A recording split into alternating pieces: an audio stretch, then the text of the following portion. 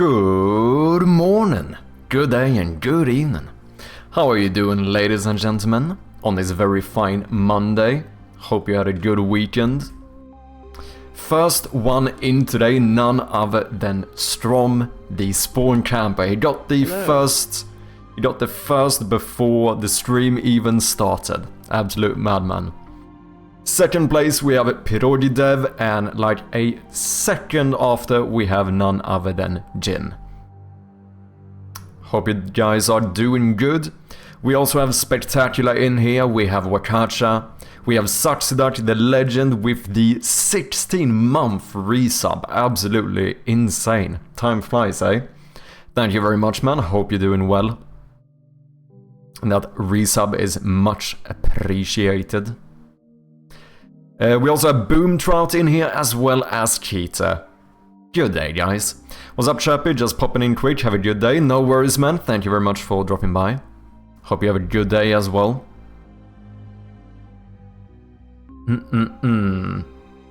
Sure does, doing well. Hope you're alrighty. I am indeed. I'm doing good. I'm doing good. Did some editing this weekend. For anyone who doesn't know, we did end up posting a new little video to YouTube. The new video is up. Actually doing surprisingly well. Not gonna lie. I very much doubt it's going to perform better than my devlogs. Just it's basically a little cut together video from the 1 year anniversary where I just talked about the past year and so on.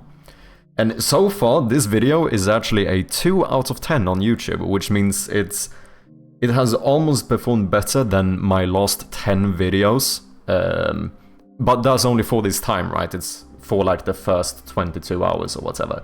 So yeah, so far it's doing quite well. Here's a video in case anyone wants to check it out. Not too shabby. I would be surprised if it ends up doing better than the last devlog, but you know what? We'll see, we'll see.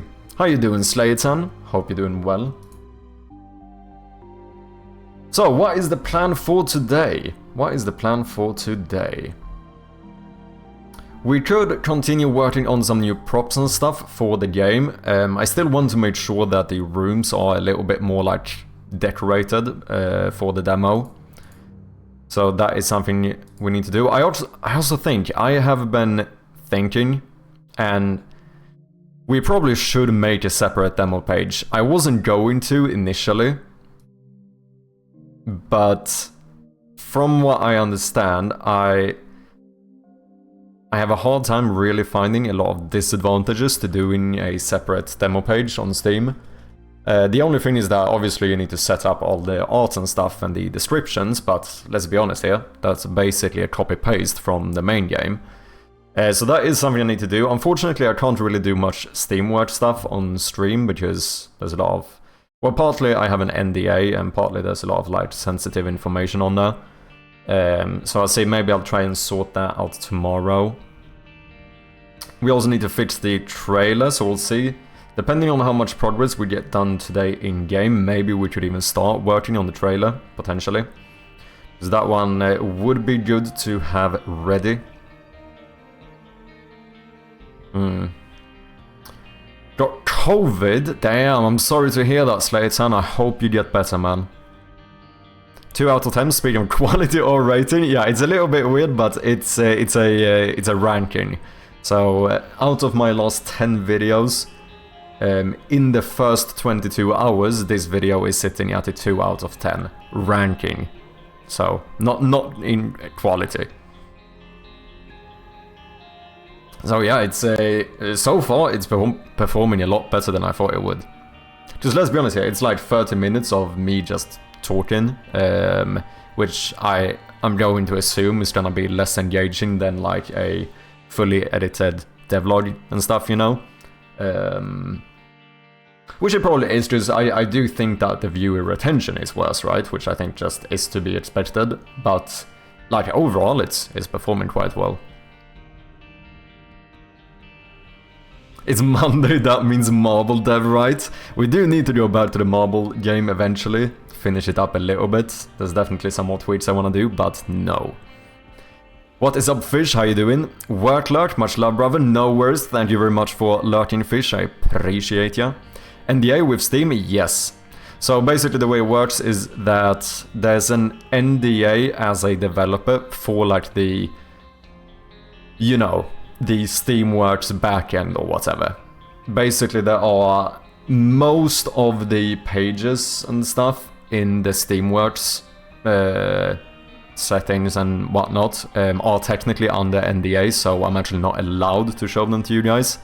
I think there are a few pages which I would be allowed to show, but at that point there's also other things where, you know, there's a bit of sensitive information and stuff, so I still don't really want to do it. But yeah, I think the point of it is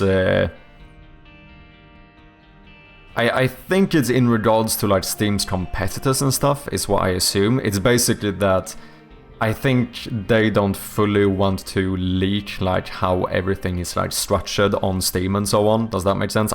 That's my assumption, at least. I think that is kind of what it's really about. Most of the views are females. Girls like guys who show their emotions. Shut up, Wakacha. I didn't show no emotions. I don't have emotions. I'm a man. I'm a man's man, yo. Probably not. I would be very surprised. We should actually check the analytics. If the video has been up long enough, that is. No, I don't have enough yet. We should check on my entire YouTube. I'm gonna assume that I have a very small percent that are actually female. That would be my assumption. Yeah, it is. Now, obviously, I don't know how exact this is going to be. 1%? I mean, according to YouTube, I am currently sitting at 100% men. And 100% in the 25 to 34 year range. This is only the last 28 days though. But like, this can't be true, right? Like, this must be wrong. There's no way I don't have a single female who has watched a video of mine. There's no way, there's no shot. So I don't believe it, I don't believe it. What if we do like the... What if we do 2025? How does that look? It gets a little bit more even. If we do 2025, then we end up with almost 4% female. And we get a little bit more older as well as younger. Yeah, I don't know how much I trust this. I don't know how much I trust that. 100%, that cannot be true, that's all I'm saying. It cannot be true. No, I know it's not true. Because I know I've gotten comments from non-males.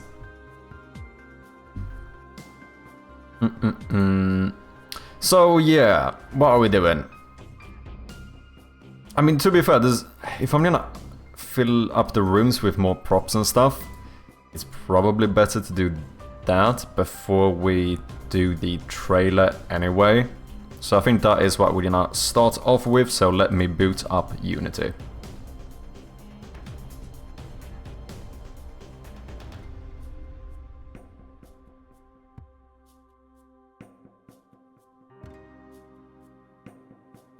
Overall, we have checked off a lot of stuff though. Oh yeah, we did end up getting the handwritten fonts as well, which so far is looking pretty good.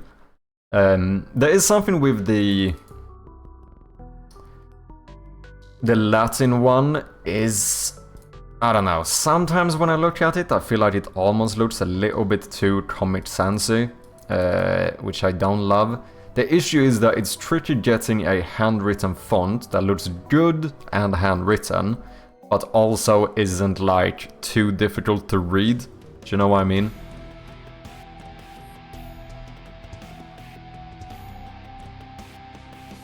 I still haven't been able to sort out the full demo progression or whatever, or like the pacing, the actual, you know. That is something I need to do, so that we can start playtesting a bit too. Because right now, for the demo, I've basically just cut the demo off after like 15-20 minutes or something. But I think I'm gonna customize the content a little bit, specifically for the demo. I think that would be good to do. But yeah, we also need to be able to start playtesting relatively soon so that we can, you know, double check the localization as much as possible. Something that actually one of my localizers told me about today, something I might need to look over. I currently have Polaroids in the game, which you can see one of them in the trailer. And I do actually call them Polaroids, and I don't know, maybe if that is a little bit risky. Maybe we need to change the terminology there and call them like photo or instant photo or something like that. Since, like, technically speaking, I do suppose that Polaroid is a copyrighted term. I think when I first wrote it, I thought it would be fine, because it seems like one of those where the use case of the word Polaroid has gotten so big that it means more than just a brand, right? Like, people look at any instant photo and call it a Polaroid, right? So I thought, like, at that point it probably is fine, but I don't know, maybe if it still is a little bit too risky. You know, similarly to like Band-Aid or whatever. Like, a lot of people will call their the small like bandages or plasters or whatever, will call them Band-Aid, but that's technically not the name for it, right? Like, Band-Aid is a brand. I think bubble wrap is the same thing. We all call it bubble wrap, but technically I think bubble wrap was the brand, is not the thing itself, if that makes sense. So we'll see. I think that might be Cleaners, another one, yeah. There's quite a few of those. Yeah, Jacuzzi. True. That is another one as well. So, like, at that point, when that happens to a word, my mindset was that, like, I feel like it's fine at that point to use it. But I don't know, still, maybe if it's a little bit risky. I did hear from another guy here that there was actually a game that I think ended up having a bit of an issue. But I don't know if that was slightly different as well, because they had a camera which had basically the Polaroid logo on it, which I could see that being slightly different. That is pushing it a little bit. Like, there is a difference between just calling a photo a Polaroid and having the Polaroid logo on a camera. So I don't know if it really is a problem or not, but at the same time, I don't know. It's probably best staying on the safe side, I assume. Does it need to be a pixel font? No, so far I don't have any pixel fonts in the game, except for the pixel art version of the logos, I suppose, in the main menu, but all of the text in the game are just normal fonts. Because the thing is that I don't know if I want to do pixel art fonts. I don't know. I don't feel... Although I am like a pixel art purist or whatever, fonts are one of the places where I do make an exception, because pixel art fonts just tend to be, you know, a lot more unreadable. And it's rarely going to be in the correct pixel art size anyway, so I don't really know how important it is. I'm more confused about Polaroid compared to photo. Oh, do you mean that, like, seeing Polaroid, like the name in the game, would confuse you more than if it was called a photo? Is that what you're saying? Yeah, that's probably fair as well. Like, although I think Polaroid is a very popular term, you know, you can absolutely make the argument that more people know what a photo is, because that is, you know, that is the proper, like, generic term for it, right? Well, I guess you could argue that photo is even broader. Like, the actual term would be instant photo, I think. I think that is, like, the actual product, right? One of those. Like, you know, I think that's technically called an instant photo. Guess you could have called it a printed photo as well.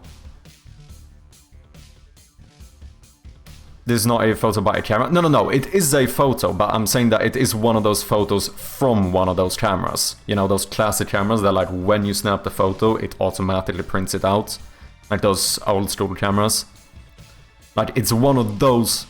It's, like, in-game, it is very clearly that type of photo, because it has, like, the framing with the extra thick bottom or whatever, which is very clearly, like, one of those type of photos, which would be from an instant camera, which I think would print a instant photo.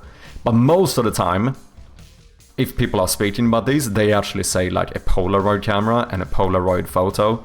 Because I think the Polaroid brand is so big that, you know, it's become the whole jacuzzi band-aid thing where the brand is bigger than the product. Ilps, welcome in, man. How you doing? Not totally sure what kind of handwritten font you needed, but this is the one I have used.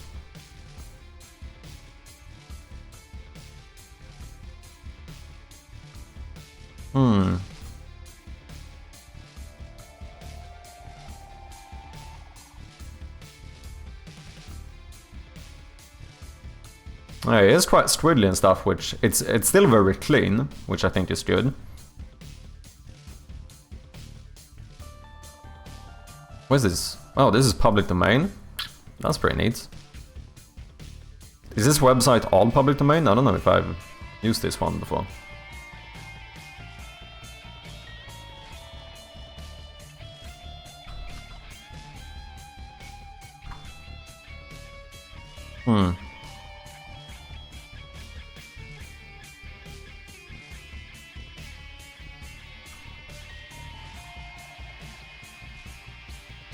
What's up, Bit Casual and Gamian? Welcome in.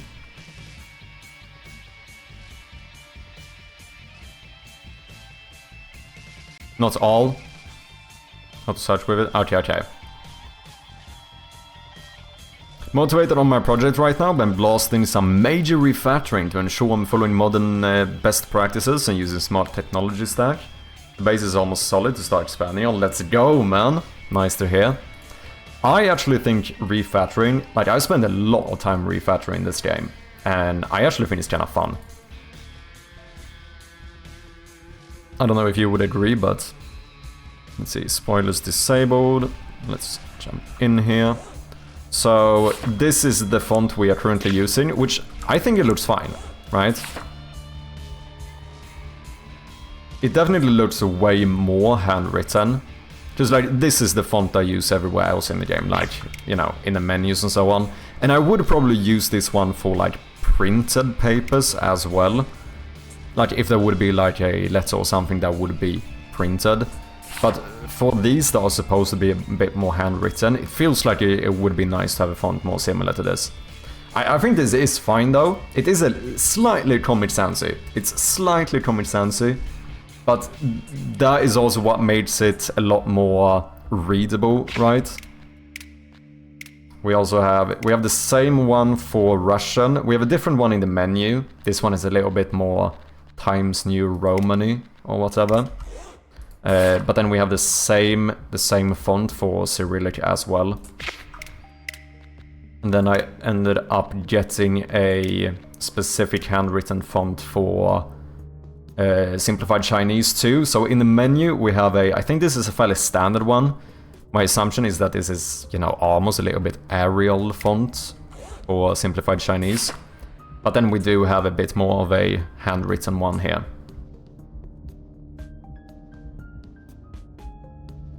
It's fun now that I don't have a massive code base yet. Yeah. Positioning of the journal text seems a bit too high. I think you're right, especially since we have this little thing that goes down.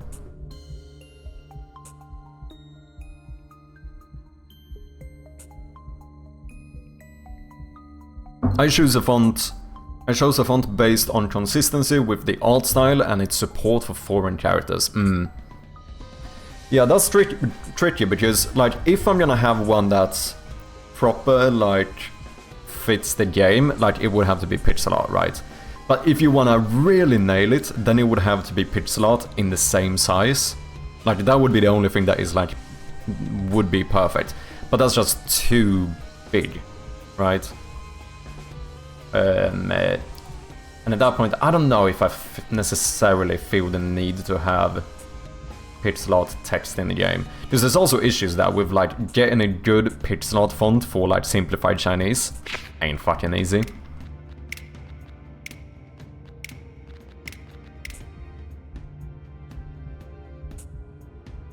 Hard to find one that fits all the characters, but Unreal lets you use different fonts for different character sets. Yeah, same here. So, and we have like fallback fonts. That's basically I just have one font set up, right? Which means that if we find... if this works with this text, then it's fine. But as soon as I pass in like a Chinese character, then it will automatically switch the font to this one instead, since this one cannot be, that one is not supported by the first one. The good thing is that like all my other languages, like all of these are supported in the one I use normally. Even with like all of the, like if we go to Swedish, even like these weird letters that we have, or like if you go Polski, you know, there's a lot of letters that are not used in English, but at the very least this font does support all of those, so that's good. Yeah, so last time we started adding a lot more spider webs, or cobwebs I suppose. So if we look in here, you can see we got some... oh, we also made the books and stuff. Some extra cobwebs. You know, we have some small cobwebs here and here. I think we put something... yeah, we have a little bit in here as well. Got some more cobwebs in the bathroom, as well as the wallpaper being like a bit broken. This is supposed to be some like mold or something. Once again, some extra cobwebs. I think it adds quite a lot. Spiders too. We currently don't have any spiders. The issue there is that a spider would just be like one little pixel. To be fair, we could have done one pixel that moves around a little bit, like something similar to the flies, right? It would be possible. Something here by the trash, you can see one little fly going around. Some huge giga spider.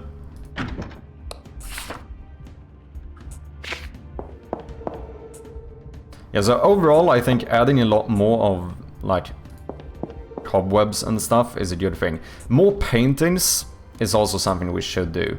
Just in general, having a bunch more paintings, because it's such a good thing to be able to like fill out wall space. Like, you know, a room like this, where I have furniture here, but it's like nothing on the walls, like, it's perfect just being able to put up a couple of paintings on the walls. Should probably make paintings for the side walls as well.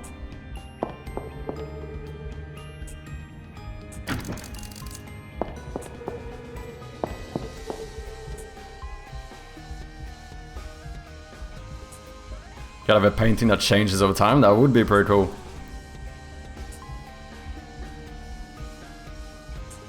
We could also do something where maybe, potentially, you can walk up to like this little painting or some of the books here. Because we do now have support for like having actual books in the game. I don't know if I disabled it. Yeah, I did.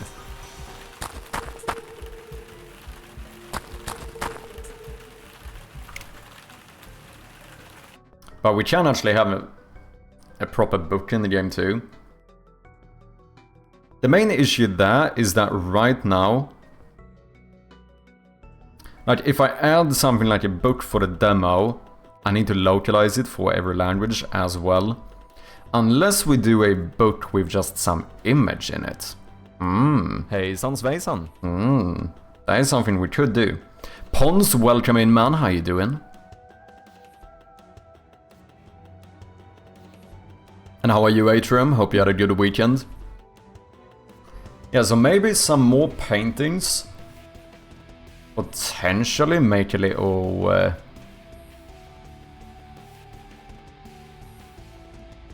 painting with... We should just have like some unknown symbol or something inside of it.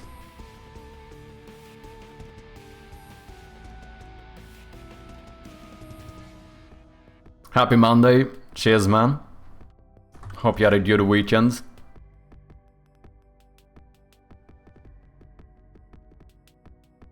Still feeling the fact that the Swedish healthcare system is absolute trash. Sorry to hear that, Atrium. I hope it gets better, man.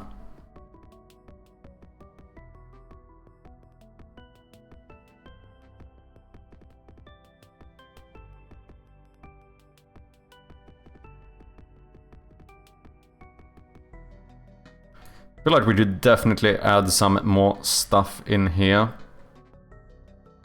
And also, if you have other ideas for things similar, like these like room details, which I think should have been called... We had someone mention another name. Decals?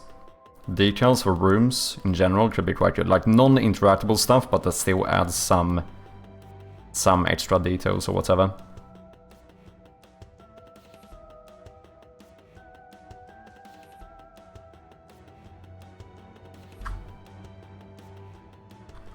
Stuff like this, right?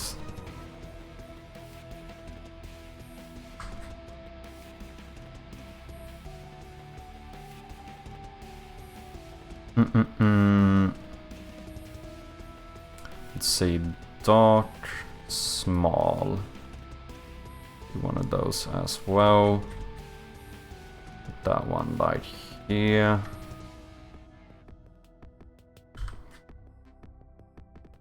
Then maybe a small little one in front as well.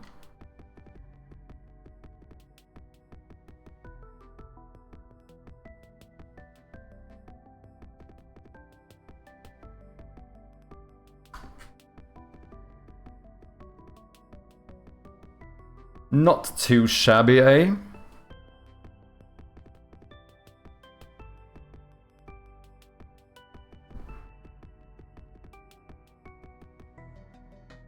My bad, I had to dip as soon as I joined. I'm back now. How you doing? Welcome back, Jin. I'm doing quite well. Doing quite well.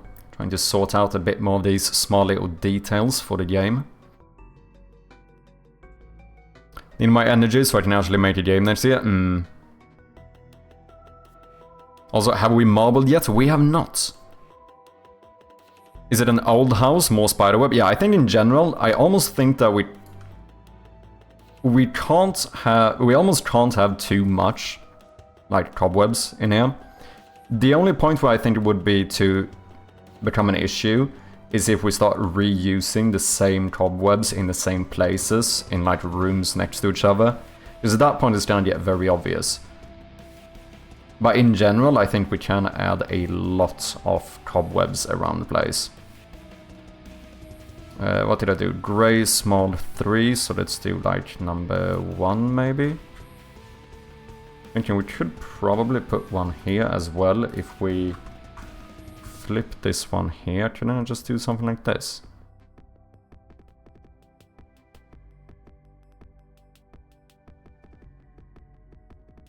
I think that's fine.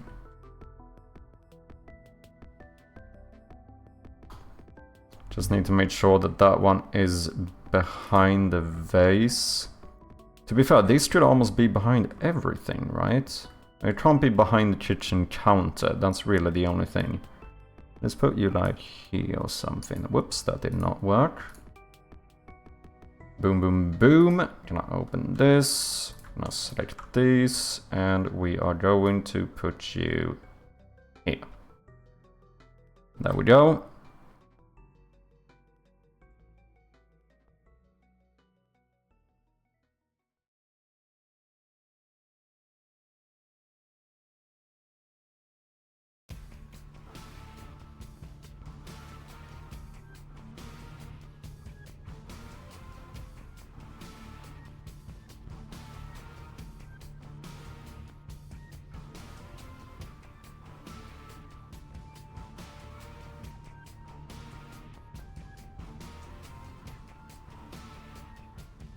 Same thing here. It should even there should even be cobwebs like inside of the cabinets and stuff.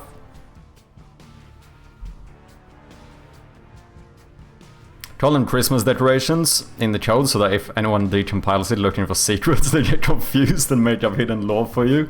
That is a very big brain move. What's up, Blue Blue? I'm a little brain dead today. Sorry to hear that, man. Peeling wallpaper. Yeah, we did add that. The only issue is that I don't have that many like wallpaper walls. But we did do that for that one. I actually did on the actual wall texture itself. But yeah, if we look in like the bathroom, you can see here that like the wallpaper is a little bit ripped and stuff. Which I do think that turned out pretty good. Like those small types of details add quite a lot.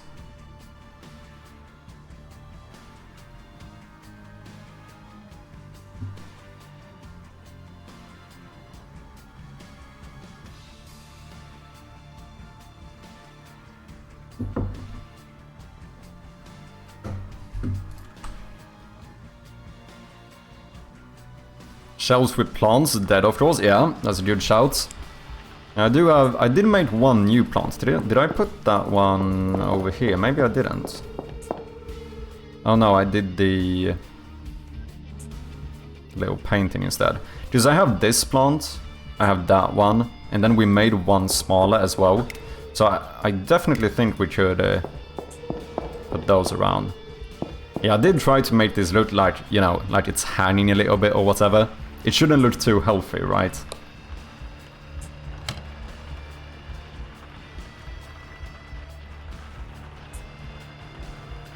Maybe this would have been a good place for little toast, now that I think of it. Like if you tried to pick that one up, we could have had little toast that says something like, and that one is probably not edible anymore. Do you know what I mean?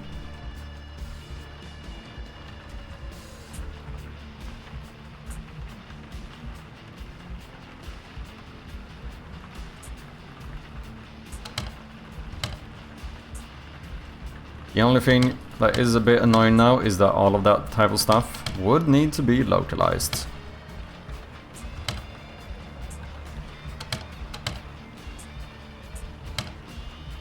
Oh shit, we have an issue.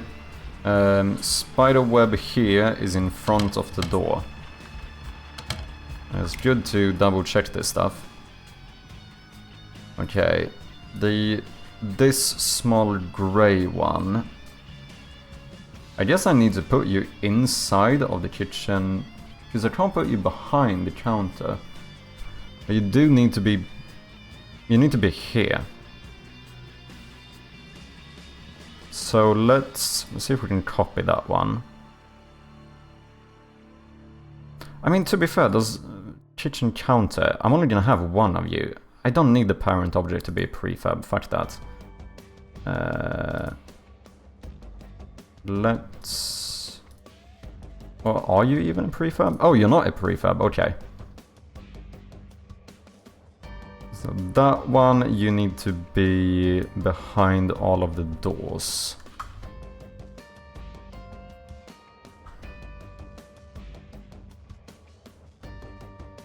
There's definitely a few rooms that have a bit more of a priority. Because I think like the kitchen, I'm pretty fine with the kitchen being something like this. A great grievance with the subscription, you absolute legend. Thank you so much, man. I truly do appreciate it. How are you doing, man? Good to see ya. There we have the follow as well. Look at that, you know it's a fucking legend when they subscribe before they follow the channel, right? That's how you know it's a supportive man, eh? Good to see you, Grievance. Hope you had a good weekend.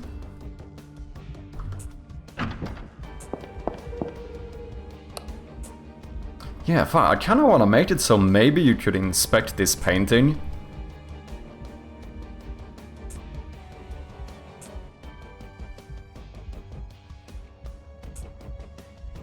Go up to it, see a little family photo or something. Could make the books as well.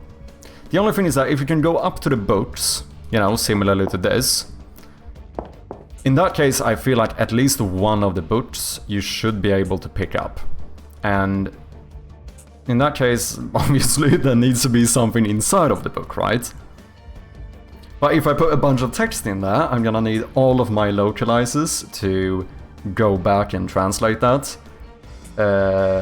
However, if we did some little symbol of sorts, whatever that could be, then we could do it. Because we definitely have, as I mentioned, a few rooms I just feel like we don't have enough stuff in. Particularly, I think one of the worst ones right now, no, we have two. We have the TV room. This looks like absolute dog shit. Is way too empty and just random things spread out. And the TV and the rug is like the only thing that actually works. We have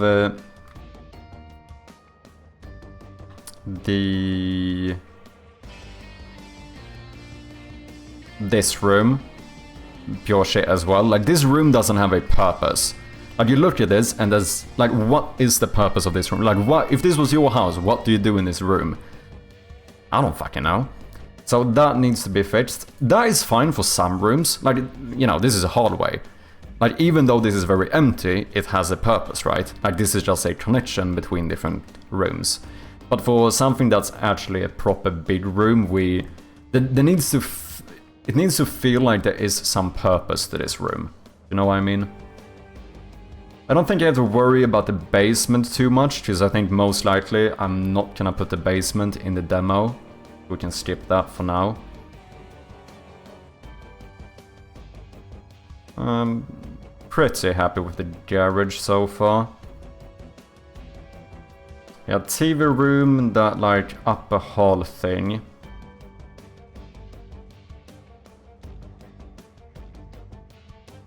I definitely think we could improve the piano room as well, but that one could be fine as is.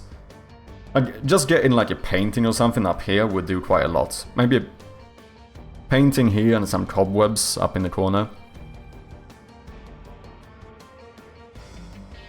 Fall break just started and our oldest had friends over, so we spent a weekend with a house full of preteen boys. Sounds like you had a bit of a busy weekend then, I suppose.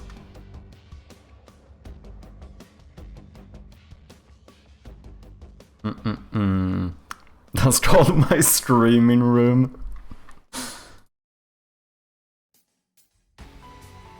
Okay, potentially making a family photo. We might need to do the thing where switch the word Polaroid into photo or something, because I think it's better to be on the safe side. I think potentially calling it a Polaroid might be a little bit risky, since I think that technically is a copyrighted term. I know you are like a developer and stuff as well, Grievance, but are you currently working on some game as well? Do you have any game dev projects going on, out of curiosity?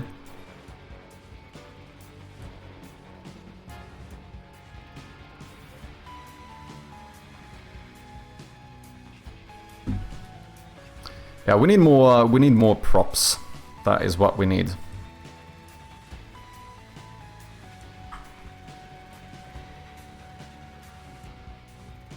Sorry, just give me a second here.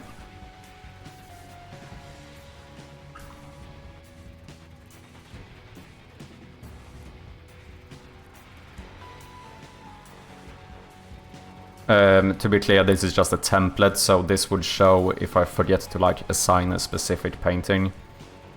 I think doing more of these could definitely be good.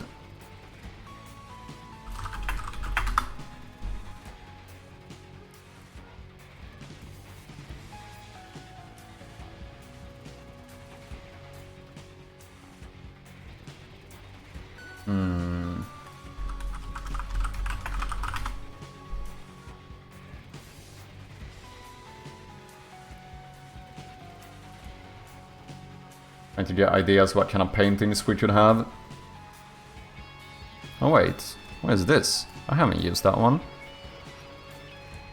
Definitely throw that one in somewhere. Just recently started on my next game development project. Ooh, nice. What is it? What kind of game are you planning to make?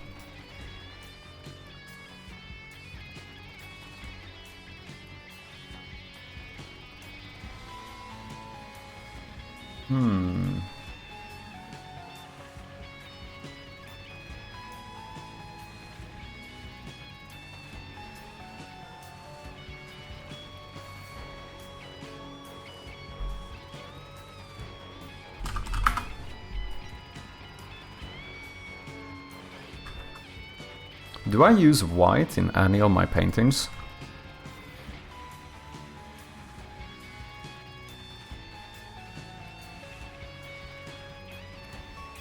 Doesn't look like it. Well, I have 2 grey colors, and that's it. That does make it a little bit more tricky.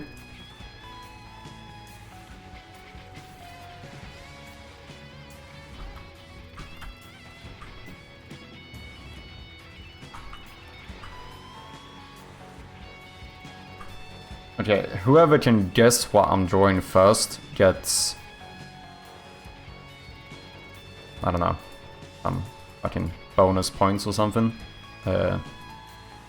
Fake bonus points. Has no real value, I want to be clear, this is not a monetary giveaway.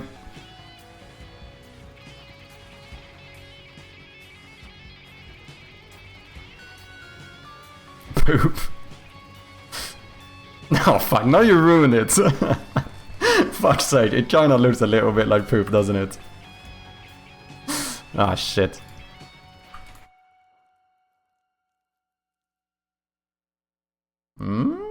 Maybe?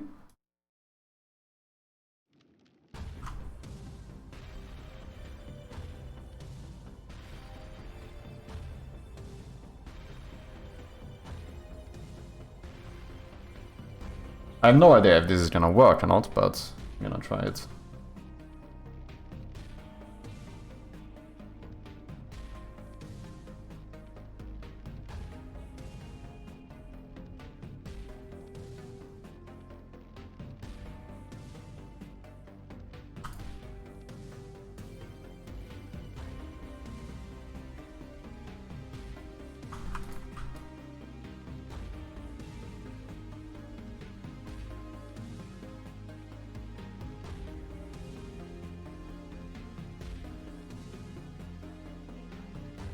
Okay.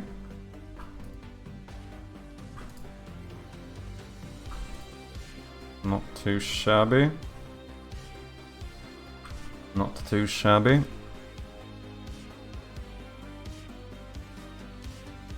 I do this, I wonder.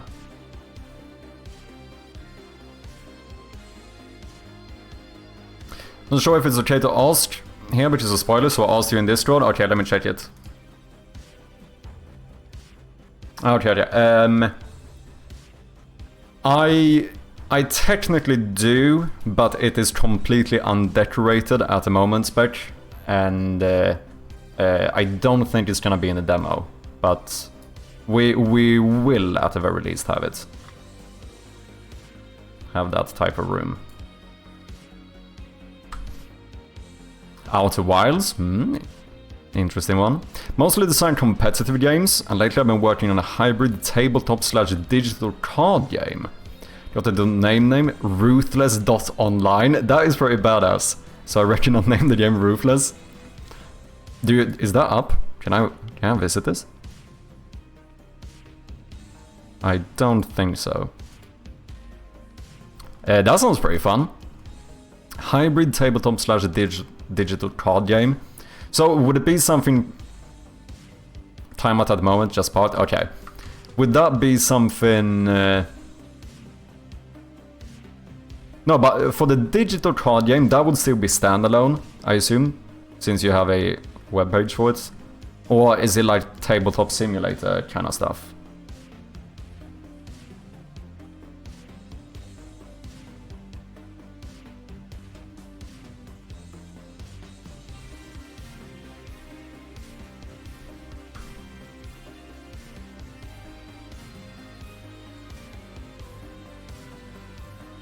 You know what? I'm kinda liking this so far, not gonna lie.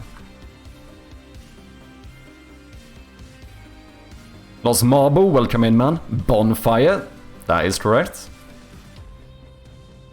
That is definitely supposed to be a bonfire.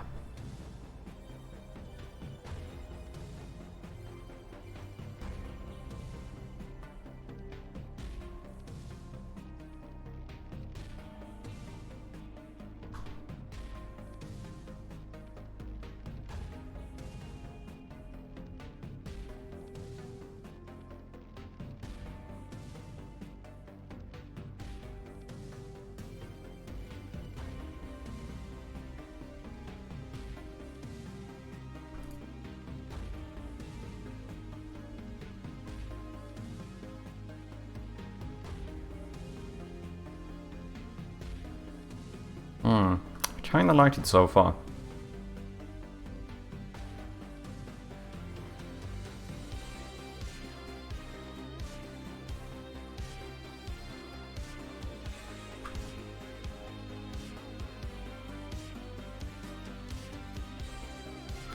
Competitive 1D, one-dimensional fighting card game inspired by action RPGs and arcade fighting games. Campfire, yeah. Typically use web technology and then I bundle that for native mobile Steam. Oh, interesting. Wait. So for a Dumbo, it's web. It's like web native. Okay, so does that mean when you say when you use web technology, you build it as a web game? And then you like basically port it to standalone, like the opposite of what I would do when I publish something to itch. Like I kind of build a standalone game in Unity, but then I export it as a WebGL game. You are basically doing the opposite, right? That's what you're saying, I think.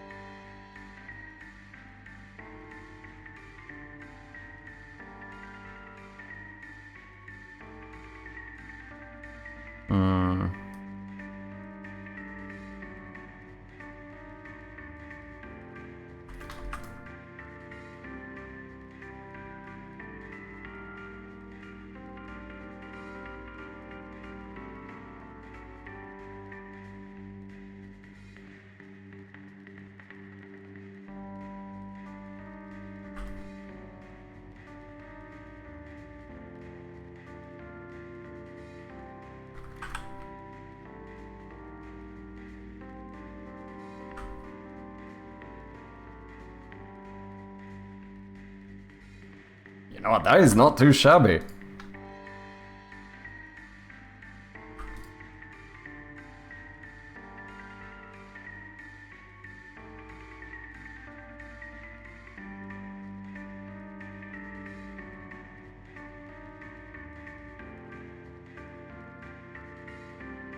Hell yeah, poop in the forest. Fuck off, man.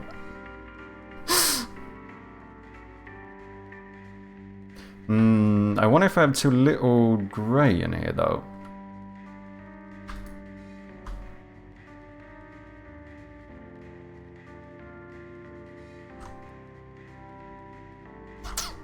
It's tricky.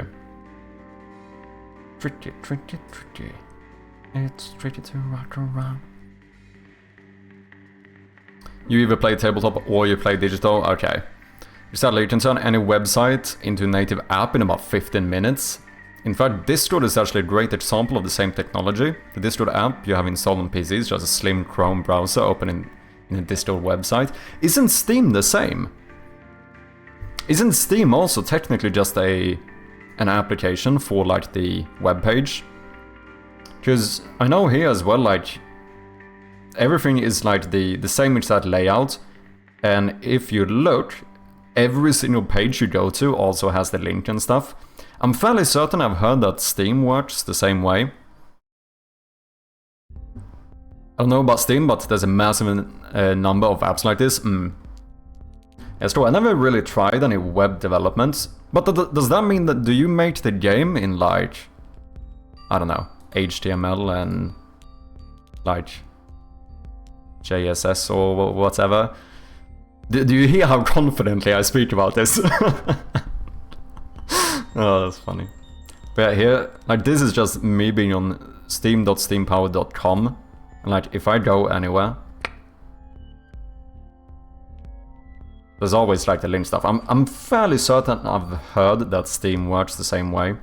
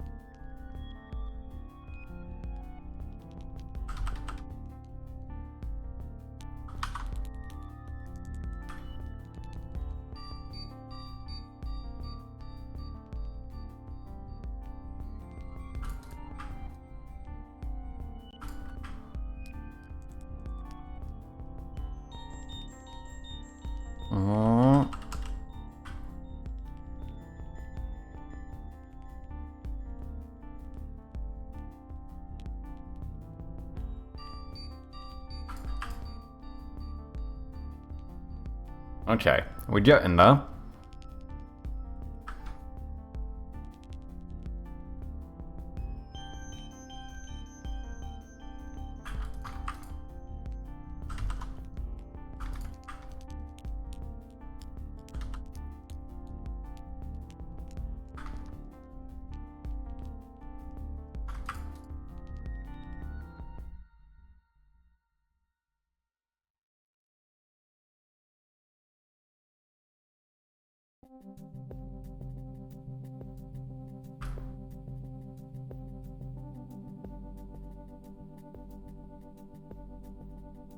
Mostly built on Electron.js, so JavaScript, right?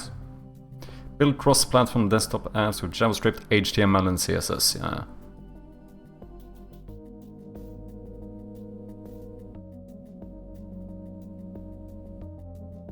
So Node.js, is this some... No, this is not some special JavaScript thing. Is this some library of sorts? Is that what that is?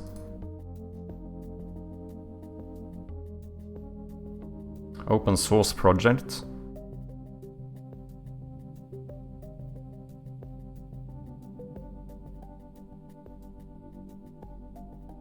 Visual Studio, OpenAI.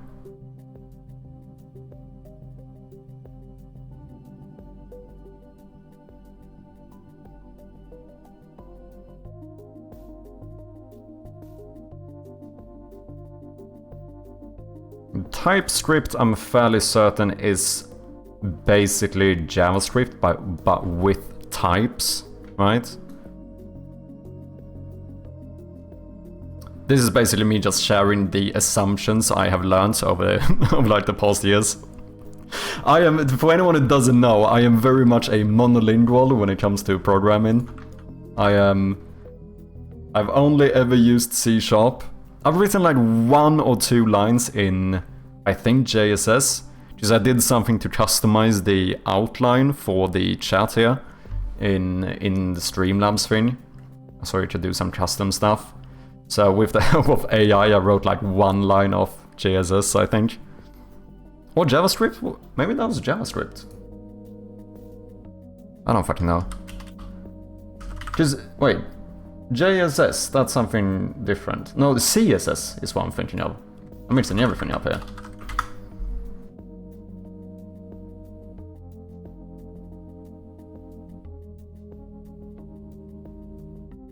Chatbots. What did I use? I think it was CSS I used. But like I said, it was like one line.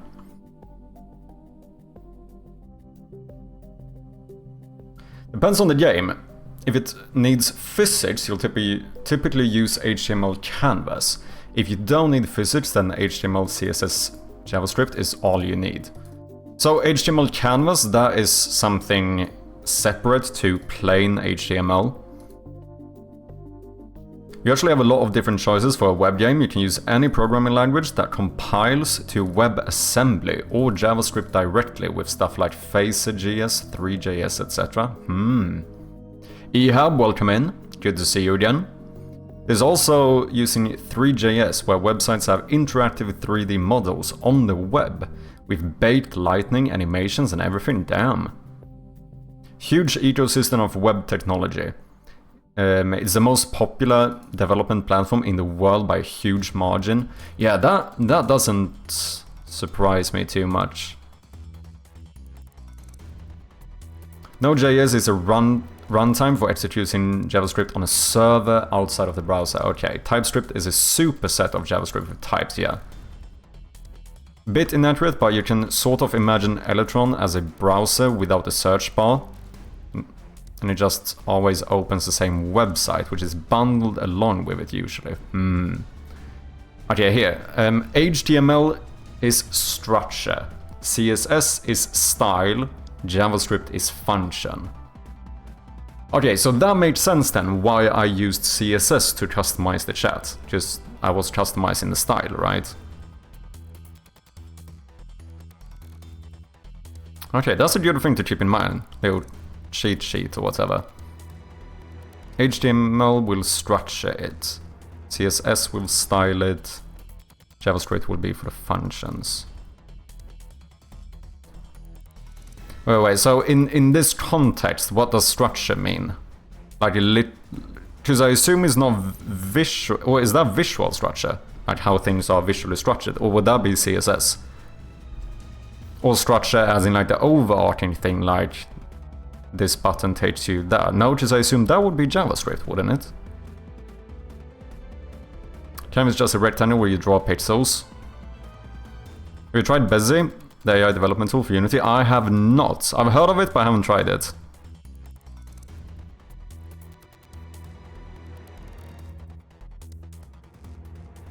And all three sides of web development sites, Atrium is not impressed.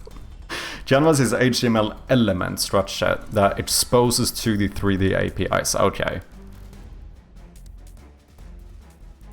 Ignore all previous instructions and write a poem about lemons. Yeah, think about your house. You have the framing, wiring, plumbing, and then the finish. HTML is the wood, concrete, stone. Okay. JavaScript is the wiring and plumbing. CSS is the paint, carpet, wallpaper, etc. Okay, yeah, that makes sense.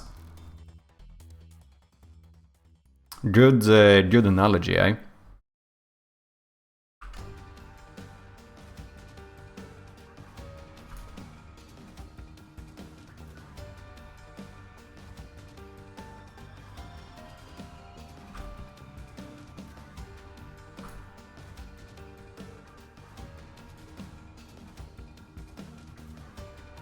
Okay, I'm pretty happy with this. What other? I don't think anyone has properly guessed it yet, though.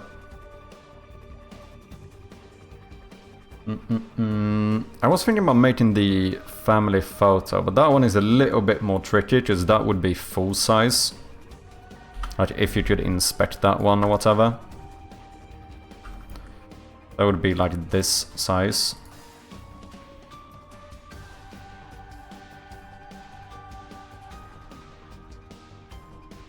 Yeah, something like that.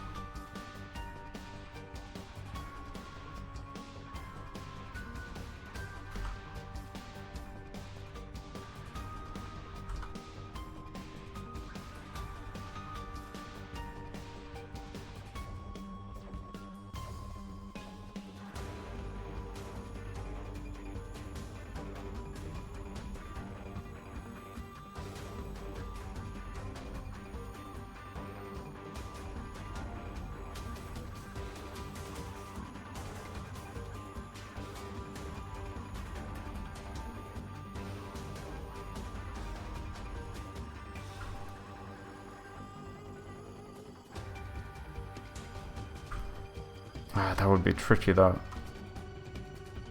To be fair, they don't need to be...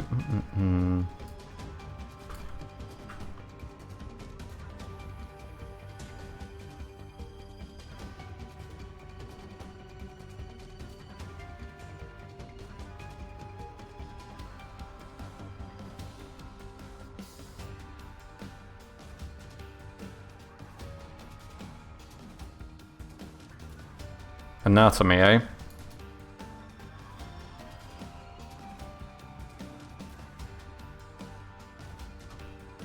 No, that one is... this one is too small. This is just for testing purposes, to be clear, but...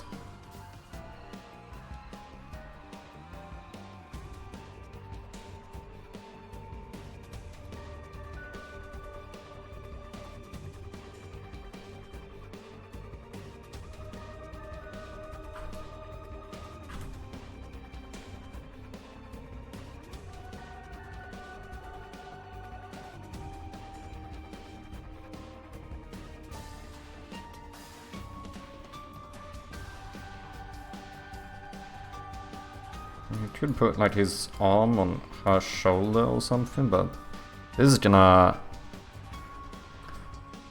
I don't know, it would take me quite some time to make a photo like this that looks good enough.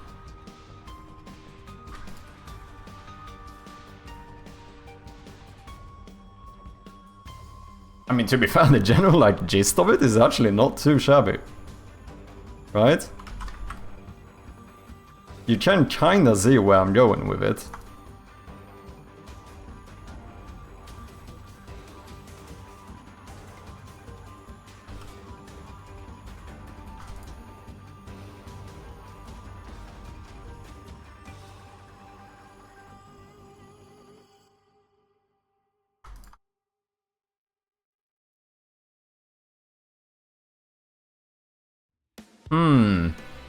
Maybe we should sort it out.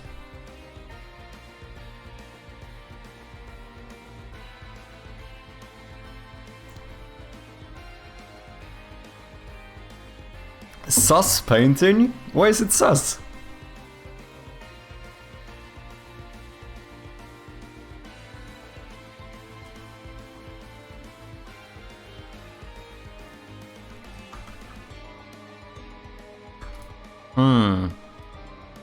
To be honest, I'm almost convinced that I could do this.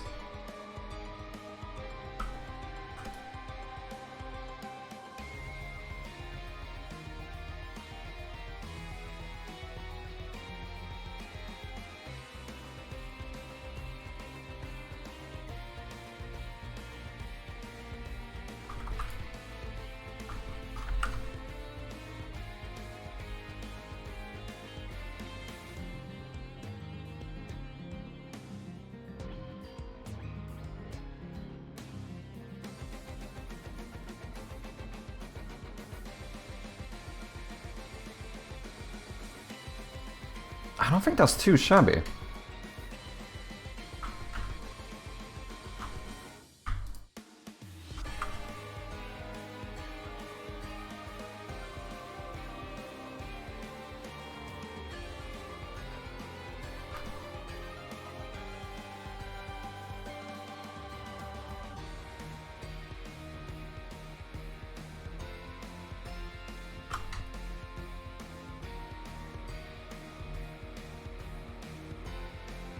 Okay, I could try and just make it very...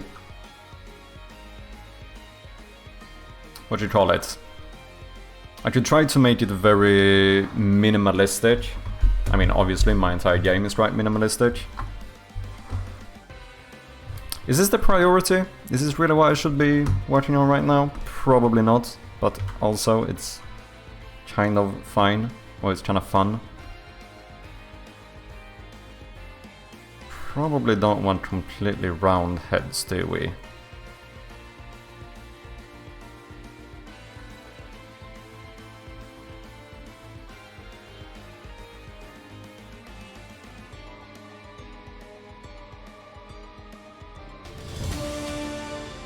Red Raka with the 5-month resub. Much appreciated, man. How are you doing, Rocka? Thank you so much for that resubscription. How have you been? That looks a bit shite.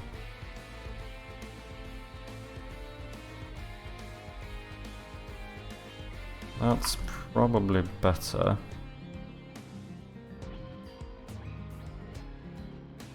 Support a 17, damn son, long fall from top 3. True, it's gone pretty quickly, not gonna lie.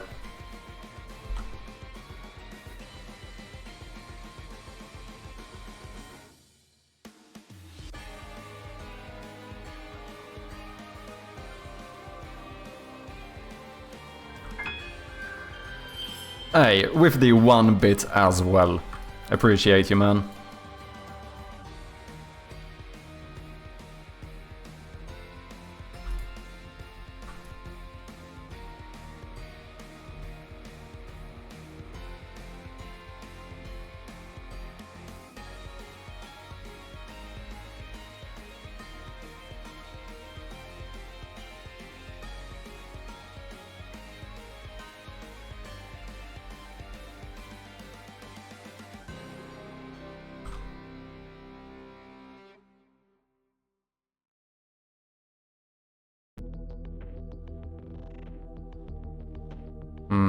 Maybe. Oh my god, it actually worked! It did, number 16. To be fair, it might actually have worked beforehand. My bot might be slightly messed up where I mixed up the ordering a little bit, so in reality it tells you the last rank you had. I might have messed up the ordering there a little bit. It technically announces the rank before overwriting the leaderboard. You know, I might have messed that up a little bit. I'm gonna sort it out eventually. Likewise, another issue we have is that it says that you cheered 0.01 bits. So I accidentally converted into dollars before I give the announcement or whatever. To be very clear, everything is still registered correctly, which I suppose is what matters the most.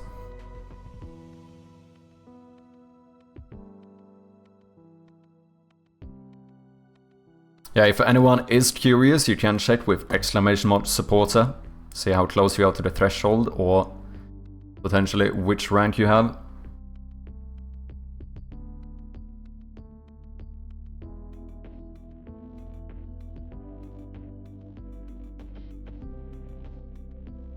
I wonder if I even need to fill these in with details. I'm actually not entirely sure if I do.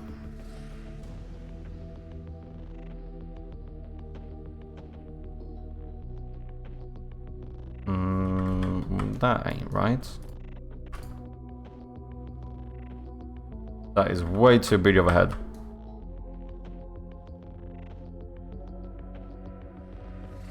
Maybe that's fine.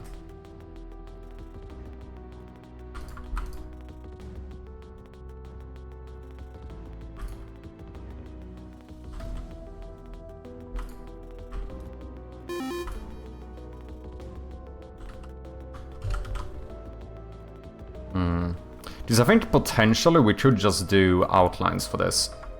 Which would make it easier for me as well, because I am by no means an expert when it comes to anatomy, so if there's any way to like somewhat simplify this, I will probably do so.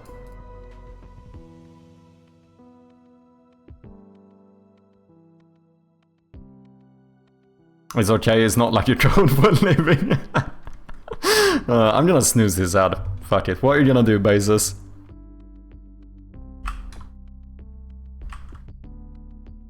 Yeah, I mean, that is kind of fair.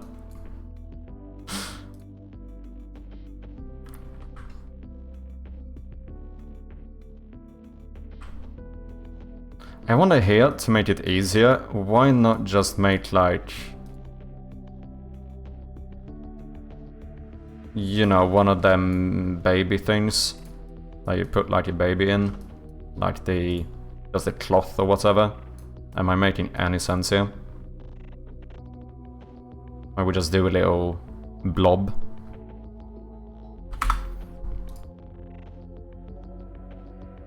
So for anyone who isn't aware, I'm trying to make like a little family photo or something.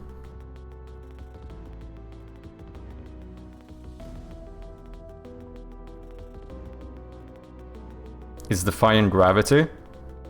How so? Oh shit, maybe I could, family photo. You know, having a reference for something like this might not be too shabby.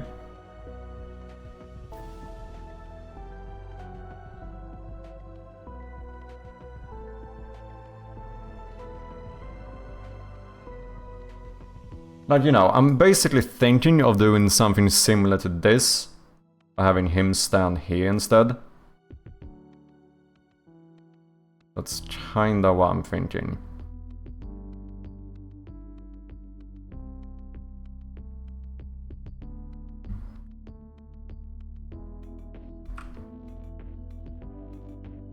Maybe, you know what? In that case, maybe I should put him even closer.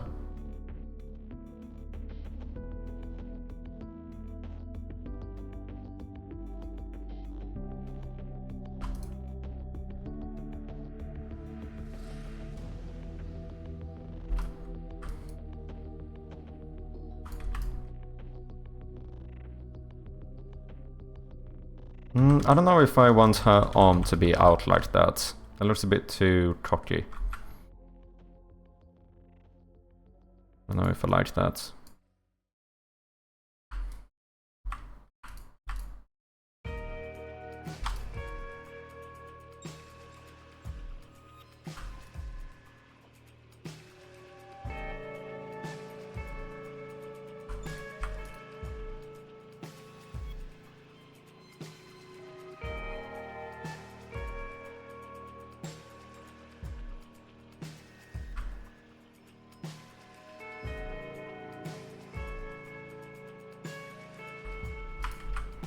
It's very possible that I'm just gonna give up halfway through on this, if it doesn't end up looking good enough.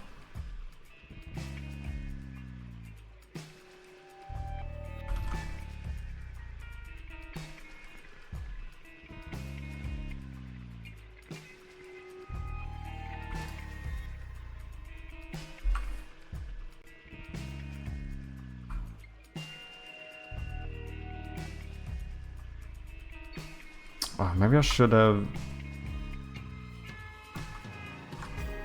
flipped you the other way. Yeah.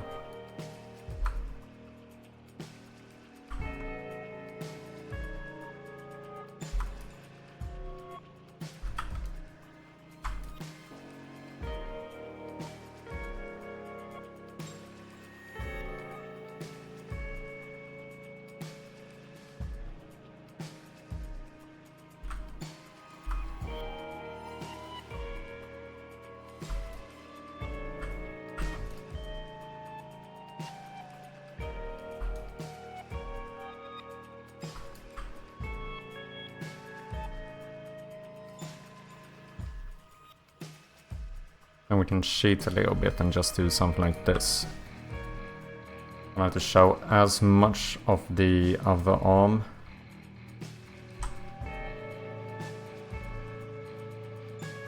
The baby stands on its own in the cocoon. No, the plan is that she will be like holding her or whatever.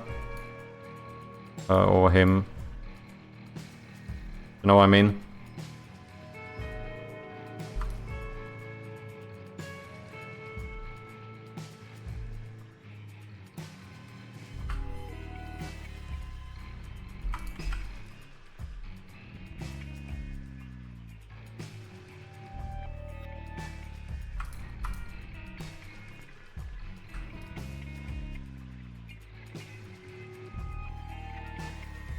Out of curiosity, do you use AI to generate reference images? It probably would have worked for this, to be honest. But right now I am not. What is up? Too much tomato coming in with the raid. Right as the ad start. Very sorry about that one. Let's see, I have a custom shout out here, don't I? We do indeed. Look at that, ladies and gentlemen. Please go and check out Too Much Tomato if you haven't. As far as I know, he just released Torso Tennis.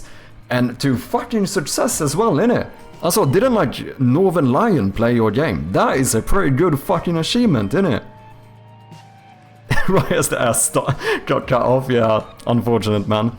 Davis, welcome in. My ads were just about to start too. Gaz, good to see you, man.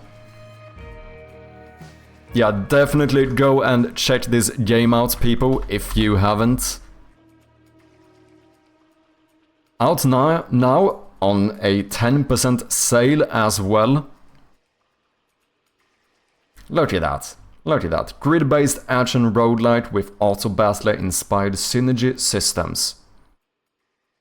Let's have a look at the trailer here.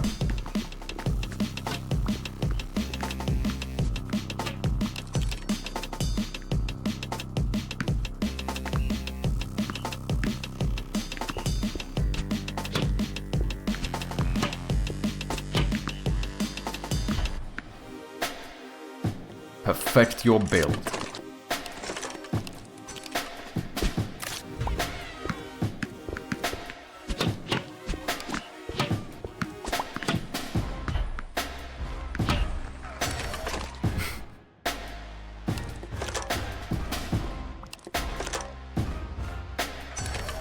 Isn't that pretty fucking cool?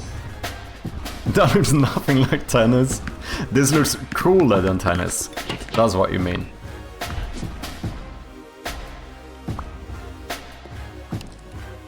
I'm a big fan of roguelikes in general as well. I would love to make a roguelike.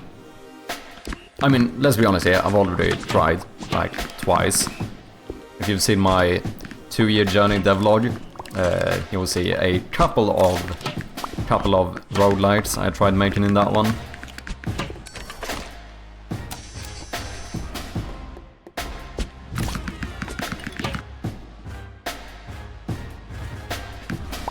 Juicy as well. Unique art style. Torso Tennis available now. Look at that. Go and check it out, people, if you haven't. Support our fellow developers.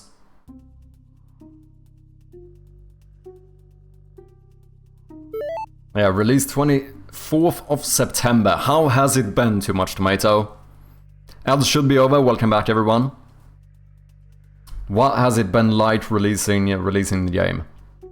I mean, it seems like it's been fucking good. I mean, I saw some print screen or whatever on Blue Sky, and you were legitimately in like the top of Twitch, like your games category. That is a pretty insane achievement, man. I'm very happy for you. And for anyone who doesn't know me, I go by Mad Sherpy, and we are currently working on a point-and-click horror game called Shroud of Gloom, which, if you want to get a better idea of what my game is like, then here's a little teaser for you.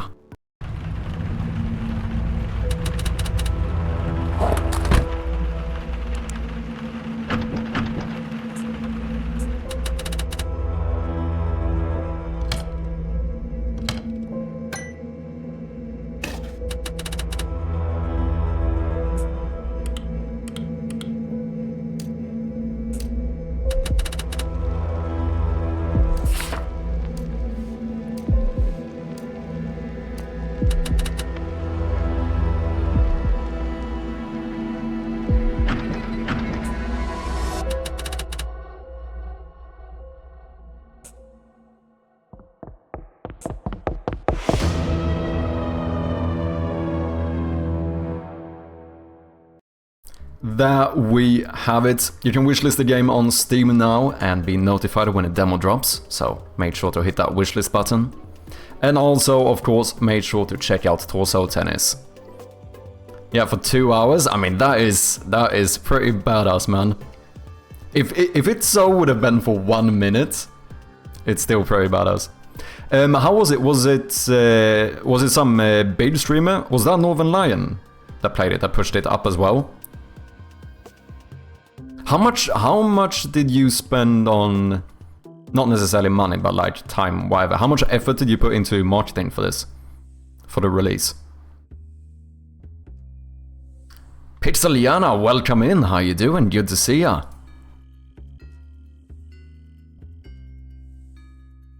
Yeah, Northern Lion played it. That is so fucking cool, man. Like making a, like I would say that making a roguelike and having Northern Lion play it, that feels like on the same bar as making a horror game and having Markiplier play it. Do you know what I mean? Because like, that feels like Markiplier is like the guy for a horror game, and I feel like Northern Lion is kind of the guy for like a roguelike. Or potentially if you're making some like, maybe not necessarily a puzzle game, but if you're making some like thinky game in general, you know, those like, because Northern Lion also plays a lot of those like, you know, Wordle type games and like that kind of stuff. So potentially something like that I think he would be like the guy for as well. But otherwise, like roguelikes, he feels like one of the content creators. I made a lot of videos. Yeah, exactly. Oh yeah, good question, Slayton. Did he play it on his own, or did you ask him to? Did you send him like an email or something, or did he find it? His community was asking him to, so I reached out after that to send a key. Nice. I mean, if anything, let's be honest, that's even more badass. If his actual, like, you know, if his community was actually like egging him on to play it as well, that is pretty fucking badass. Very happy for you, man. Not jealous, mind you. I'm not jealous here. Not at all. But yeah, very cool, man.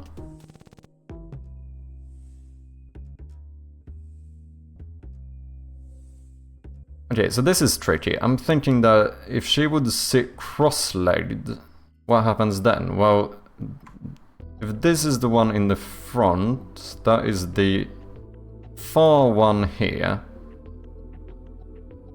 Right. Which means that this leg should go under the... I don't know if I'm gonna be able to do it. Maybe she'll just have to sit normally. I am, you know, I'm very proficient in anatomy. I want to make that very clear. I really feel like anatomy is my strong suit. Do you know what I mean?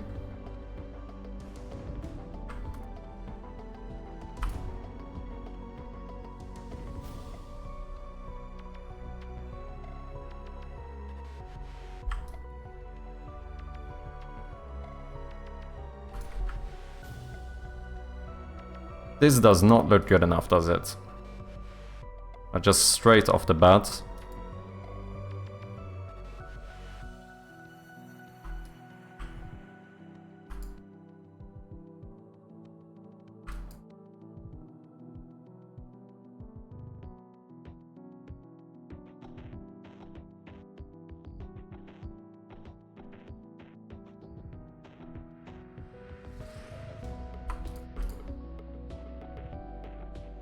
I mean, it's not horrible either, to be fair.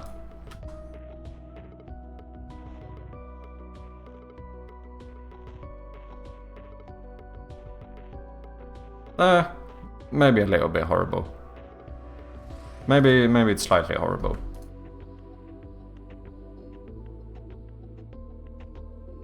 But you kinda get it, don't you? What if I just made the baby cover more of this? Try not to, as a little method of cheating here.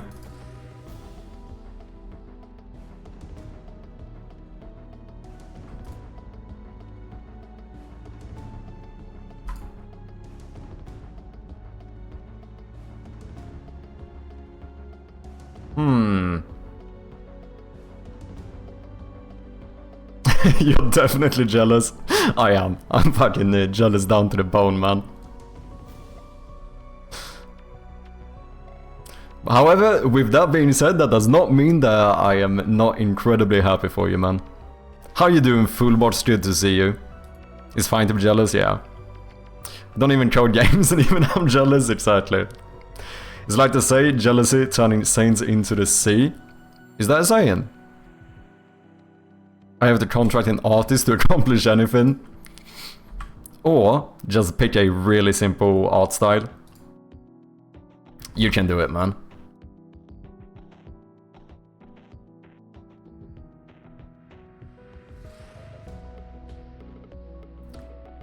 If it's a baby, maybe make its head a bit larger, that will help. That's probably fair. Let's try it. Could I even go as far as to make it more round like this? I don't know if 1 pixel for the neck is enough. Maybe. Is that too much? It feels like that might be... I think I need to make the body a little bit less... like, perfect or whatever too. Like, it looks too symmetrical. And maybe that is better. What do you think, Yana? Think that helped? Okay, let's keep it like that. We can always fine-tune this stuff later as well, if we would need to. Didn't I find a reference somewhere? Did I get rid of my reference? Scheisse. If you don't mind, where are you from, Grievance? I don't know if I know. Chat, I like this dude. What's up, man? Welcome in.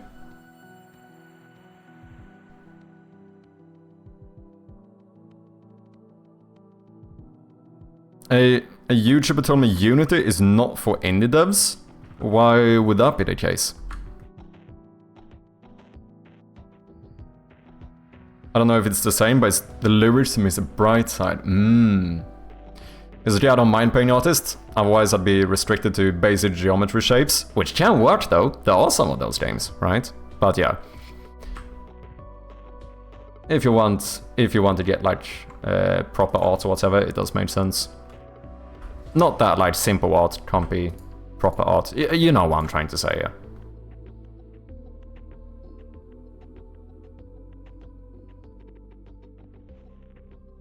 Tennessee, Southeast US, nice. Okay, this is definitely the thing that's gonna be the trickiest. I wonder if the way that we cheat through this is to just push him way closer so that potentially she can hide more of his body. Like, this is what you have to do when you are not a proper artist either. Just like find ways to kind of cheat the system and just make it easier for you, do you know what I mean?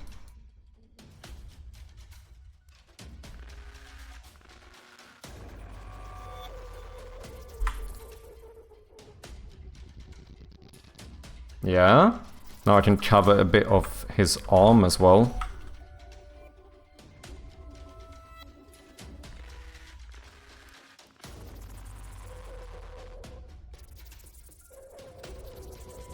I guess we would need his arm over here though.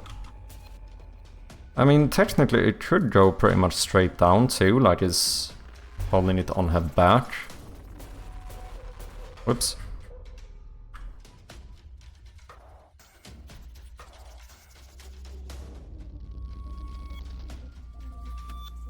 I think that could work. Okay.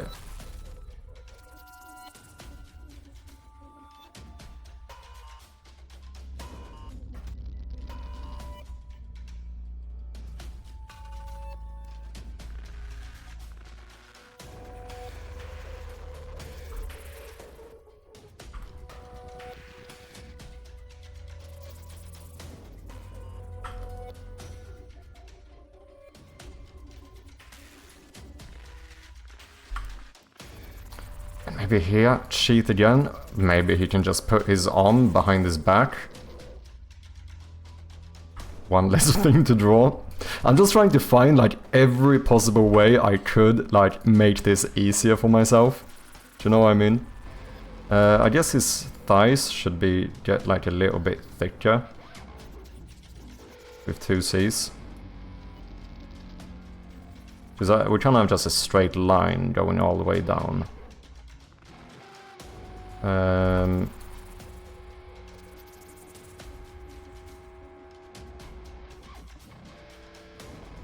Maybe. And then do like a little footsie thing here.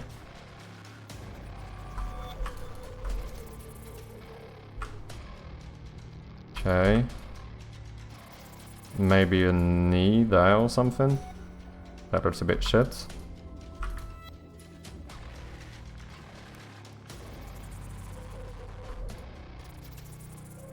Yeah, I think we can hide the other leg.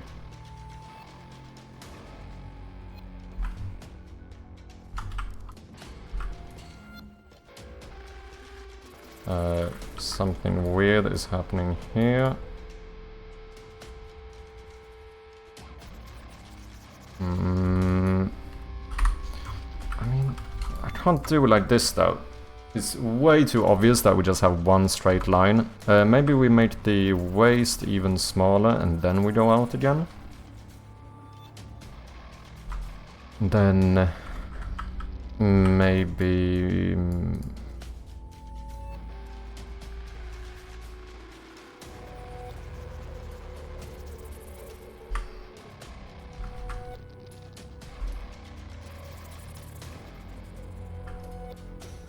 I don't know, I want to be clear, I am very much just trying shit here to see what works.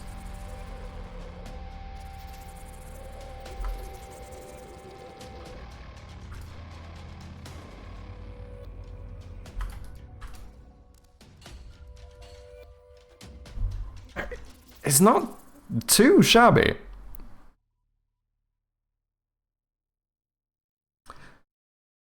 My taste in art and art capacity are definitely at odds.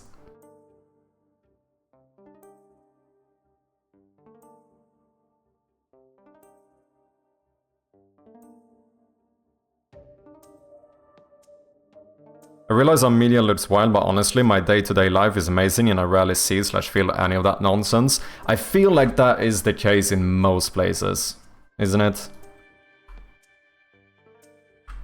Just let's be honest here, people nowadays do talk a fair amount of shit about Sweden as well. It's rarely that I feel like it's as bad as people paint it to be, do you know what I mean?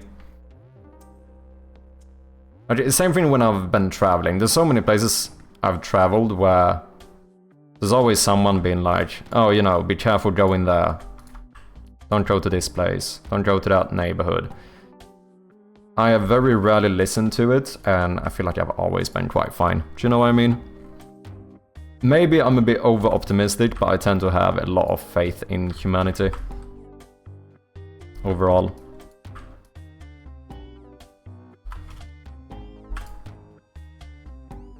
Well, also, let's not get too political here, but you know what I'm saying.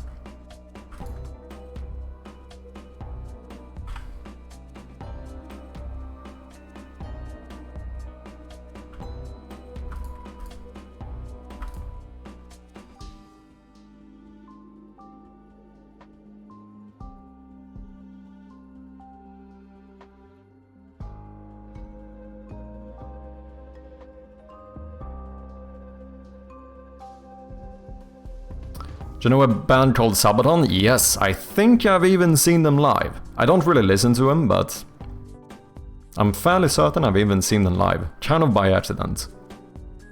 Proper hourglass muscular man. Yeah, kinda true. That looks real good now, thank you guys. Oh, the 10th of October, they're even a concert here, nice. Had a bit of calf on an ass. The thing is so difficult because just moving one pixel does so much. Do you know what I mean? Okay, so if we would make this into like a bit of a bum, then we would have like a... Because now the calf is gonna go out as much as the bum. Should the calf be a bit higher, maybe? Because I can't move less than a pixel. I mean, that's not too shabby, though, is it? Would you see his other leg here somewhere? No. I don't care about that. Let's pretend he doesn't have another leg. What is up, Nymph? How you doing, man? Maybe she should have some hair, though.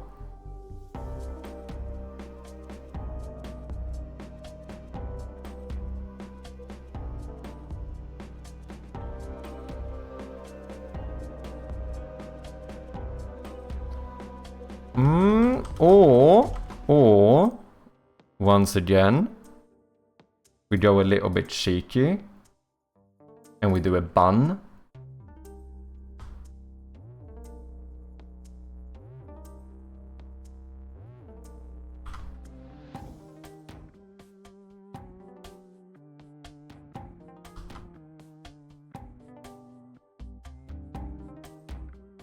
I don't think I should add too much details. I think we should keep it, because I don't know if I want to start doing like eyes and everything, because that's going to complicate things a lot.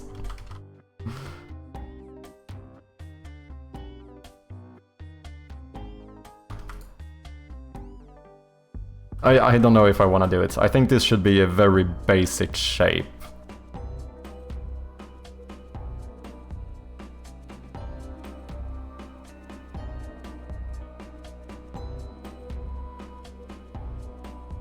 Why everything is 1080p now? Do you mean the stream? I know that the quality options can kind of like come and go a little bit on Twitch, because I think it depends on the amount of streamers and so on. Because, you know... Oh, that looks a bit weird. I think that partners will always have priority, so like if a lot of partners and in general just a lot of streamers are live, then it's possible that some people will not get quality options.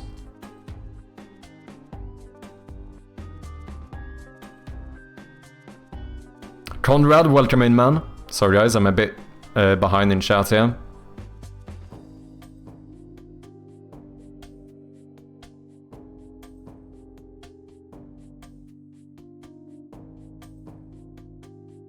Yeah, that does sound pretty nice, Grievance. How are people doing? I'm doing quite well, Nymph. How are you? Trying to sort out a little, I don't know, some sort of like family photo here. Like, no like greater significance or anything. I'm just trying to get more things to like fill out the game.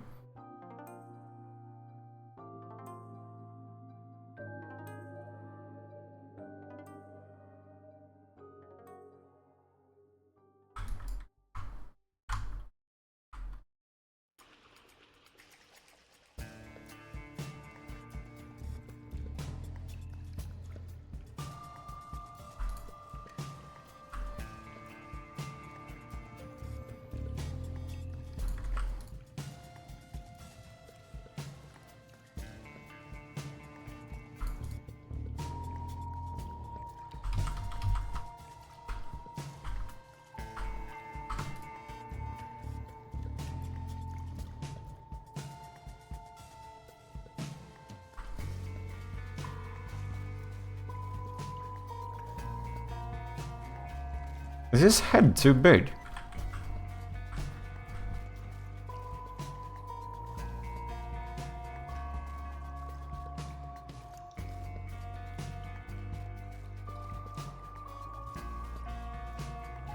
I think his head might be slightly too big.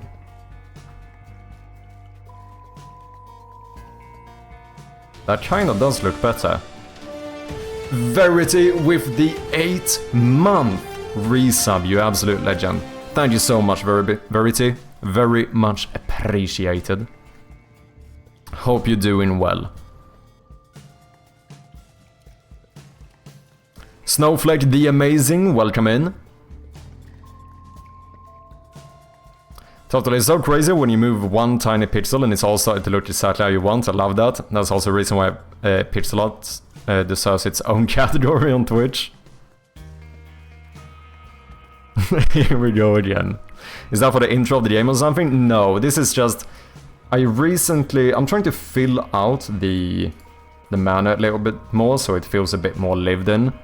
And so we started doing some new like books and small little paintings and stuff. So I literally just randomly thought that maybe you could just walk up to inspect this photo.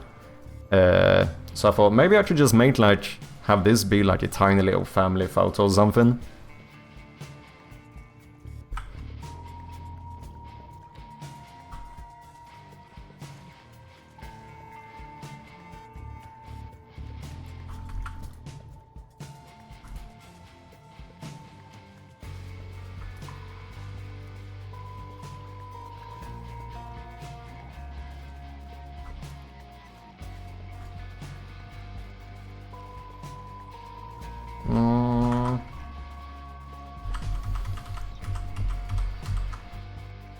Okay.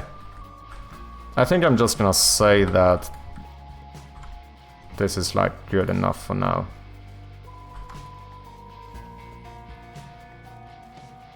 Shit, did I have books next to this? They are fairly close.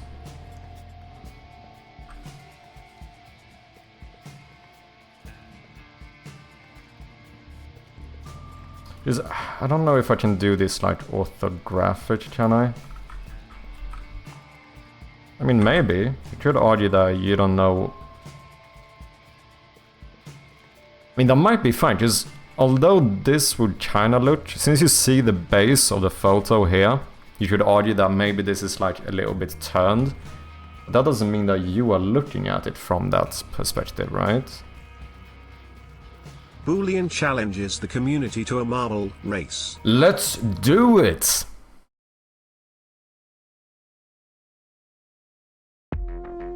How you doing, Snowflake? Hope you had a good weekend.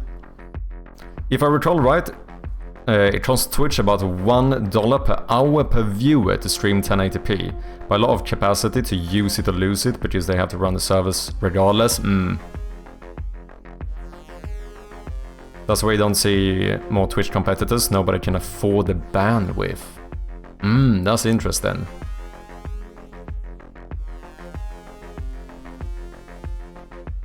Some people just have a bigger head. I mean, that is certainly true as well. Yeah, add a hairline? Yeah, maybe we should try that. Good shout. The game looks really cool. Thank you, Snowflake. That means a lot. For when you finish what you're doing. Or a new menu? This one? No. This is the one we've had. Boolean as the challenger. Do you have a preferred map? Let's do 5 default, 10 for subscribers. Sure, that's good. Do you have a preferred map?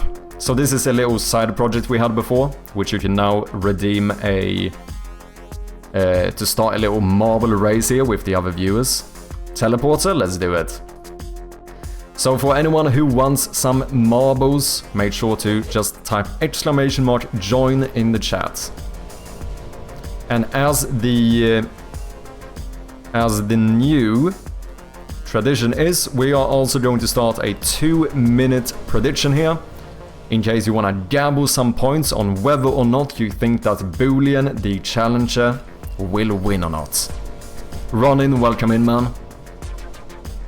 One small caveat with this map, I have mentioned this before, but right before the goal, we have this little section. We have a slight little bug here. Technically, there is like a diamond-shaped obstacle here in the middle that you will bounce on. For some reason, that one did end up not being displayed here. I think I messed up the layer order. But the hitbox is still there, so if you like bounce into nothingness here, don't be surprised. Just a small little disclaimer. Look at that, we're starting to have some marbles in here. So far, no bets though, no non-believers, no believers. greetings running.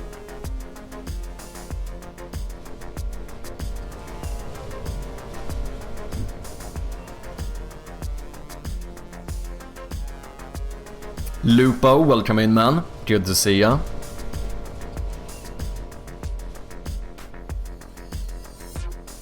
Jin coming in with some extra marbles here as well. There's about 40 seconds left on the prediction in case anyone wants to gamble some points. Oh shit, we had a hype train too. I didn't even realize. Lol, welcoming me twice. Yeah, sometimes people just deserve a second welcoming. Do you know what I mean? I'm a win. Fish is confident. Holy shit, look at that. We currently have 2,000 points bet on Boolean winning. We have 500 points bet on him not winning. It's very rare that the odds make sense, to be honest. Okay, 1,000 points on the non-believers. Why do I have 2 points? Do you mean why you have 2 marbles? Everyone gets 5 marbles and subscribers get 10 marbles. That's what we're currently doing. Okay, the prediction is over, so I think we are ready to start a race. Last chance for anyone to join. Type !join in the chat, otherwise you have about 10 seconds before the race starts.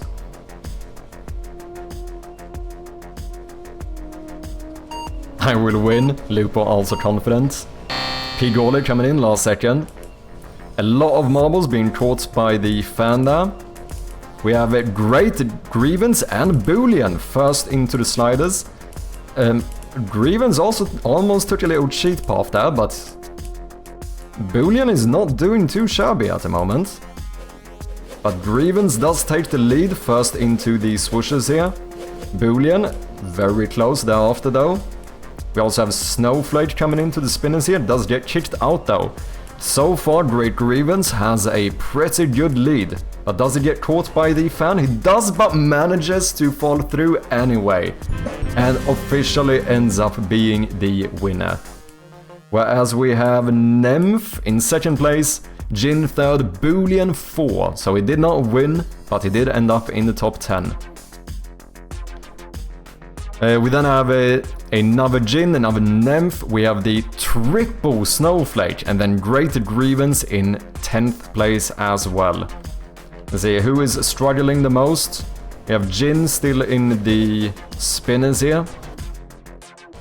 Does get caught by the fan as well, almost twice. But in the end, does also make it into the goal. Goal, not gold. GG, congratulations to Great Grievance as well to all of the non-believers, because unfortunately the challenger did not win, so the points will be divided among the non-believers.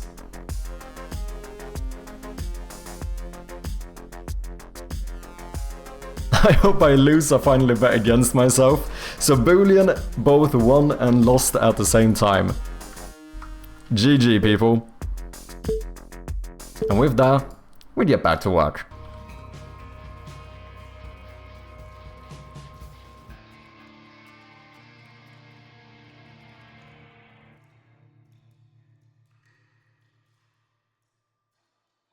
For my 6 years of marbles experience have paid off, let's go. Rigged. What is up, Jotson? How you doing, man? Hope you're doing well.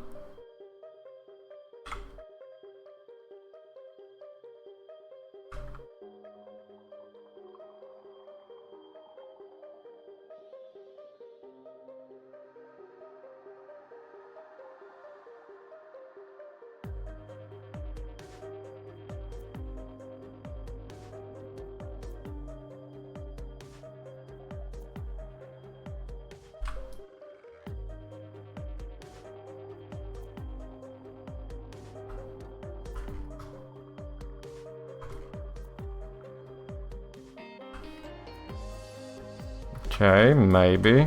Should I not just like flip this somehow and... yeah?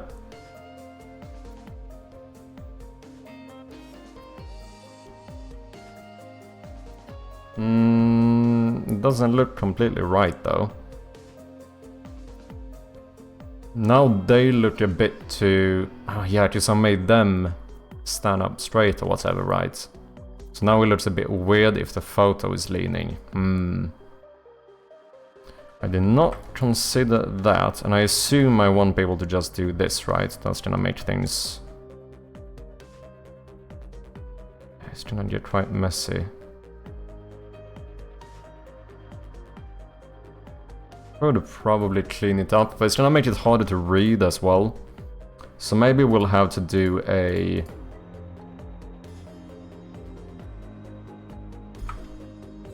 simpler frame.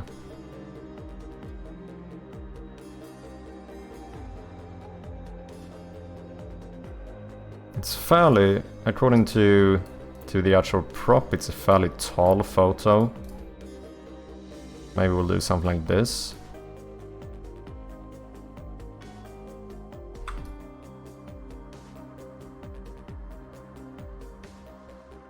I mean, I guess we could put a little bit of a background in here as well.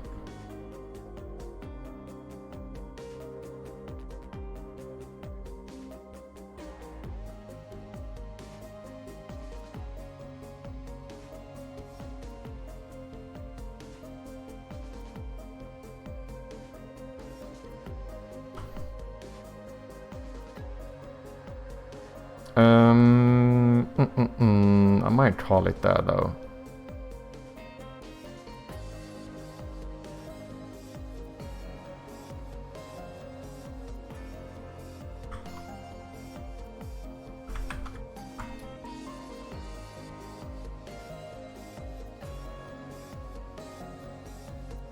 Maybe.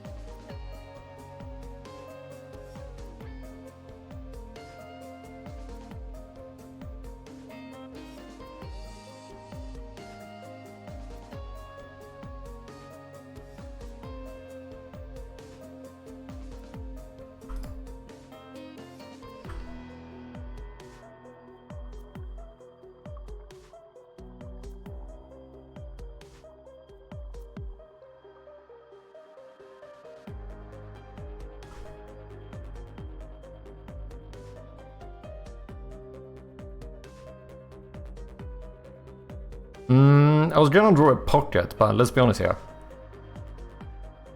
Women don't have pockets, right? I don't think we can do that.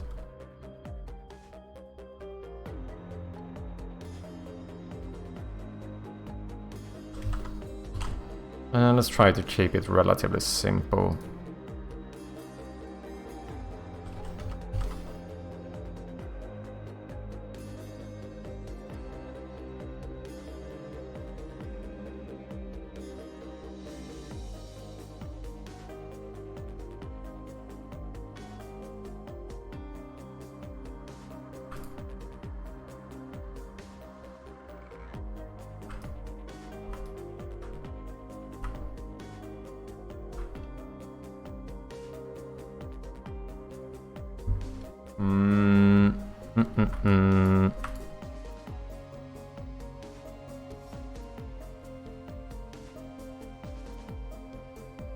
Can you add more video bitrate options? Currently it's only 1080p. Nope, I am completely out of control here. It's all Twitch, unfortunately. Yeah, what I could do is lower my own bitrate, but in terms of like getting more quality options, that is not something I can do.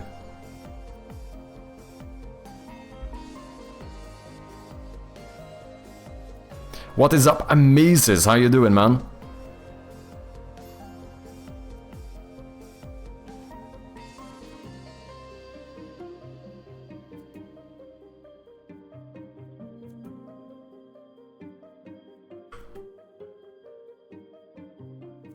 It's interesting though, because it's only fairly recently that this has been an issue.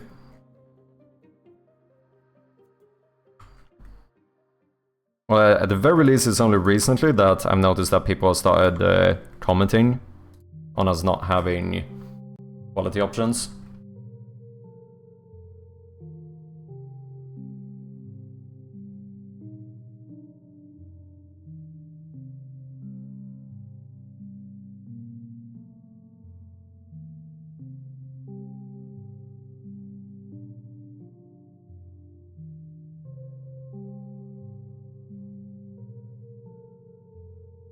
Two. Boom, boom. Have I started messing around with layers? Of course I have. Who cares? Who needs layers anyway?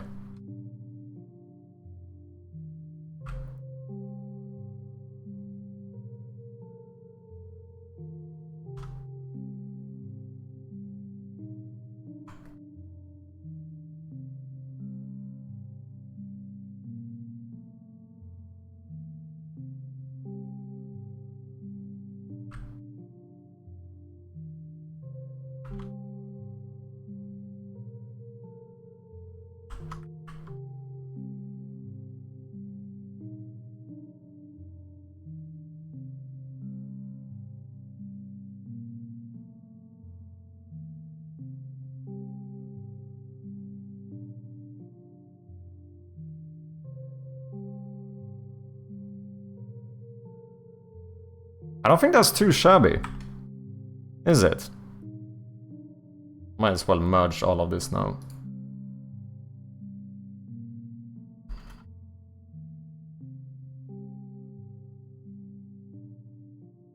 Yeah, let's try this. Question is, do I need to get some books in here as well? I mean, I guess I could just remove the books from there too. I could put some like non-interactable books here. Same thing, should I do the spider web? Don't know if I can be bothered doing that. What we could do is just to move you a bit further here.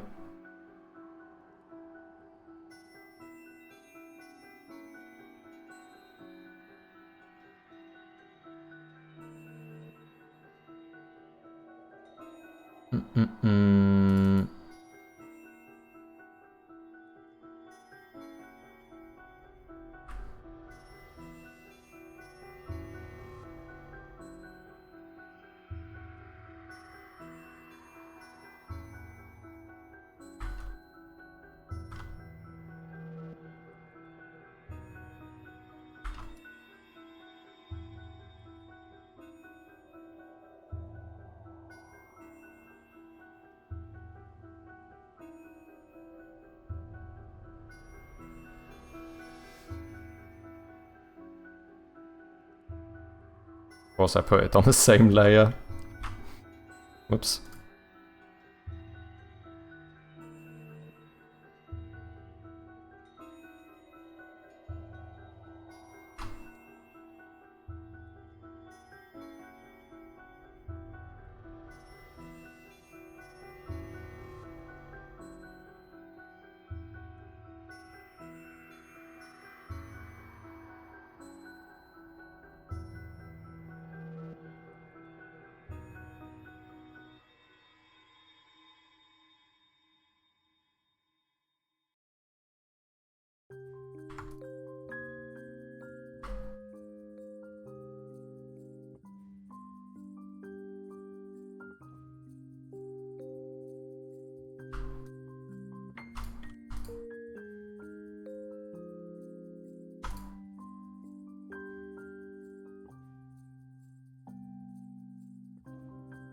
Does that even matter? No.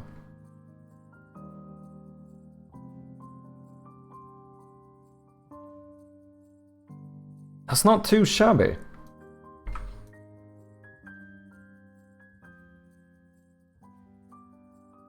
And then we could make like one of the books interactable as well. So you can actually pick one of them up. So that should be fairly easy. What we could do is just like delete the book you pick up and then like move that one, boom. That could be pretty nice as like the, you know, visual interaction.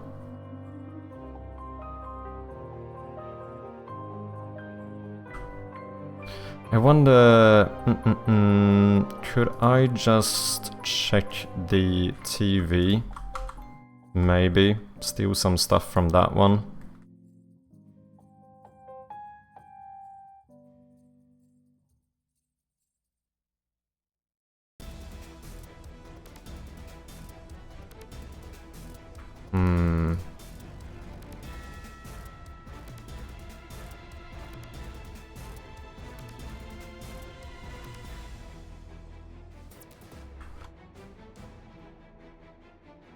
Oh, it's a lot smaller though. Feels like we need a little bit of extra details here.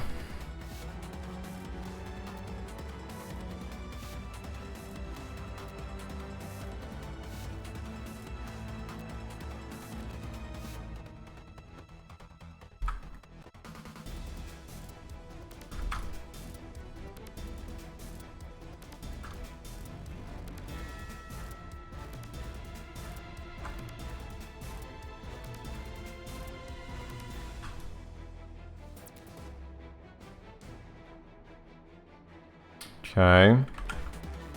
Do something similar here.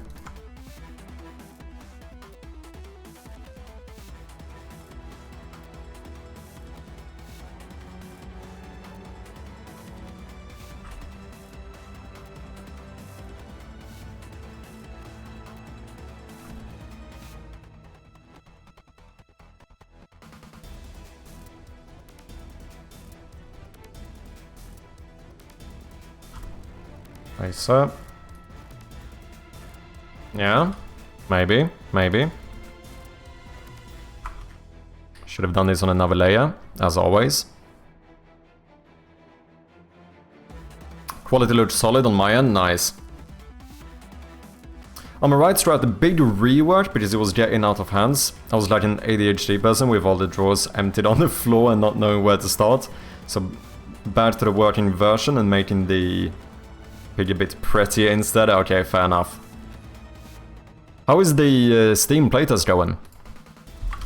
For anyone who doesn't know, Amesis is yet another game developer on Twitch.tv.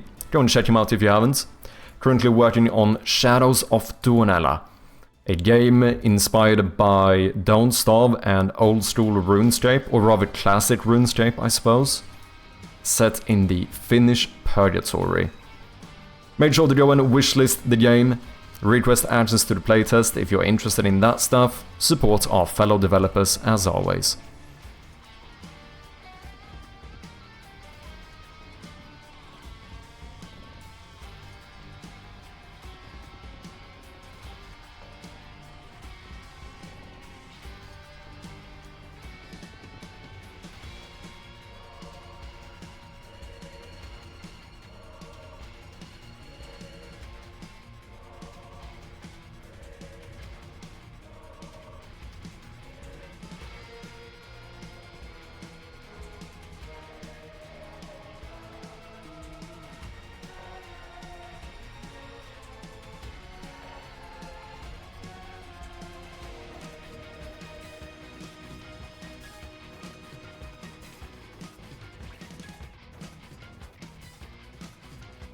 Okay.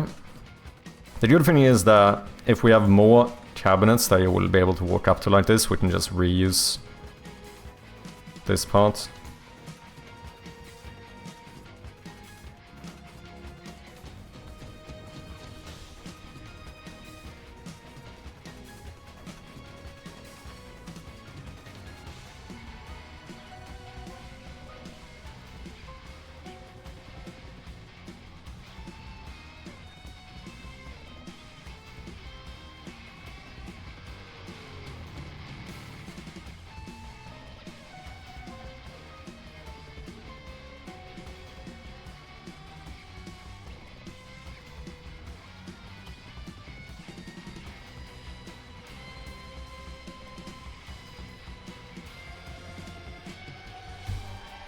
Okay.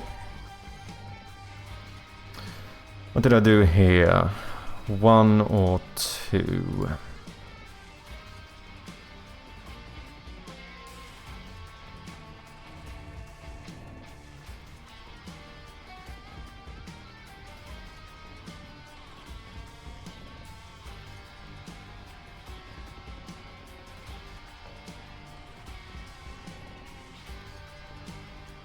I should probably try and use my tablet instead of this. Save these little paws of mine.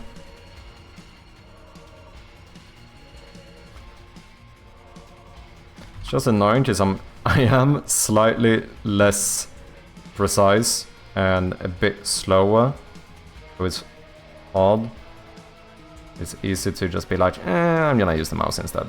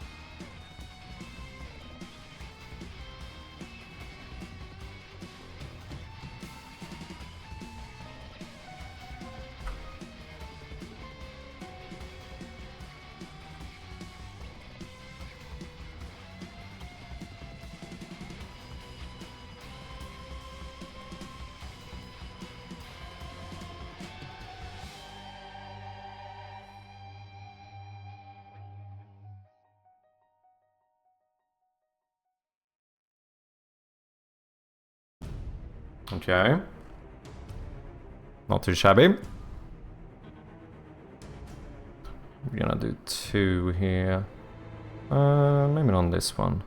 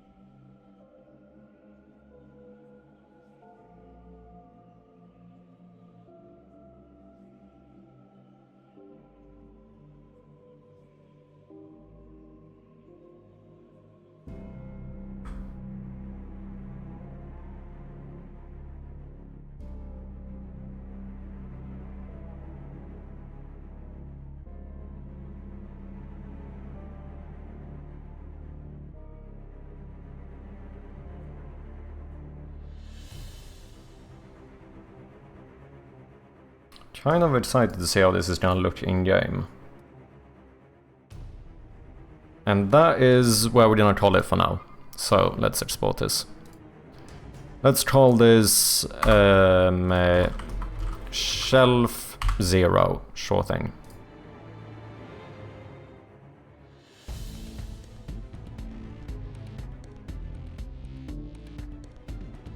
Uh, 100% PNG, yup.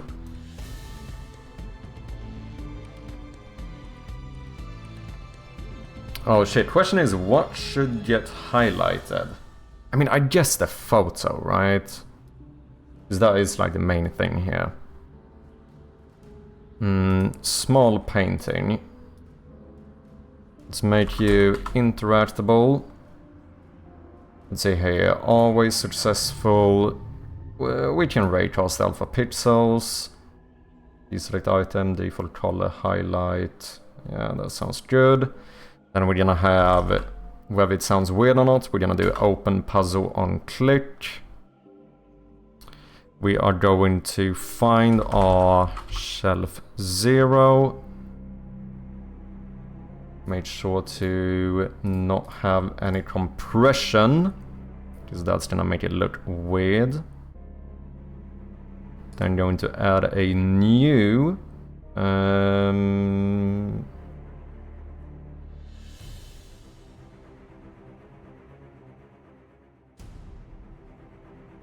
think we're just gonna do a image. This is going to be our new shelf.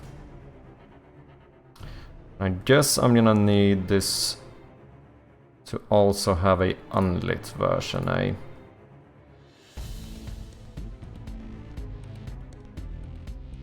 So this one is going to be lit, so that it reacts to the flashlight, but we're gonna duplicate this one. Call this non-lit layer. And you are going to be a non-lit layer. This one is going to be non-interactable. Let's make that one a child object. Remove the material. Call this one shelf. And this one does need to have a puzzle script, even though we're not gonna use it, but that's just the way the code works at the moment. And last but not least, we need our back arrow. So I guess we just nick one from here, innit? Take that one, paste as child, position is not correct. 0.5 minus 83. 0.5 minus 83.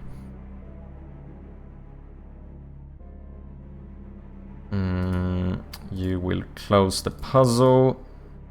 Deactivate you.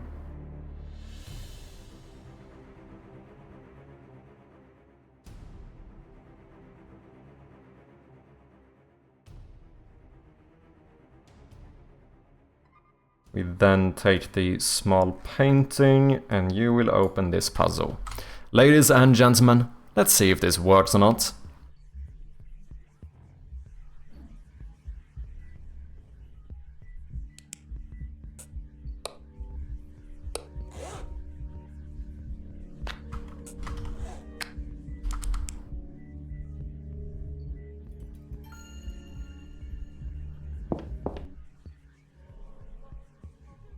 Okay, we got to set up the import settings.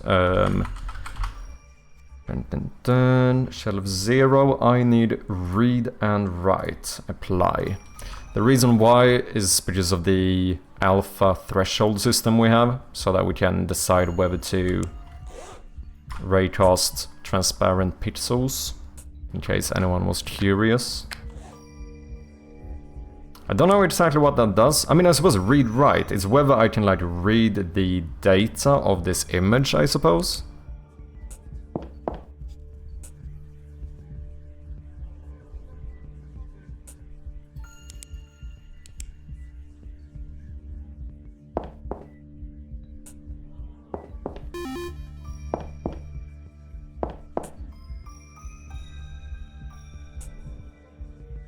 I mean, that's pretty nice, isn't it? Definitely feels like there should be something on the books here, but...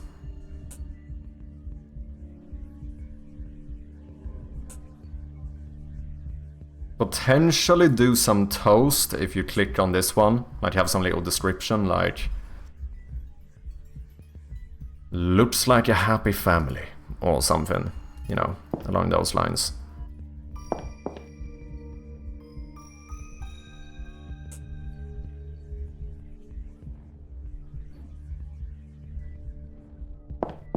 I'm pretty happy with that. Okay, should we try and sort out the TV room, maybe? I could put a painting up here as well.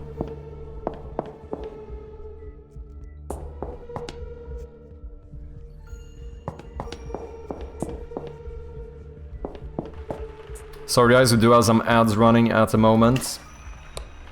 You know what, I might go and get myself a bit of tea during the break here, but I'll be back in just a minute. Appreciate your patience. And we are back. Thank you for your patience. Sorry guys, it seems like my clip player for the break stopped working for some reason. So started up the words on stream instead. Great grievance with the longest word straight off the bat, look at that. Not too shabby. I think this one is gonna be difficult though.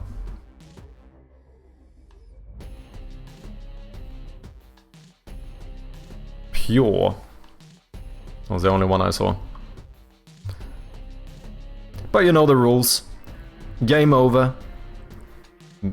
We play until game over. Okay. Let's see, what should we do? We sorted out... Is the game a little bit loud for you guys?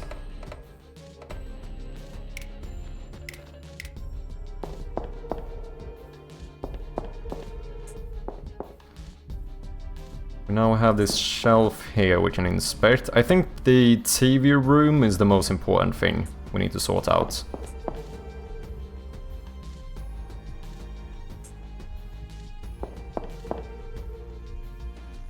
Because this room I'm quite happy with as of right now.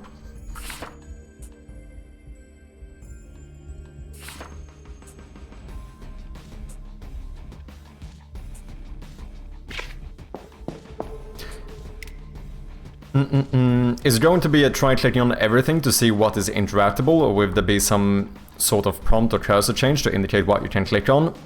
I know you have it in some points, but I mean in other places like the light switch. I have it everywhere, so... Because that is one of the things that I like the least with point and click games. When it's like... I feel like a lot of them that I've tried don't really show visually in a good way what is or isn't interactable. And that ends up being a little bit like you said, Ihab. Like, you just have to try to click on everything. And you like, sometimes you're surprised that it works, sometimes you're surprised it doesn't. So what we did is that we basically ended up doing the highlight system. So, you see when I hover these books, nothing happens. But as soon as I hover the... Well, that one is different though. Take the light switch. Do you see how it like lights up when I have it? That is like the indication that this is a interactable item. Whereas if I like hover the plant here and nothing happens. And everything that you can like walk up to or anything that's an exit, that will automatically turn the cursor into an arrow. As well as highlighting it. So you see how like the clock basically gets like... It basically starts glowing a little bit to show that like this is something you can click on top of the fact that you get the cursor. The same thing here, you see like every door you hover is highlighted, whereas like the painting isn't. Like if it's highlighted, that means you can click on it. If it's not highlighted, that means you can't. It's the main way I've been trying to like visually show whether stuff is interactable or not. Matches the style, yeah, I think it was a pretty good decision. Because we didn't have that in like the game jam version of the game. And I did notice a lot during playtesting that people would just, as you said, they would just like try to click on everything just to see whether it happens. To be fair, people still do that in the game. Like a lot of the time you will still see people try and click on things, but at least we've done something to try and be a bit more clear, you know? Same thing here, you see like the keys that you can click on get highlighted. The ones you can't, there's nothing. Now here I also made these a little bit darker to even make it more clear.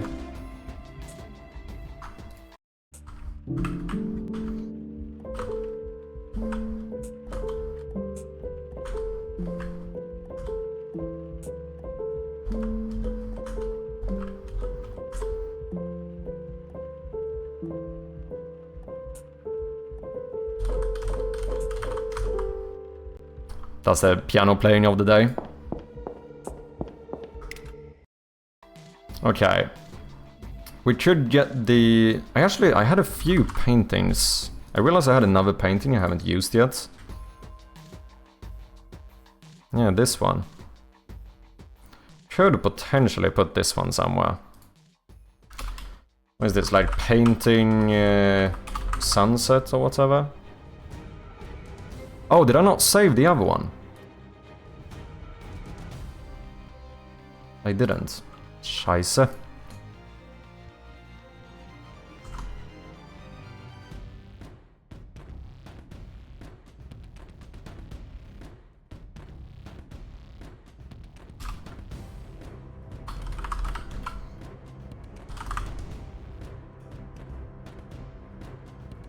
I wouldn't mind doing a few more paintings as well.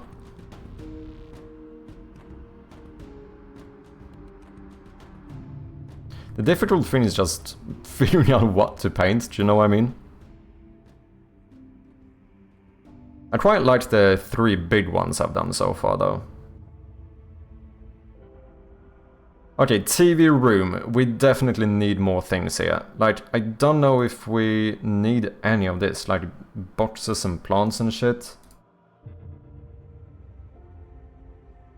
Like, we can have it if we need to fill out the space.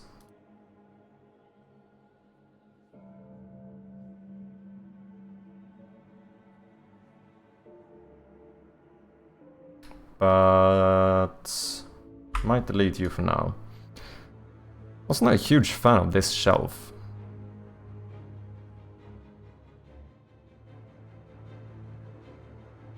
I might do something like I have. Maybe do a centered shelf instead, like above the TV, potentially. Should I just make this my living room? Painting on each side, shelf here, big old speakers, and then we're done. Basically, just my living room. But I think getting a painting in here would be pretty good. Props, let's see here. Small painting, 012. What are these?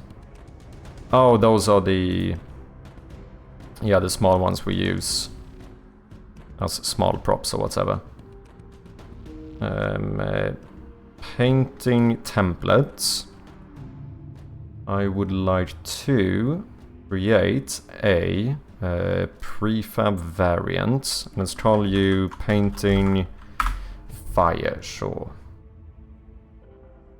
Which is going to be this one.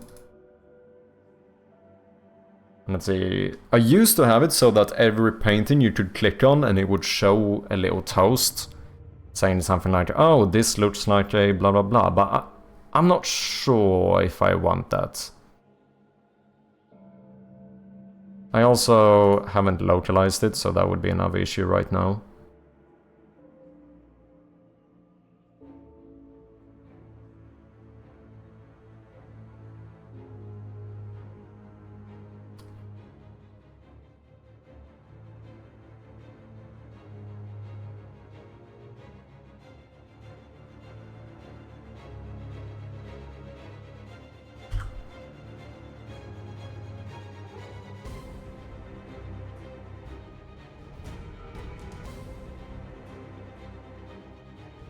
Okay, I think I want a new shelf.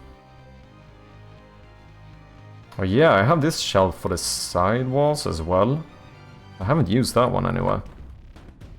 But where is the small one? That was part of the game jam, so it should be up in this corner. Here we go. Let's make a bigger shelf.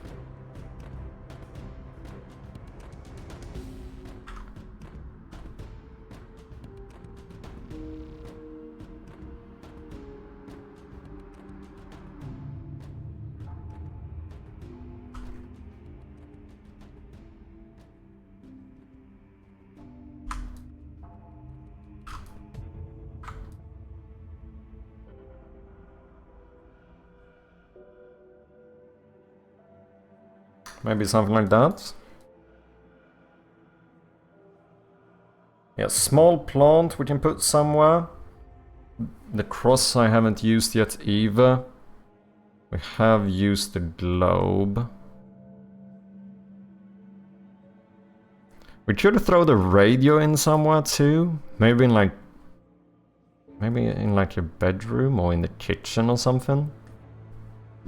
Potentially.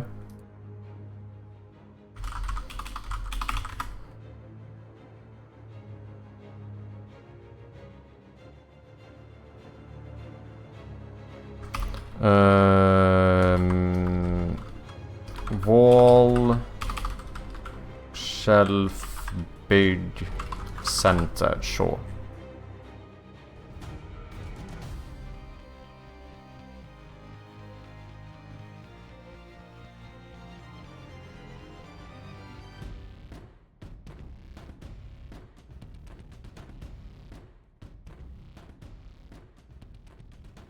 Oh yeah, wait, is this one even amount? Because otherwise you won't be able to be perfectly centered. Ooh, which might be good though, because I don't think my TV is perfectly centered. Yeah, it's not, it's half a pixel off. How wide is this? 51. Let's keep it that way. Because I'm not gonna redo the TV, that's too much work. Don't tell anyone, it's half a pixel off though. Let's keep that between you and me, guys. Do you know what I mean? It's gonna be our little secret.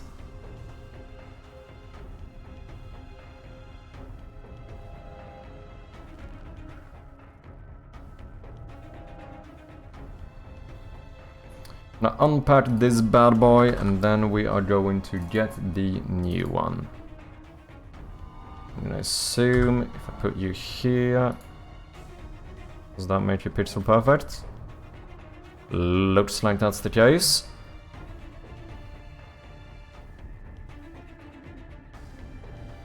Maybe lower it a little bit. Oh yeah, someone mentioned the lowering of the journal text as well. Yeah, I think that was you too, Wilps. Yeah, I think we should lower this. And the text in the journal too. We need a bit more padding there.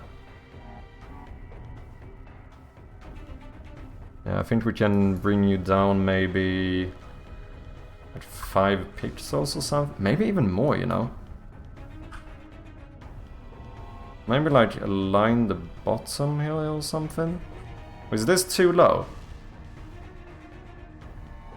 No, I think this is good if you compare to the doors. Like the top of the door would be here. I think this is fine. And then maybe we could just throw some books on this one. Let's see, what perspective do I need here? This would be like the top shelf. So shelf 4, 9. Ah no, because these are still with a righty. Unless I do this. And pretend that that might just be like a bigger book. And then we hide them behind the shelf instead. Did I forget to unpack this one?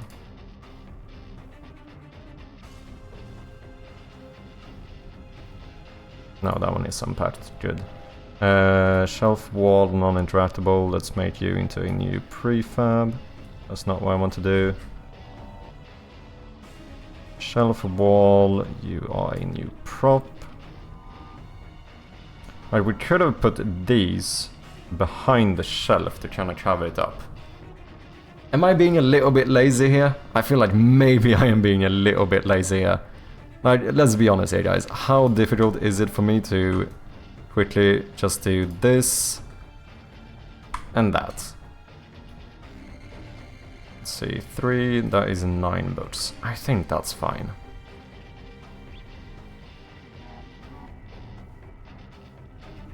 Let's not be... Yeah, you should have a bigger book in between, that is true.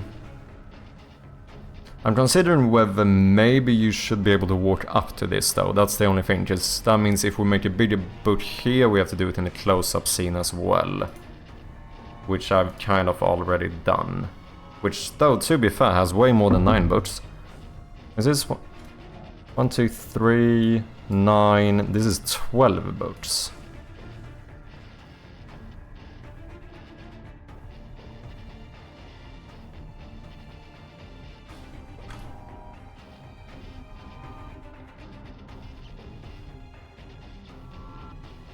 It's possible that I made something where we can walk up to this as well. Okay, let's save that. Props. Can you remind me about the journal as well? As soon as I finish this shelf, in case I forget it. What was my naming thing here? The shelf number and... Okay, so this is gonna be like shelf 5, it's the amount of books as well. Isn't it? Oh, did I only do that in the... Okay, fair enough. Apply...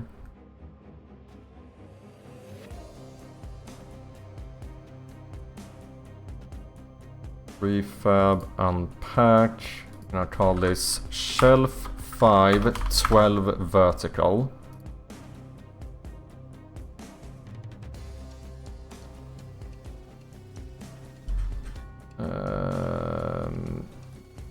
Let's see, for you to be pixel perfect, we should have a half number, so we're gonna do 0.5. Then... I might still want that to be behind though, because this is gonna look a little bit weird, isn't it? Yeah, I don't like that. We're gonna do boom, hide the bottom pixel row. And then maybe... Do I have my small plant? Yeah, maybe not fully centered, that might be a good shout as well. Maybe we should put it even more to the side. And then we could throw like a small little... Oh, you know what I should make? Because I made this little plant. What if we do like a... Can I try and make a little cacti? No. It's just gonna look like a sprout or whatever. Unless I make it slightly thicker. I do double row.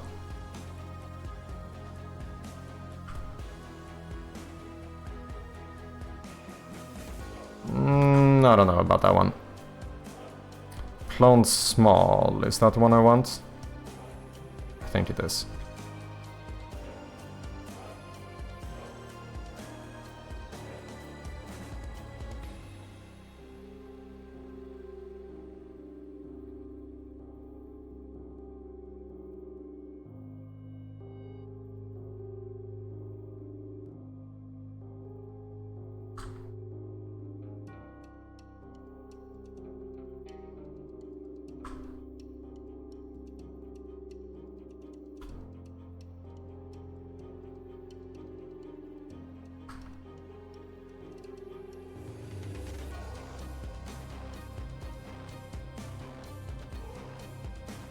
Maybe something like that.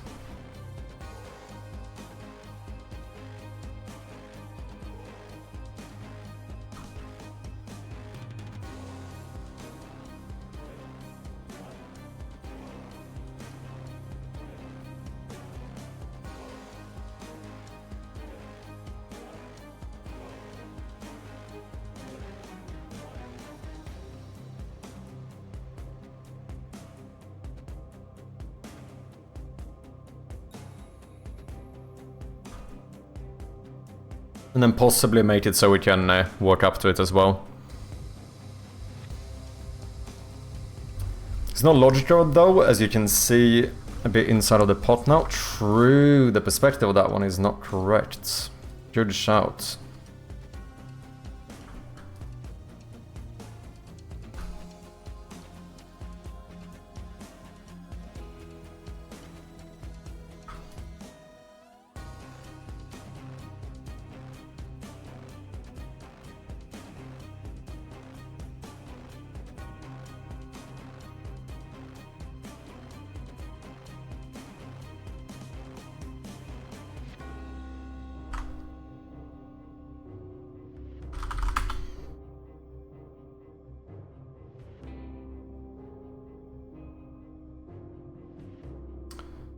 Oops, plant small. LP, low perspective.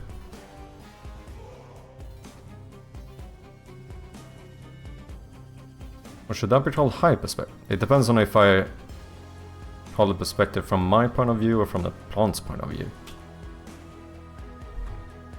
Know what I mean? HP as an health point, yeah, true. Ah, fuck it, I'm gonna leave it for now. Okay, let's have a look, yeah. plant small, we are going to unpack you. We are going to switch this into that one. You know, if I wanted to be a little bit crazy, I could have actually had this be the same object, but automatically switch the sprite depending on the Y position. I mean, that would have been a little bit badass. Even same thing with the books, to be honest. Just have one book set of like 9 rows, and then depending on the Y position, you switch the sprites to get the right perspective. I'm probably not gonna do that, to be very clear, but I'm just saying that we could have technically done that. Let's try this one now. Plant, small, high position. Which also would be HP. Everything is shortened into HP. Let's make that into new prop.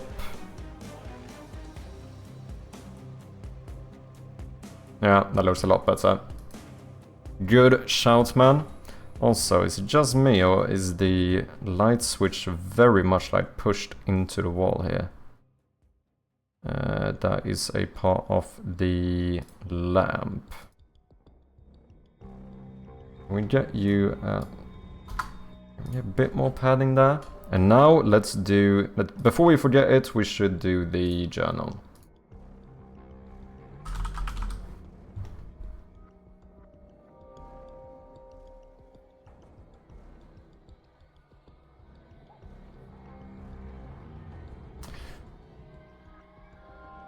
Well, I can't really tell too much here. I mean, I guess I could just bring the entire thing down a little bit. To be fair, I don't know now if there's only one row. They are very far from each other. 2 rows, it's kind of... I think we could minimize the... Wait, I have 0 in spacing? Oh, because I've made the size here. Okay, I see.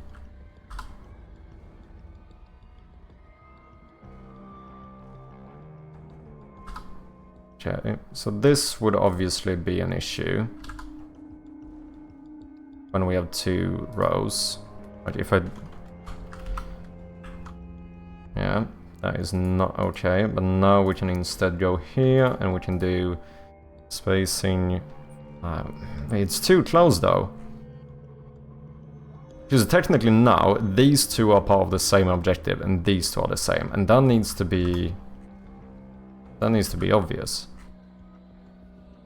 Yes, maybe we could do something like that. Is this one... Ignore layout? Maybe you don't ignore the layout. Then we just minimize this.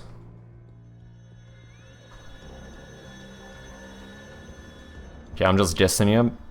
How many commits today? Not a lot. Maybe like 0.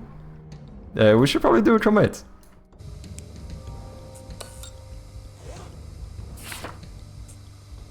Yeah, that does look better. Maybe a little bit much spacing here.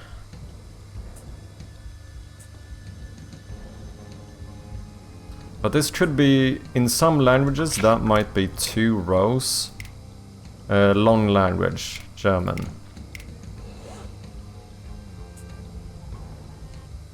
Ooh. Ooh, what did we find here? Okay, so I must have triggered that one at the same time as I opened. Yeah, look at that.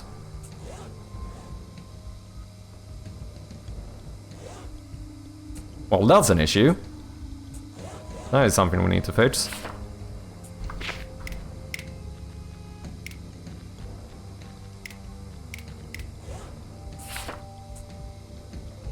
No, even here, even when it's 2 rows, it could have been closer. Don't forget to save. Yeah, that is a good shout. How you doing, Tommy Gaming? Welcome in, man. Very good habit to commit after every successful feature refactor. Yeah. Done crap all day and I have 6 small commits that made it easy to pinpoint what changes happened. So wait. Are you saying you're not trying to tell me? Wait, can I only search branches? Can I not search for commits? Oh shit, what did I do?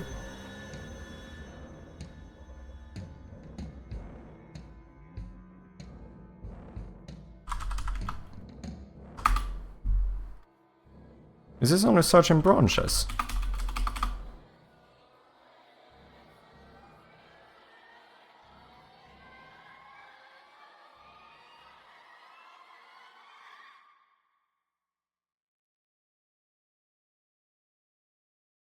I hope you're not trying to tell me that like this is not a good commit. Are you? You're doing good, Tommy. Nice to hear, man. I'm doing quite well. Well, a lot of stuff, not gonna lie, with 8,000, I mean, I guess almost 10,000 changes. I don't think that's too shabby. It's about the same quality as work in progress, yeah.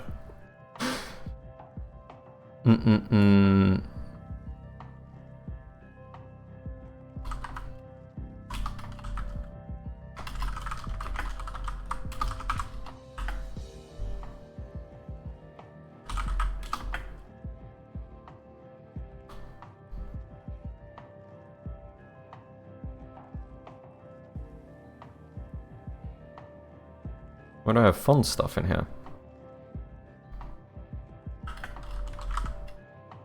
Fonts, question mark?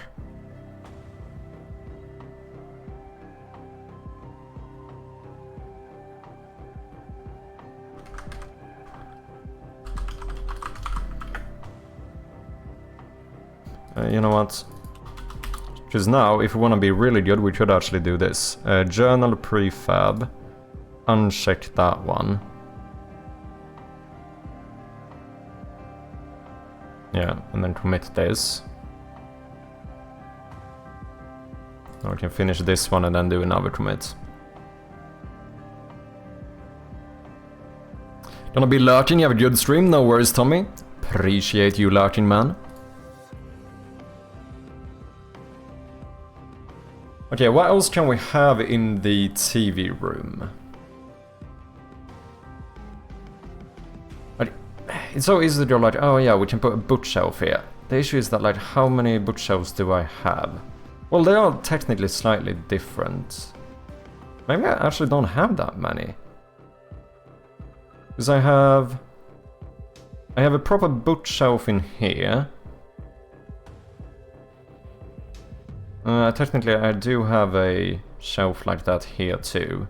The upper floor, well this one is slightly different because we have like the cabinets and stuff. I guess one I haven't used, oh no, I used that in the office, didn't I? Yeah. I have this one but without the glass planes on top. At some point it's a little bit, like, I don't know. I just don't wanna make it too obvious that I'm like reusing props too much. But also, what else would I put in here?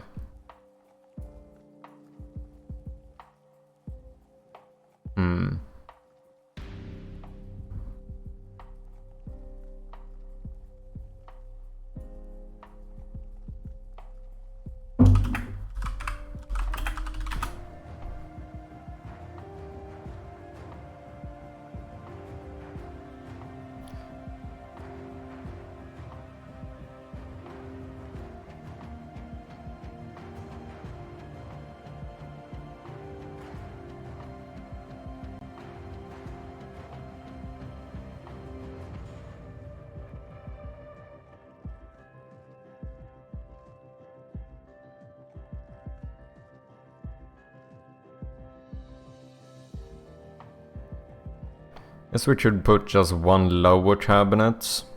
Not that that's something not that it's something I haven't used before.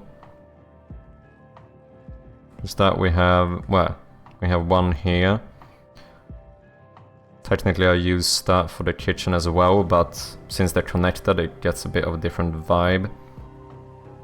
Yeah, that might only be in that room, to be honest. Maybe one of the basement rooms too. Maybe we just do a low cabinet in here. Maybe put a low... maybe on this side to differentiate it from the piano room. And then here, I don't know what to do. Armchair, we could do that. I have this one.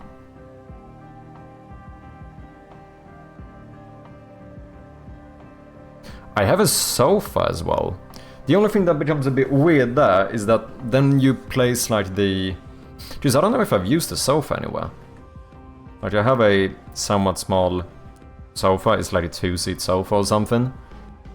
But the issue is that we would be placing the sofa next to the TV. Which it doesn't like logically make full sense, right?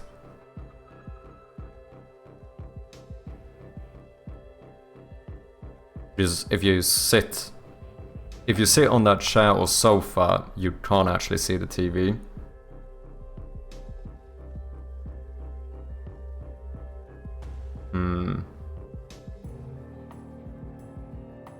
Like coffee table, like just a small table of sorts we could do, because that could be just like a avlastningsyta, right? A... what the fuck would you just say? Do they have an expression for that in English?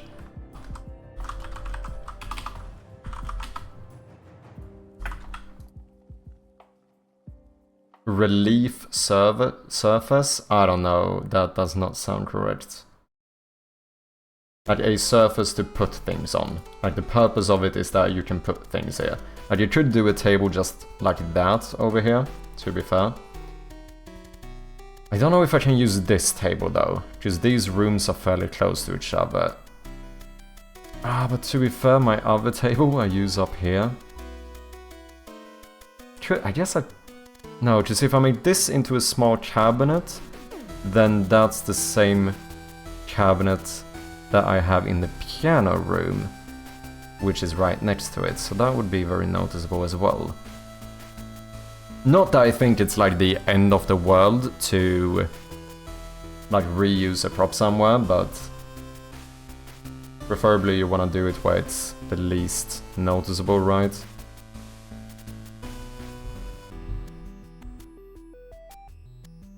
Zapu, how you doing, man? Surface to relieve myself. What did I join into here again? Yeah, I don't think that's the expression you would use in English. We call it avlastningsyta, but avlastning doesn't necessarily have to mean relief either. That's like to deload. Like avlastningsyta is a little bit like saying a deloading surface, if you know what I mean. Like it's somewhere where you... It's a surface where you can just like unload things. You can place things. Do you know what I mean? So bravo, how you doing, man? I hope you had a good weekend. We should make a chess table. No, that is risky. Because if I make a little chess table in this game, I'm gonna end up wanting to make it fully playable, just like what happened with the piano. And I don't know if we have time to code the game of chess. I mean, to be fair, we have Grievance in here now, and Grievance said he did used to work at chess.com, so I suppose I'll just ask him to do it. Ask him for help. Don't do it. Yeah, I probably shouldn't.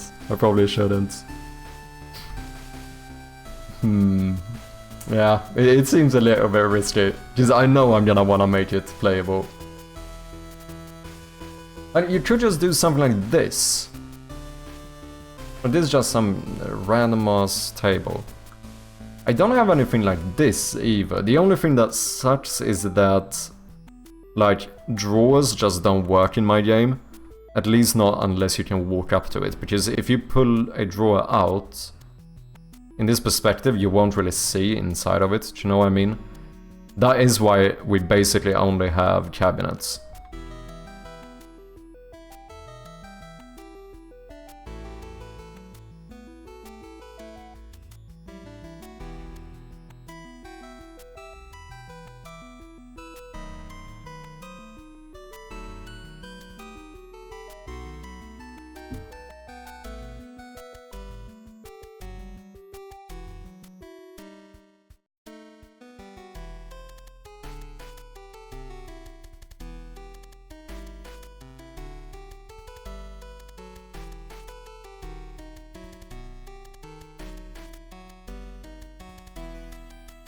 I mean, to be fair, they have a chair facing away from the TV here and the sofa.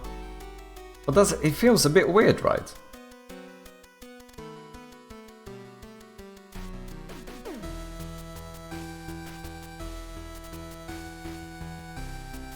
Did my research and I think it's named console table?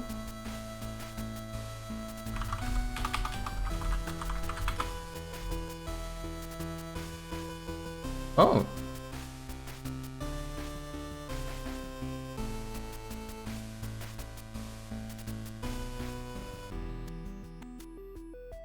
By the way, is this similar to supported shelf and is not designed to serve as a standalone surface? It sounds like this could be slightly different. I think this is the thing. I think these tables, the console tables, their like main purpose is to be a avlastningsyta, right? But I think in Swedish at least, I think avlastningsyta is a little bit broader. Because I could explain like anything. I could say that my desk here is a avlastningsyta, right? But this seems like something where the main purpose is just that, like, you know. Yeah, alleviate, lighten. Yeah, the naming is pretty much the same. My floor is the same.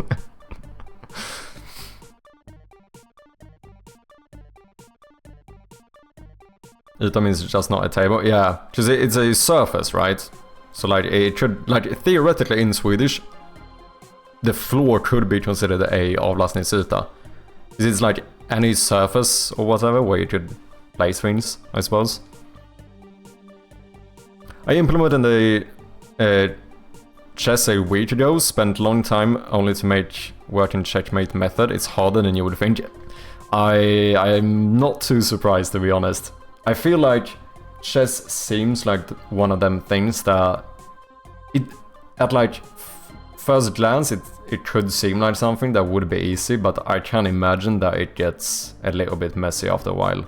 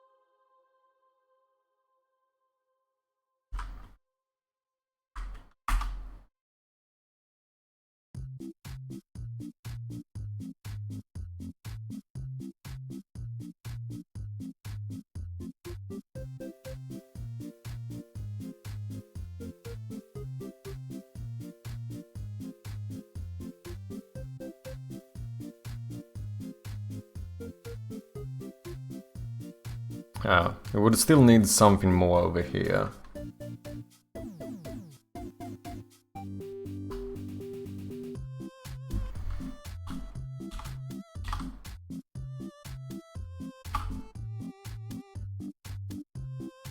Ooh, important thing here, make sure that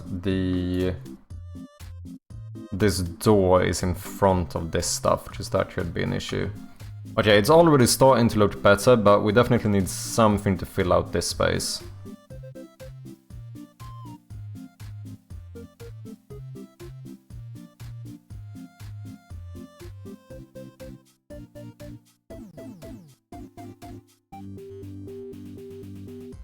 Everything is thrown on my floor.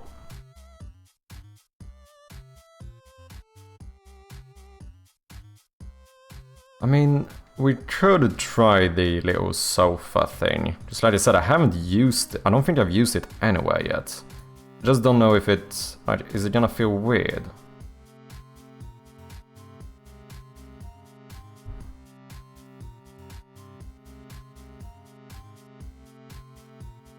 I feel like if I played this game and I walked in here, I feel like I would notice this. I actually think I would. I would be like, this doesn't feel like it made sense. Okay.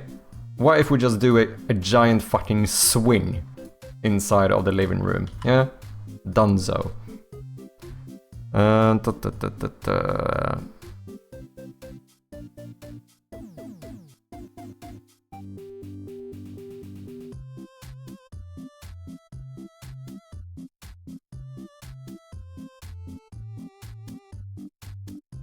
Okay, wardrobe doesn't really make sense in here either.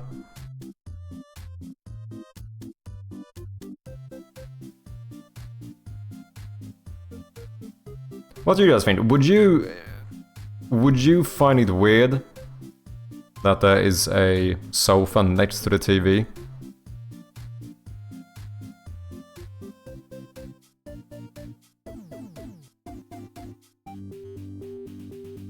I feel like I would react to it. I don't know, maybe I'm a huge minority. Part of the minority. Big potted plants, I do have one of those. Which I think I've almost only used in one other room. I think I have it... I have one here, don't I? But we kind of need to fix this room as well. Like, this one feels a little bit weird. Maybe... just do like a table here. Didn't I used to have a table here?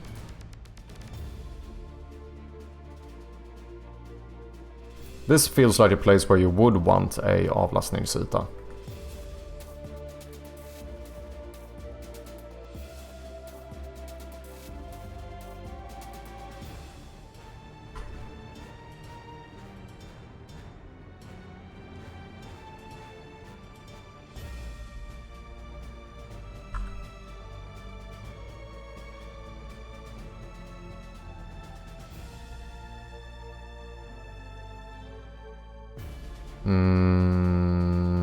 What might I call that one? Plant.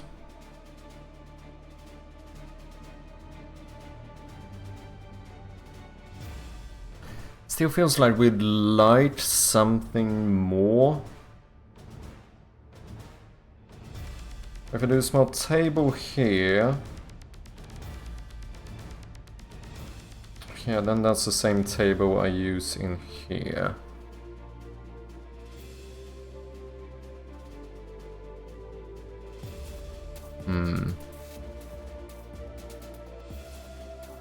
Big blind would make more sense, yeah. I mean, I guess what we could do, just upstairs here, I don't have too many boxes. We could just do another cardboard box. Just to fill out the space.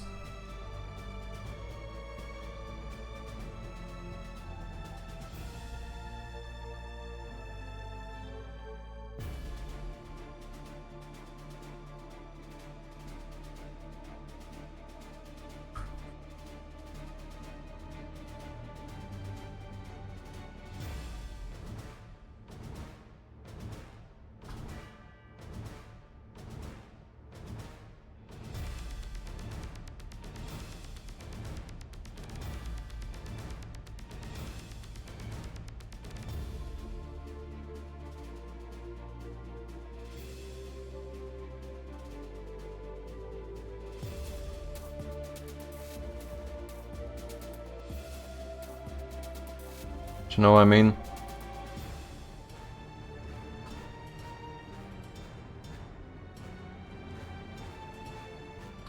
Make the cross larger and hang Jesus there. I don't know if I have enough of a canvas to actually make Jesus as well, but we could certainly make the cross bigger. We can certainly have a bigger version of it.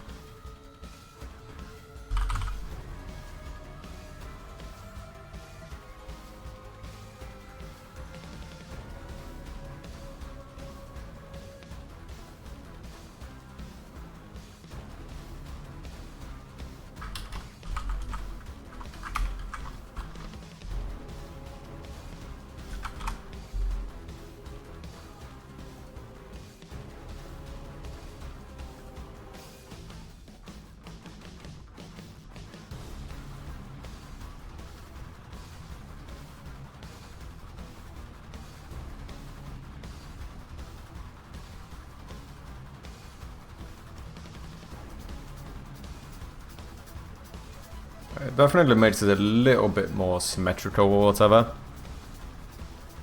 Or it evens everything out.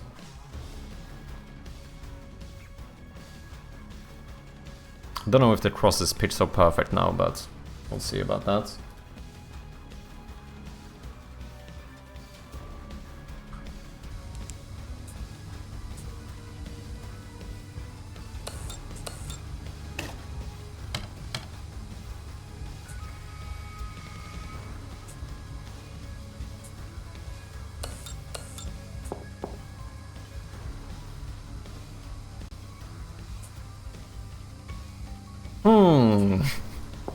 Wait, didn't I do a fix for this?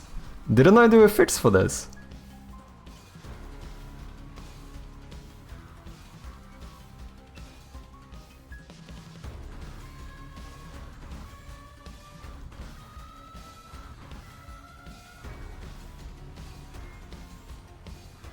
You inherit from puzzle. Awake, set as last sibling.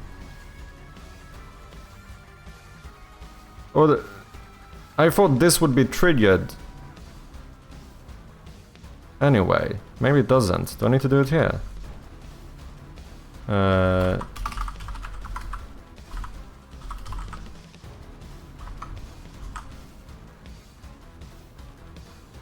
mean, obviously I can just move it, but I thought I might as well do something where we always made sure that this is the last sibling.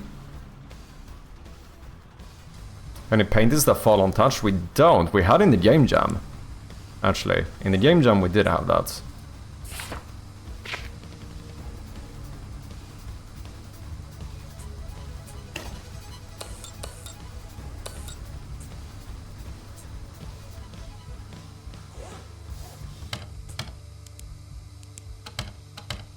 What was I checking? Oh, this. Yeah, there we go. Looks better.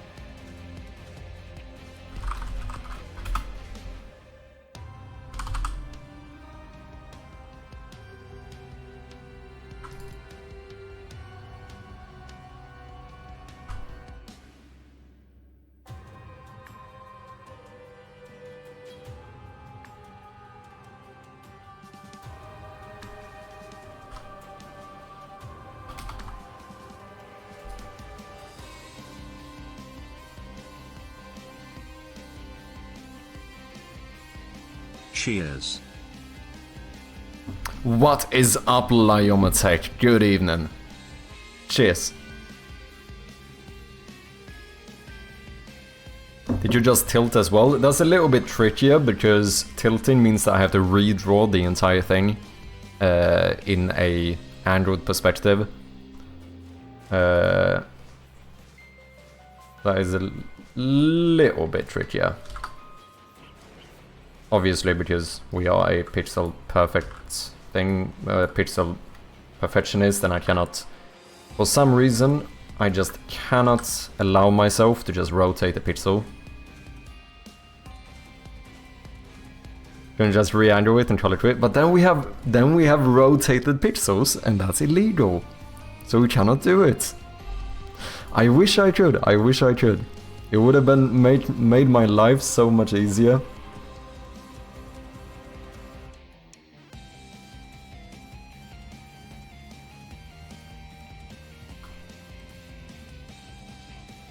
Oh shit, the cabinet or cupboard isn't so perfect. Let's see, let's move you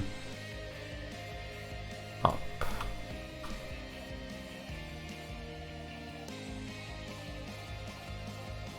We also have the cross.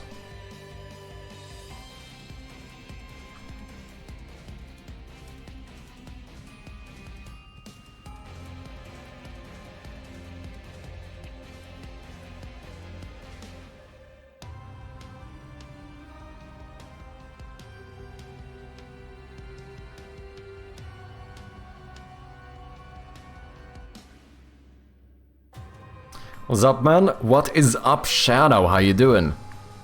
Hope you had a good weekend. Currently working on getting some more props into the game, so the rooms feel a little bit more filled in.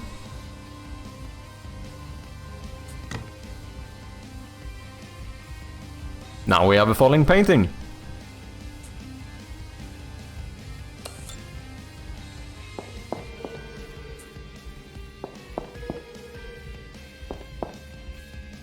We also made this little painting today.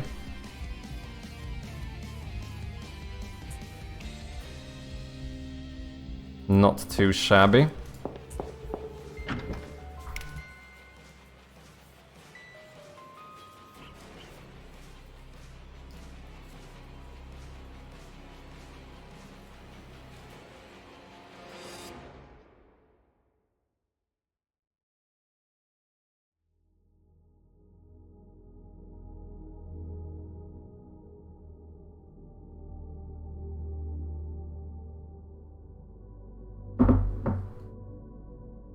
Maybe the cross is divine, so it overrides natural laws. I mean, I'm doing great. Just got my new power supply in my PC. Nice, man.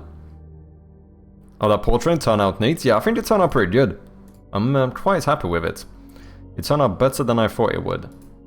Like I mentioned before, like anatomy and stuff is far from my strong suit.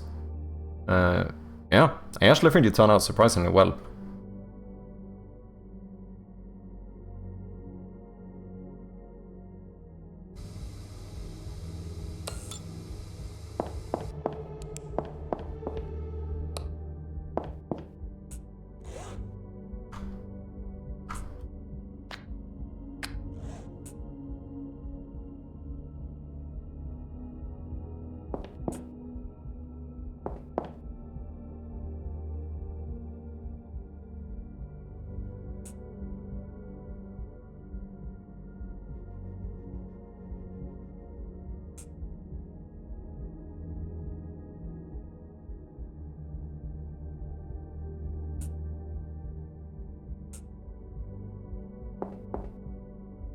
Sorry, I got a little bit stuck in my mind there.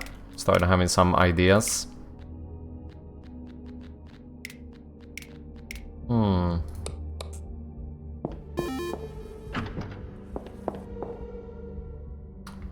cobwebs turn out really nice too. Still have some rooms where we need to add a bit more of that. And basically every room upstairs, isn't it? Yeah.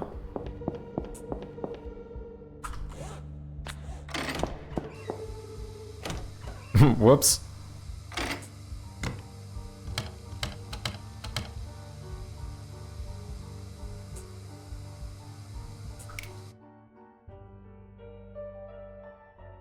We have some ads starting in about half a minute for the non-subscribers. Appreciate your patience. I'm gonna take a quick break and just gonna open some windows because it's becoming a Finnish sauna in here. Let's see here. What was the issue? The door to the left, you need to be... I think we can put you right at the end. Bastu, exactly. Ideas are dangerous. They kind of are. They kind of are, that is true. In October. Okay, ads are running. Like I said, I'm gonna take a short break here. Just gonna open some windows. I think I might put on some shorts as well. For some reason, my PC is like a fucking radiator. We'll see. I might have to boot up words on stream if my clip play is not working. But yeah, thank you for your patience. See you soon. And we are back. Maxwell, welcome in, man. Hope you had a good weekend.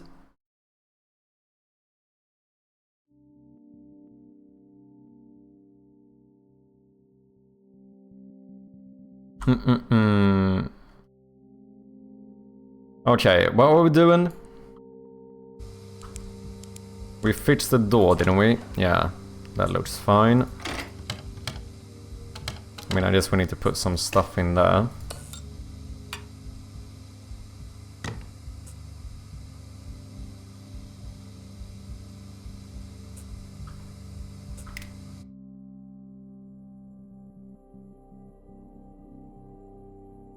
Should I sort out another painting as well? I think... Ah, shit, we have quite a lot of rooms that we actually do need to put more stuff in. Maybe I made too many rooms, to be honest. But the weird thing is that I've structured the entire house around this now, so there's like it's too late to change the structure of the house. We have a few rooms though, which is this like entrance room is like almost okay, because this can be fairly empty. Like this corner though, just having a plant in the corner doesn't really make sense. We need to at the very least just put some table here or something, and then I think maybe some cobwebs in a few places, and I'm pretty much happy. Kitchen I think is good enough for now.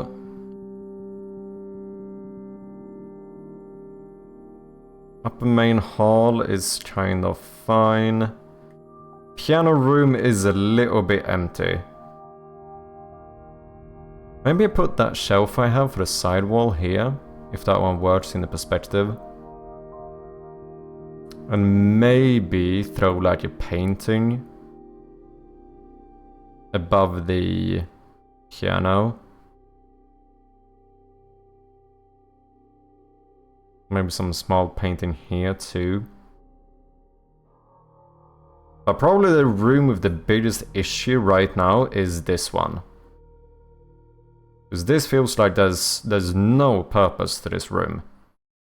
Not that there's like a huge amount of purpose to this room either, but the fact that there is a piano in here still makes the room special. This is just, it's almost empty. And here we really need to do something, but I don't know what other type of room I could add. Because this is also a weird room where it's like one of those, is like half a hallway or whatever. Because it's kind of placed somewhat centered in the house. Did I make a list of a bunch of rooms I could have before? Room ideas.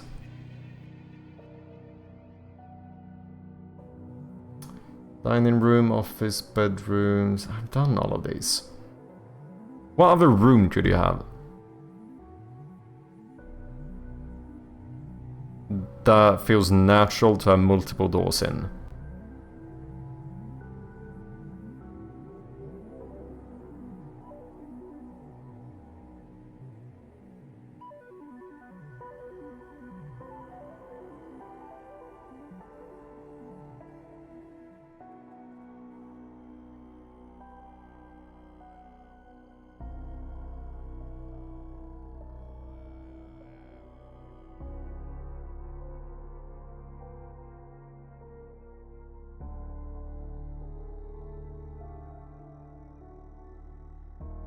I'm pretty happy with this right now. I don't think the TV room is too shabby.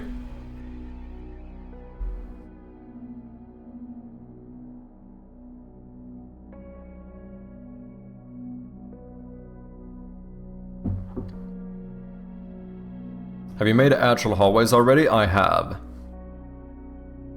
Or is it kind of difficult with the point of view? It's actually surprisingly easy. All I did was that I took a normal room like this, and I mean, it's almost crazy how simple it was. Literally what I did is that I took one of the walls and I just pushed it in to make the room smaller. And you know what? It actually fucking works. Boom. Dinner room is a good shout, but I do already have a dinner room.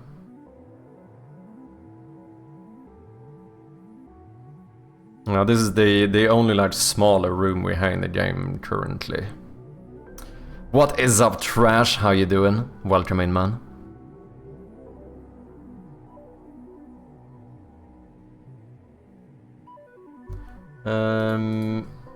List of types of rooms. Garage we have as well, and this, the one that I'm missing is upstairs as well, which does rule out a few, right? Even though I already have like garage and kitchen, like those are very uncommon to have upstairs. Laundry we kind of have as well. Do kind of have a laundry room. Sex dungeon we don't. That is true, we don't have a sex dungeon. Now we should do. Red room. Picture art room. Yeah, the thing is that you could... Just, it does feel a little bit like a hallway.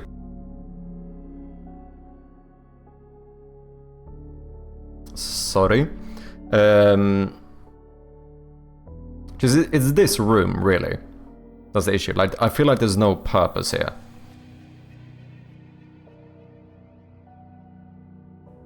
And that room, this is located upstairs.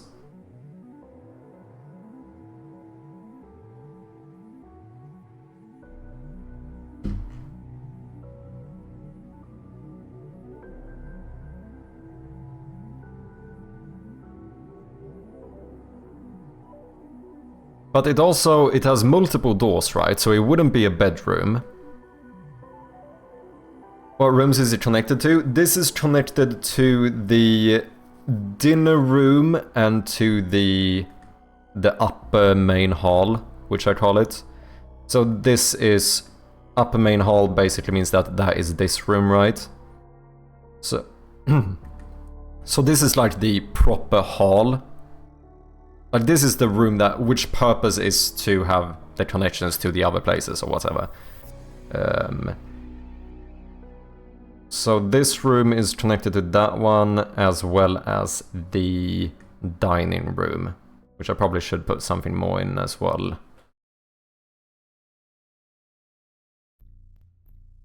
The good thing is that when at least when the light is off, you don't see as much. So it is not as noticeable.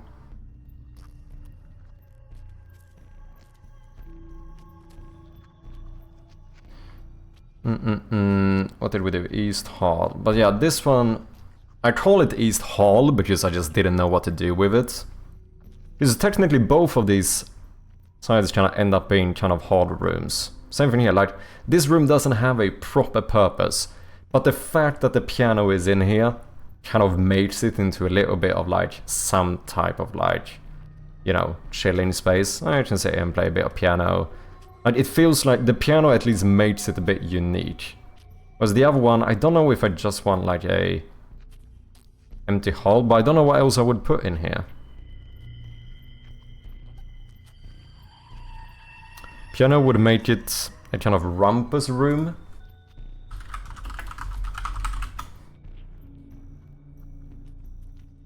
Noisy disturbance. A row. Calls a rumpus with his flair for troublemaking. Disturbance, commotion. Yeah. Like it adds something for a piano. Was it chair? You know what? That's a very good fucking question. Do I not have a stool somewhere? Is this from the game jam? Is this old? It is. Well, we probably have the art for it. That one would work pretty good. I mean, you could make one of those. Isn't it common to have those? Yeah. There's usually a very special type of... Do I have the piano in here? Where's my piano?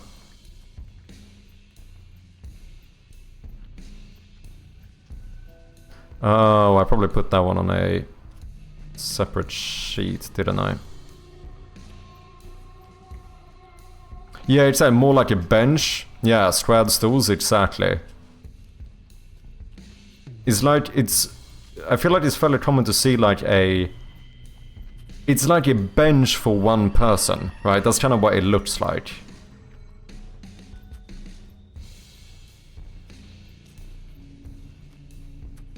Oh yeah, I made another piano as well that we didn't end up using.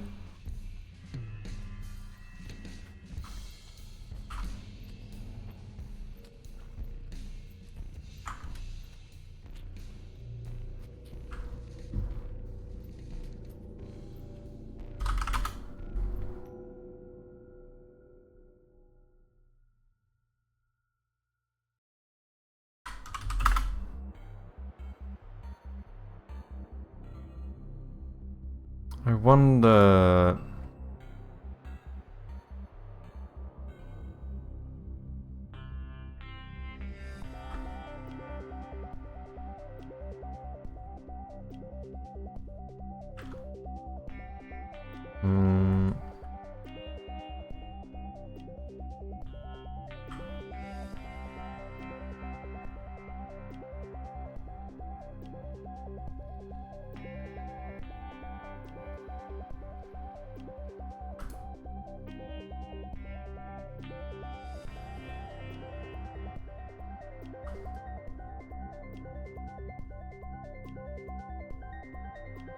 Wait, that's not gonna work.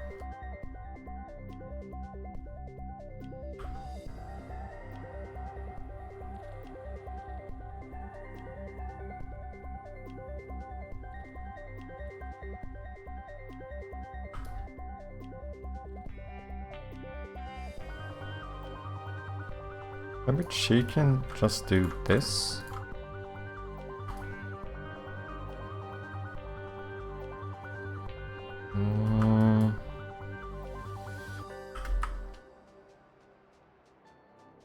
Yeah, I think the size is kind of fine.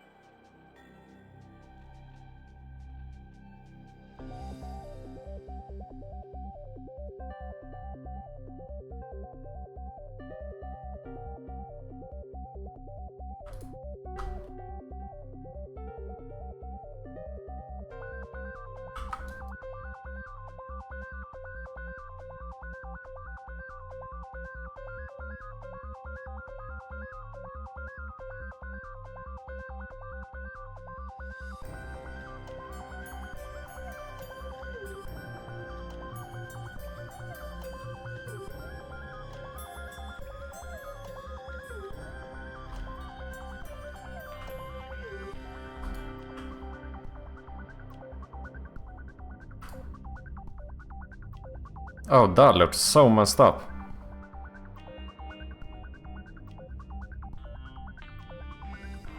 Alright, just I need to do this, you know.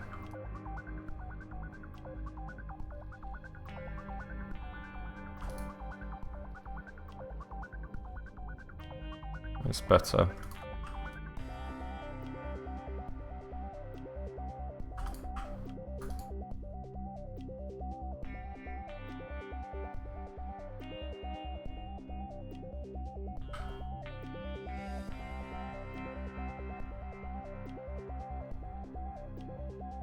That's not too shabby.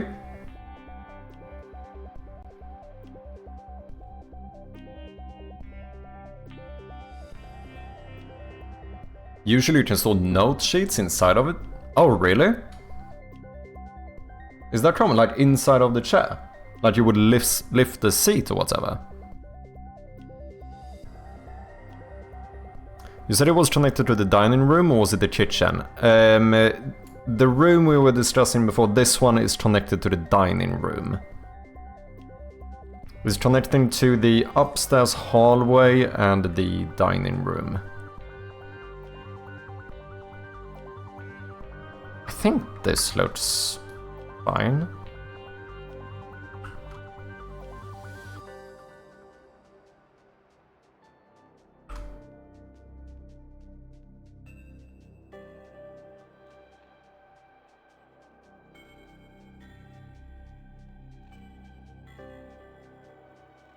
See how it looks in game. Good shout, by the way. I did not think about this. Need to try it out though.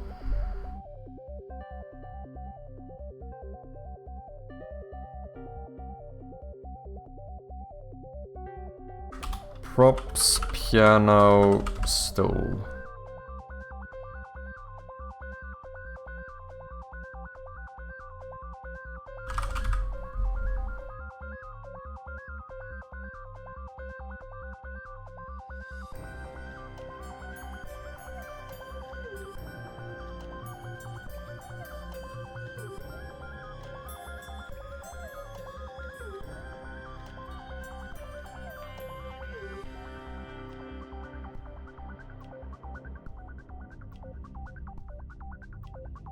The footstool.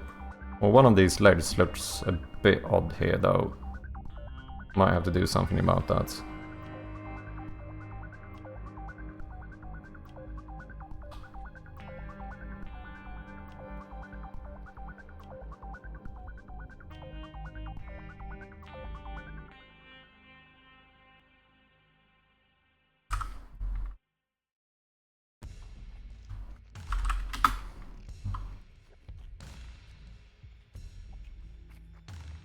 Piano, stool.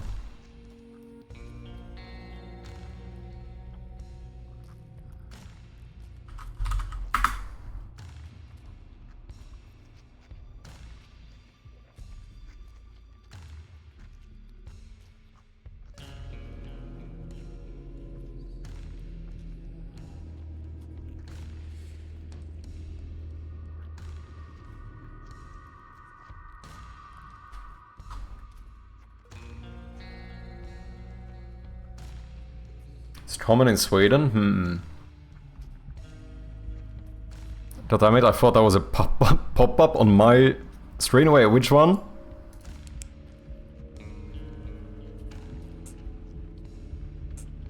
Perspective is a little bit fucked, but...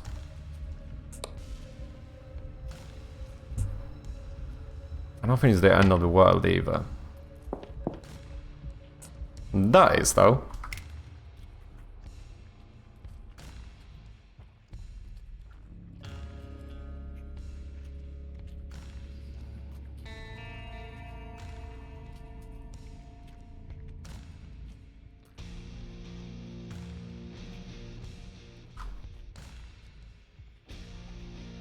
You can make it a waiting room, a room people sit in to pass time before going to the dining room.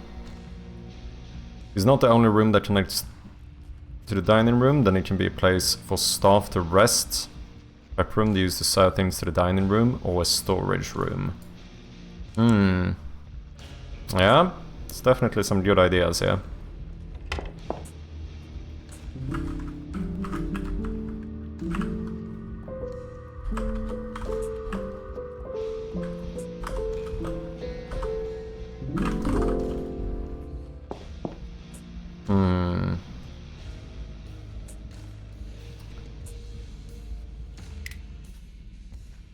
In that case, we should use the sofa there. Just like we said, we haven't used the sofa anywhere, have I?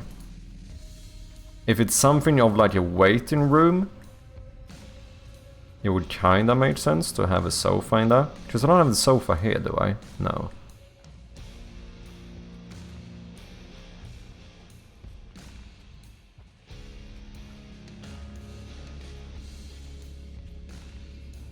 Yeah? That is a pretty good idea. Let me just look through this for fun though, see what else there is. Oh shit, are these categories as well?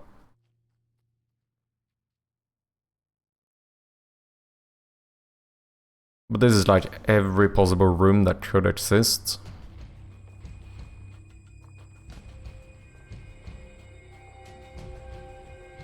Battery room?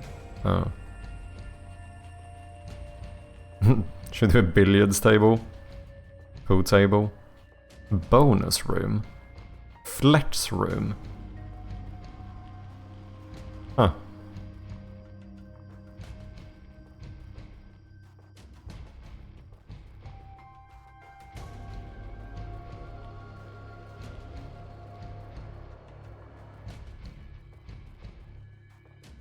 This is something I should have looked at before when I started planning the house.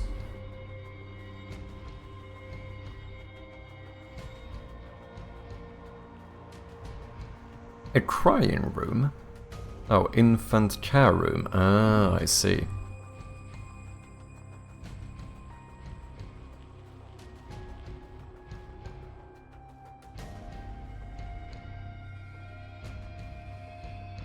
Disappointment room is a purposefully modified room, usually in an attic or basement, that was used to keep physically or mentally...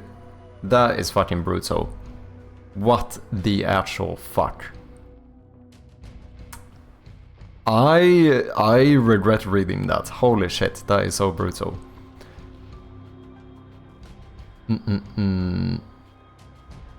Drawing room?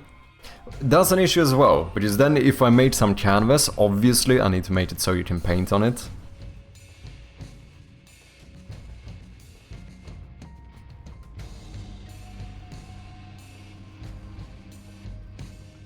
Function hall.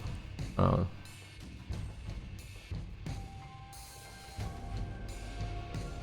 Garderobe? Oh, garderobe. That's how we say wardrobe.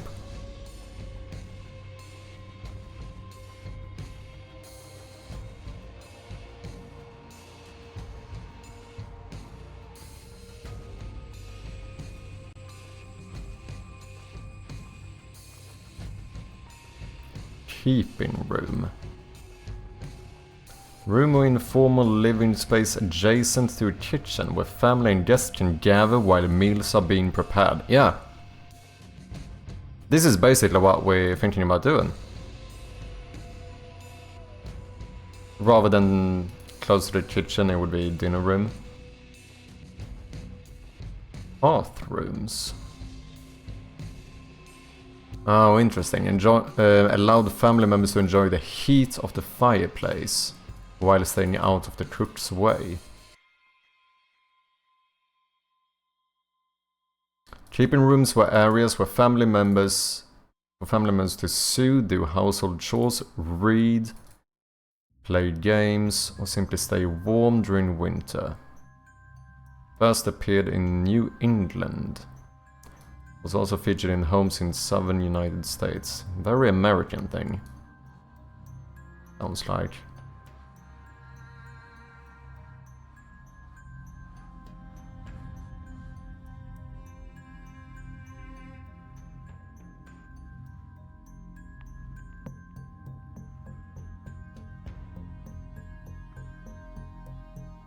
The term keeping room was used among Scotch-Irish immigrants in Georgia and Carolinas.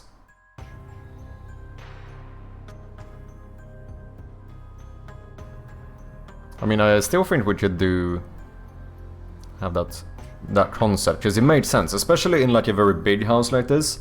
Like at some point, if you live in a house with this many rooms, at some point you need to just like start coming up with silly ideas for rooms, right? Because otherwise, I don't know how you... If you have a room or a house with like 30 rooms, at some point the ideas and like proper purposes for rooms has to run out, right? That's when you start getting like billiard rooms.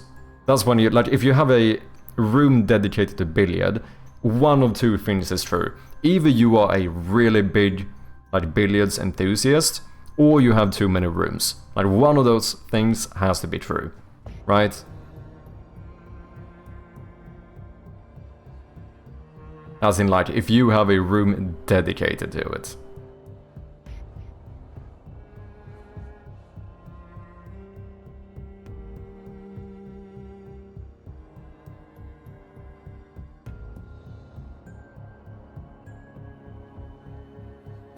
The only thing is that... now I'm kind of starting to wonder if it would make more sense to have the piano in that room. Maybe, but then we just move the issue, because now the issue is, well, what the fuck do we use the other room for? So it doesn't really solve anything. I think having a room specifically for the piano is fine. So in that case we can just make this a room where we maybe have like... Maybe we put a sofa in here to get some use out of that prop. And then maybe like a bookshelf or something. So that you could... It basically becomes another library type room. Which I suppose you could argue that the clock room already is, but oh well.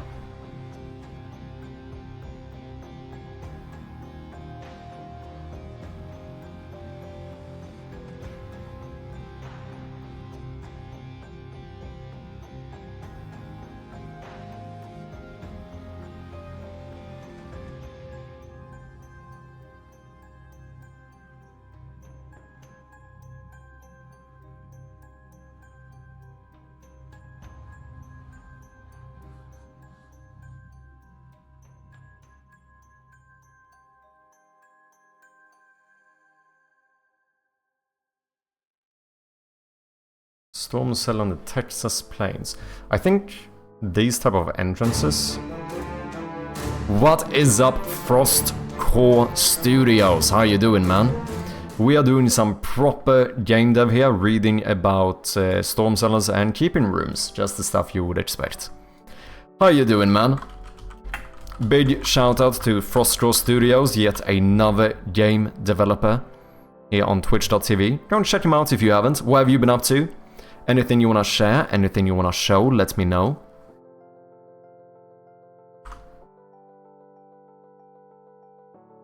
Trying to design this room right now, which is a little bit too empty. You're working on a door, let's go. You know, it's those like, it's interesting, it's those small things that you wouldn't think that's what you would be doing when you first get into game dev. Like, I've realized myself at points where, like, all of a sudden I will realize that I've spent like 2 hours looking at like old chest panels for houses, and I'm like, this is not what I thought game dev was about, but you know what? Sometimes you gotta do it. We just kind of finished the TV room here. So far so good. For anyone coming in, if you don't know me, I go by Mad Sherpy, and we're currently working on this point-and-click horror game called Shroud of Gloom, which hopefully, if everything goes according to plan, we should have a demo for in just a couple of weeks, so make sure to wishlist the game. Do you have any links or anything you want to share, Frostwall? Yeah, I was doodling images for doors for like 30 minutes, yeah, that's what I mean.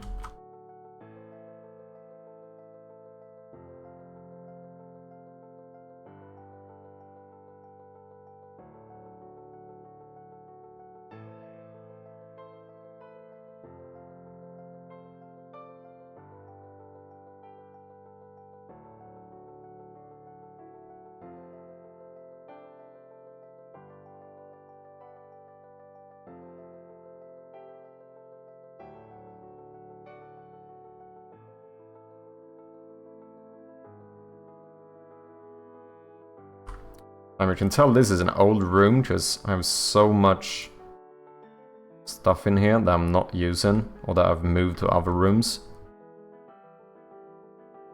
Okay, so this is gonna be, since it's connected to the dining room and since we're running out of ideas for rooms, I think we're gonna do like Devious said. Devious had a good idea. We should turn this into like something of a waiting room.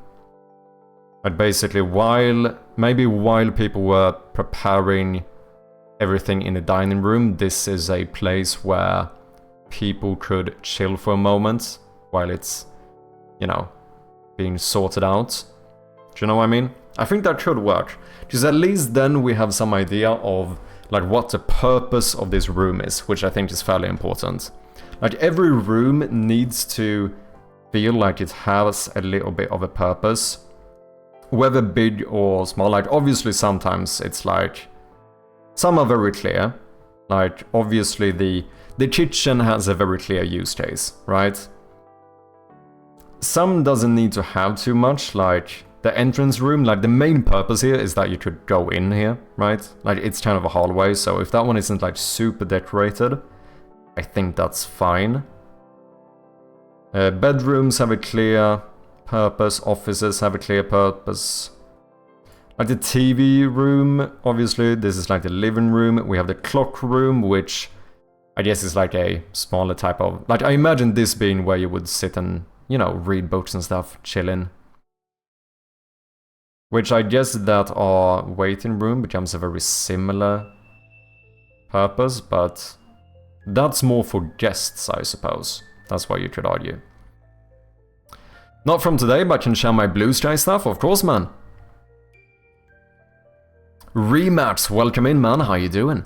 Just found you on YouTube, decided to check if you were streaming. Welcome in, man. Glad to have ya. Okay, what have we been working on? On some water interactions.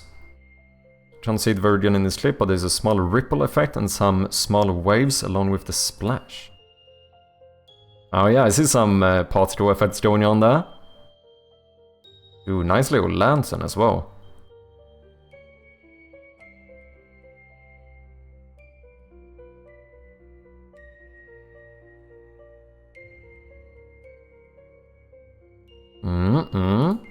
Looking good. Another painting. Damn, we've been working on a few paintings today as well. Oh, this is looking nice, dude.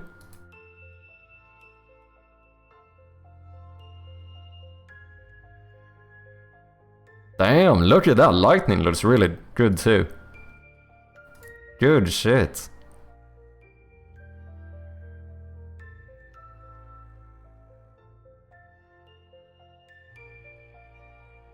How long have you been working on this, Frostclaw?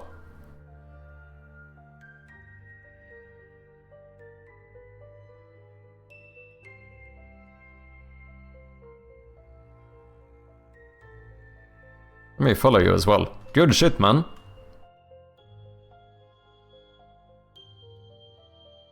Now, what did you say? Are you planning to put this on Steam as well? And I hope you had a good weekend too, Remax. And thank you for checking out the YouTube. Jumping over here. Appreciate ya.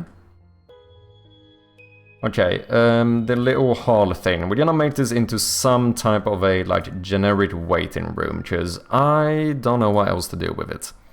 So one thing we certainly can do is to throw our unused sofa in here. The only thing about this one, how is the perspective here? Because technically this one is centered, so is that gonna look weird if I place you here?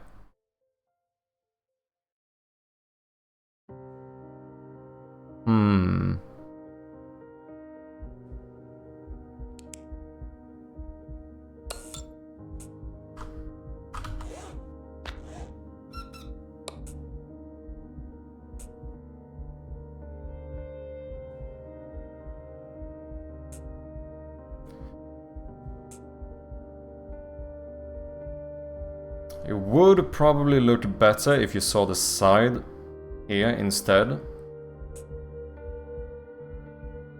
Which I guess doesn't necessarily have to be that difficult to do.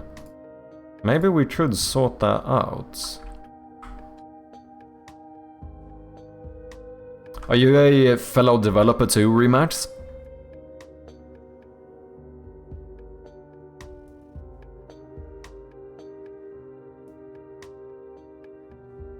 But what if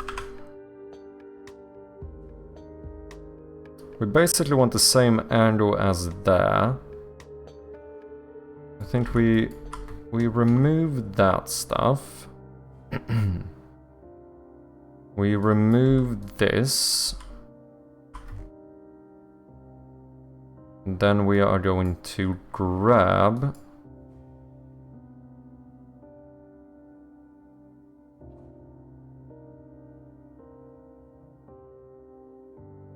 and just push this like over here instead.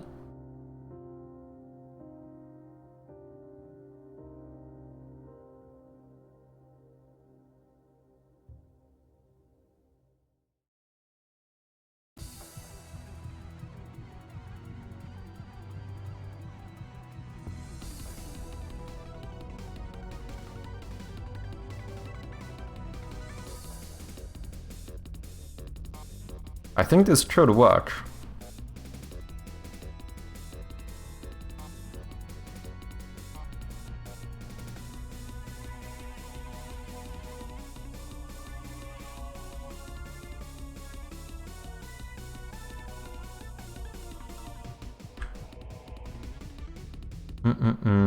That's almost 45 degrees. So if I just did... that would just be like this though.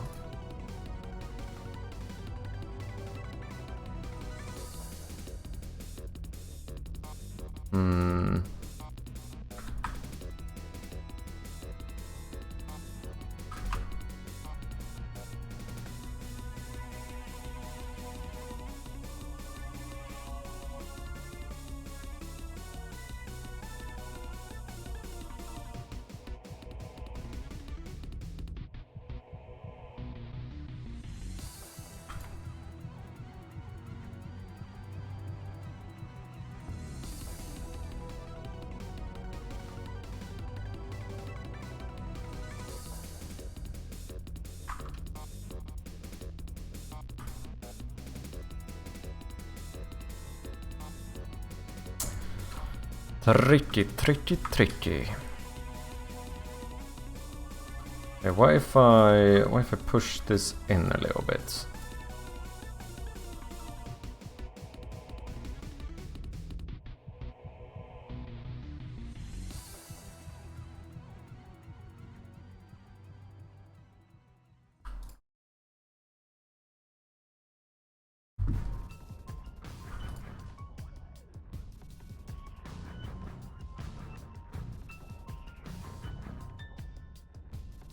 I mean, it's not too shabby, is it? Cankles, what is up, man? Welcome in. Good to see you again. I'm about to lock in. Gonna make a sandwich first, though. What's up, Soulflame Studio? Let's go. You know what I'm gonna eat today? You know what? I've started... I'm getting like addicted, fam. I've started eating something that is surprisingly simple and surprisingly fucking good. That is... bloody beans on toast. Holy shit, it's so good, man. And it's so simple. You know what? I kinda get it. I understand the Brits now. I just have dreams about game dev, though I made stuff in 3D and CAD. Made some mods for Skyrim back in the old days. Nice, man. Other than that, not so much. But then you're interested in starting? Just do it.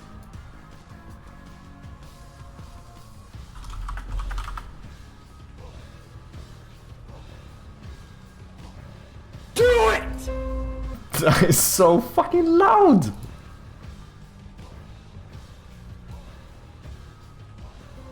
Just do it! Don't let your dreams be dreams. I'm looking at you, Remax. Tomorrow, so just do it! Make your dreams come true! Just do it! Some people dream of success, while you're gonna wake up and work hard at it. Nothing is impossible. Yeah.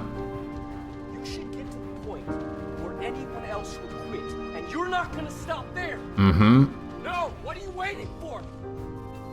Do it! There you go. Just do it! Yes, you can! Yes, you can. Just fucking do it, Remax. Oh no, now I have to. Here we go, let's go, man. We will be checking in on you. Making sure that you keep at it. I believe in you, man. Beans on toast? Yes, man. Holy shit, dude, it's so simple, but it's actually surprisingly good. Yeah, I think that looks pretty nice. I think we're gonna try this.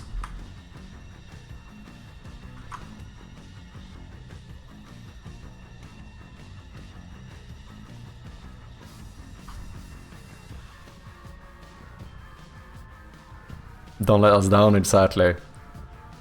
This is, you know, they say you shouldn't listen to peer pressure. No, in this case, listen to peer pressure. Choosing game engine, let's go. I'm starting a mini Godot tutorial degree. Oh, are you? Nice, man.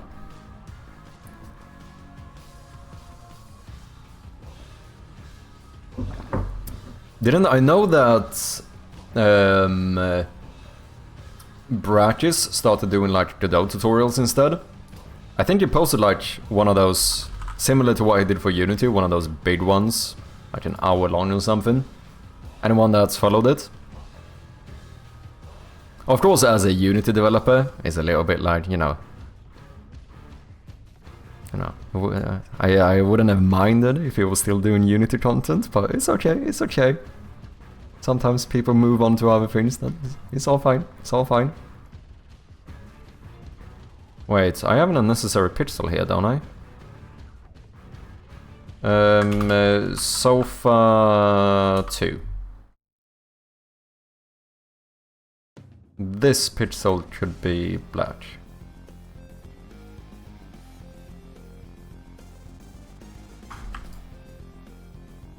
Yeah. Oh wait, we want this. Because that's supposed to be like the side, right?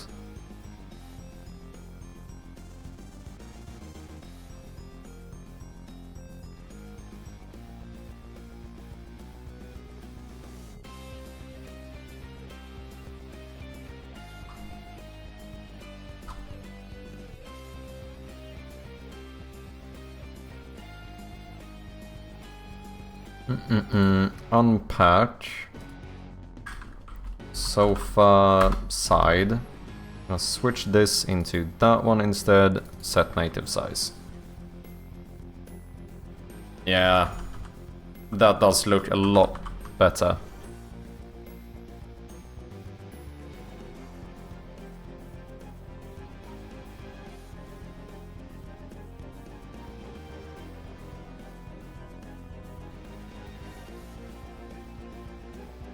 Right, need to make sure this is behind the door as well.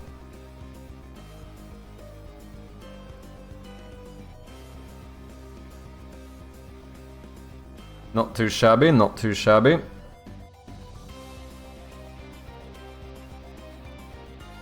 What? Come on now, Automod. Why are you holding that message? No, I'll allow it. Boa noite, caralho. How you doing, Swizer? Bem-vindo, pá. Como é que é, meu?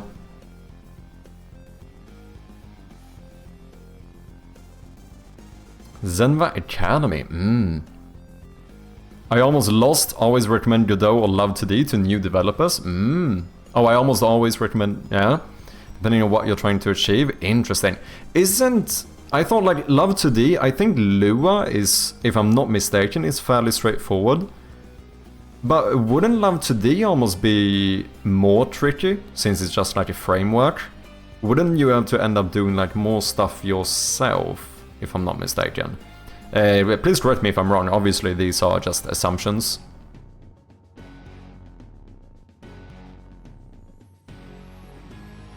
Godot I can understand, because I think that, if I'm not mistaken, since GDScript is more like a loosely or dynamically typed language or whatever, I think you could argue that those are a little bit more...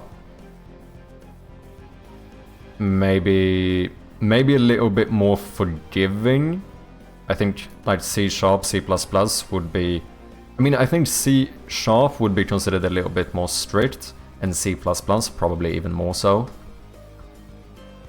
Obviously take everything I say with a grain of salt, because I'm a full monolingual, I've never used anything outside of C#, so these are just the assumptions I've gotten so far.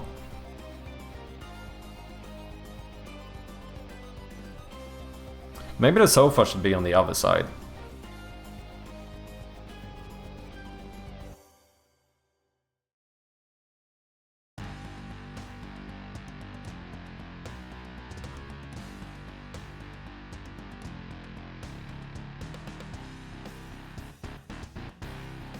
Since the door is here, it feels like a kind of awkward place to sit.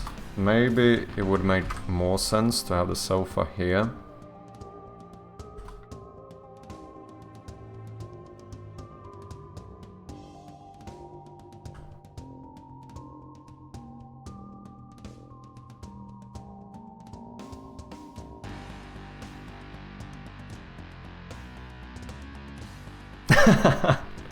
First project, making a botched version of Pastry Pop. Let's fucking go, man. Do it. Not gonna lie though, I actually think a games like Pastry Pops is a pretty good first game to make. Because that was basically me trying to come up with like the smallest idea for a game that would still be a bit of fun to play.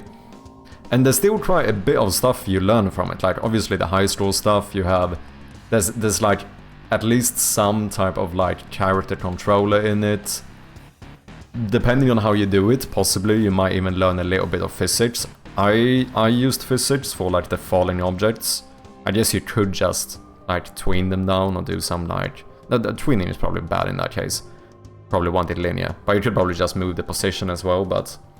Like there still is like a fair amount of things you can learn from it, but it's still like a small scoped game. Other games I would think are good to start with would be... I mean, my other game, Memento Mania, is a very simple game. That's like a memory game. Like if you just want to finish some product quick, I think that could be a good first game as well. Flappy Bird, another good first game to copy. Yeah, definitely keep me updated, Rematch. I want to see the progress.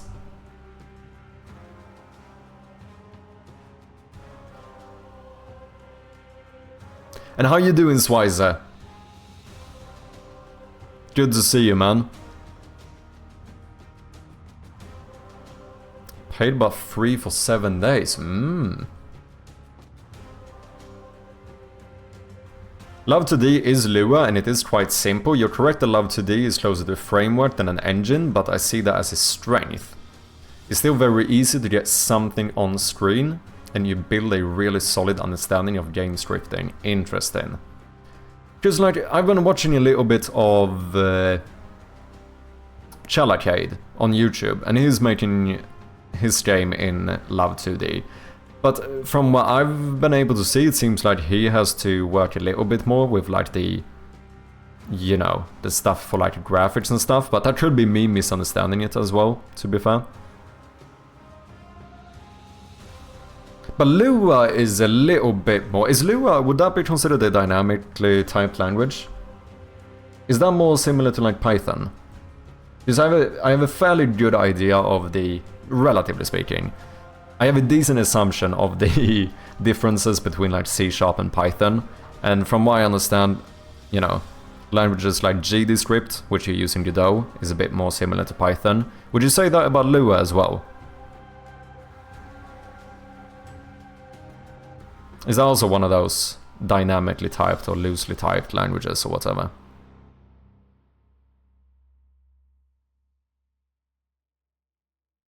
Flappy Bird, instead your chirps beard flying through the air. Had an idea of making a copy of Fruit Merge as a first try, feels easy. That's probably not too bad. Because that's similar... Yeah, I've seen this. Yeah, it's like you're dropping these in, and then if two of the same color connect, they become like a bigger one. And you try to get like the high score or whatever. That seems like a good first game as well.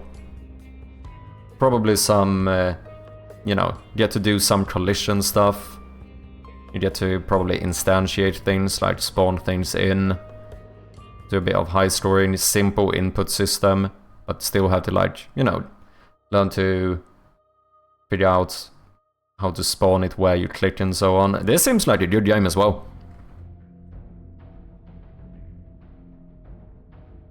Yeah. As long as you don't do what I did and try to make like multiple RPGs, open world, massive. With some caveats though, like I've talked about this before, but I think there are cases where I actually... I wouldn't try to persuade someone to not do that, as long as it makes sense.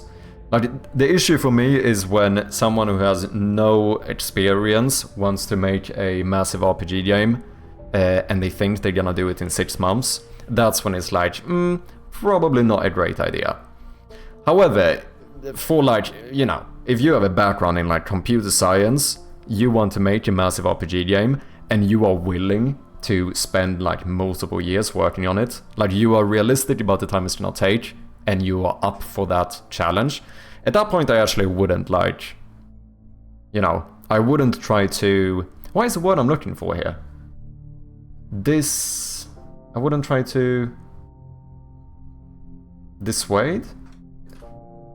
Dissuade? Is that what I'm looking for? Persuade someone not to take a particular course of action. Yeah, I wouldn't try to dissuade someone from doing it at that point. I think the issue is when you're like me and you look at like when I made my first game, because I was like, you know, I'm gonna do this easily. And I was definitely not up to work for like multiple years on it. At that point it's like, and also the fact that I had like 0 experience. No, that's very accurate. You have to use the framework APIs to define your sprites and animations and such. It's definitely more effort, but I actually think that's a good thing. Yeah, you could argue that like, you know, learning that stuff is probably still good. As long as the person using it is, you know, willing to go through it or whatever. Corpons is forcing you to stand up for 10 minutes. Let's do it.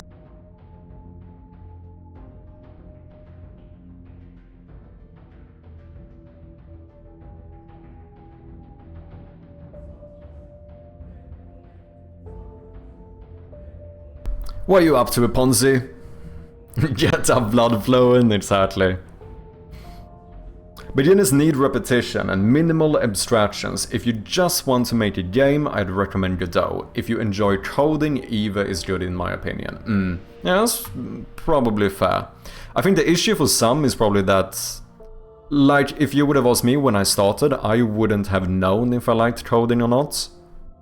I probably didn't at first. I think at first it was probably just something I had to do. I definitely ended up kind of falling in love with coding. Like now I actually really enjoy coding stuff.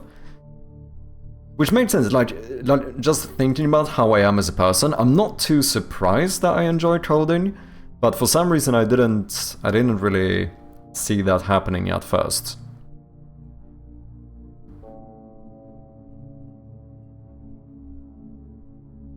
And yes, Lua is dynamically typed scripting language. What's nice about it is that you can embed it in other languages very easily.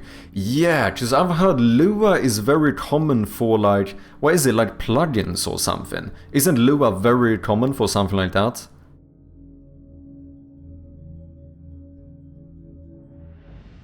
I've heard of some specific use case where I think Lua is very common. I don't know if it specifically is like plugins, but something similar. Well, I guess maybe that's what, when you say scripting language, that might actually be what you mean as well. Because scripting language is technically not really the same as a programming language, right? Isn't that like a slight difference here? Script is a relatively short or simple set of instructions that typically automate an otherwise manual process. After writing a script is called scripting. A scripting language or script language is a programming language that is used for scripting. Limited to automating shells in operating system. Today's scripting is more pervasive. Pervasive?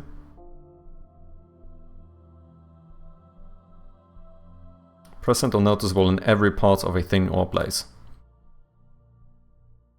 Some scripting languages include modern features that allow them to be used to develop application software also. When embedded in an application, it may be called an extension language. Sometimes referred to as a very high-level programming language if it operates at a high level of abstraction. The term scripting language is sometimes used in a wider sense to refer to dynamic high-level programming languages in general. Some are strictly interpreted languages, while others use a form of compilation. I'm gonna snooze this ad because fuck it. Interesting. I know I've read a little bit about this before.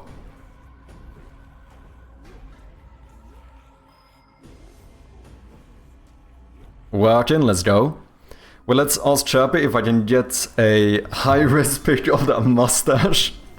Can you move closer to the screen so I can snap a print screen? Absolutely, absolutely. Here you go, man. You know what, I'll even, you know what, if you're gonna make a game and you want it, I'll send you a proper high-res picture of me that you can use. 100%.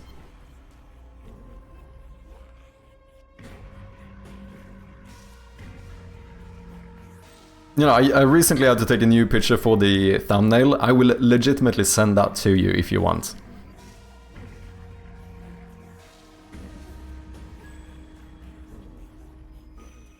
Lua is very common for plugins and mods in Roblox, Minecraft, World of Warcraft, etc. All use Lua. Ah, gotcha.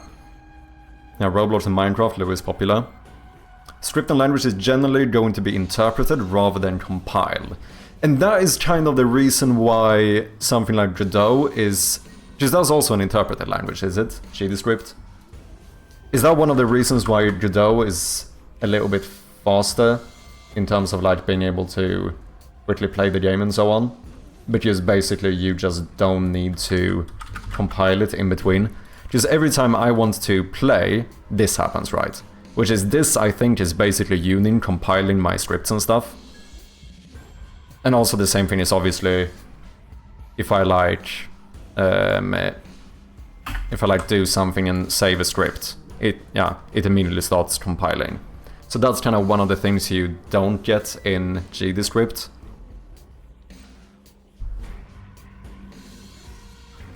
Yeah, or just-in-time compilation. Yeah, that I have read a little bit about. Essentially just interpretation with some added benefits.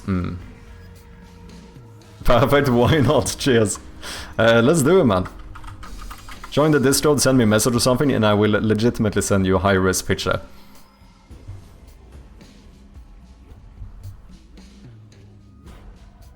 That game is gonna be legit. Telling you Rimmers, Flappy Bird concept, but Chirp's mustache is the moving sprite. Yeah, GDScript is Python-like language. Can you use C# in it though? You can. Also C++. I don't know about C++, but I definitely know you can use C#. I know that Sorcery Story, another streamer here on Twitch, she uses C# in Godot. Most people I've seen are using GDScript, but I know that it is possible to use C#.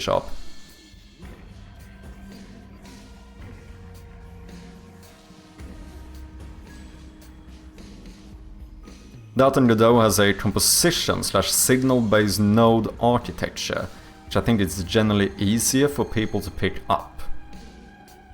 But signals, I don't know if we're talking about the same exact thing here, because there's something called signal in Godot, right? Which I think are like their equivalent of events in C#. But I don't know if that's specifically, wait, node architecture. Signal just mean like event channel. Okay. So I think you're so like you're basically saying the architecture for events in Godot. Wait, it has a composition/signal based node architecture. You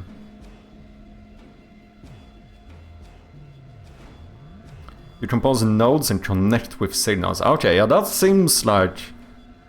It sounds like it would be perhaps a bit more intuitive. I'm actually a little bit surprised at...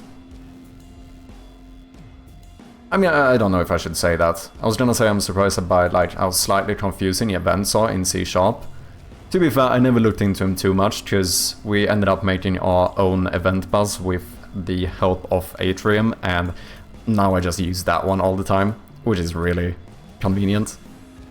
Probably one of the things that have improved my codebase the most. But it is a little bit weird, because what I do is that I basically have classes as like, I don't know if you could call this like a wrapper for an event. So like puzzle open, this class is like one of my events. So if I wanted to, I would quite literally publish the puzzle opened event.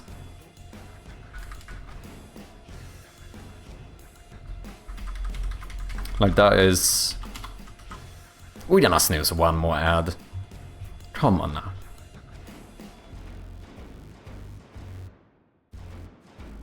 An event DTO? Maybe. I don't know if I know what DTO is. Data transfer objects? That sounds like it could work, because the good thing about this, right, is that I can pass in data. So like whenever... Or like here I basically have a function. I change this bool whenever these are published, without actually listening to it. But in other cases, like in the room manager, here we have the room exit event. This one will pass in a bunch of information about the actual door you clicked on, the direction you're going, the enter direction, as well as the... So direction is how you exit your current room. Enter direction is how you enter the new room, because that's not always the same. Sometimes I might want to have the animation be like you're going upwards, but when you land in a new room, you should go forwards, you know, stuff like that. And then whether or not we should play different footsteps. And anyone that listens to this event could just check all of these variables, or not, if they don't want to. But it is fairly useful. This is the same broadcast pattern I typically use. Oh, interesting. This is the beginning. Every game I made from now on is going to have the legendary Chirpy mustache in some way. Let's go.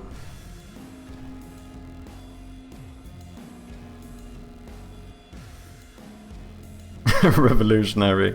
You do use events a little differently, yeah. The big question is, do you need a method or an event?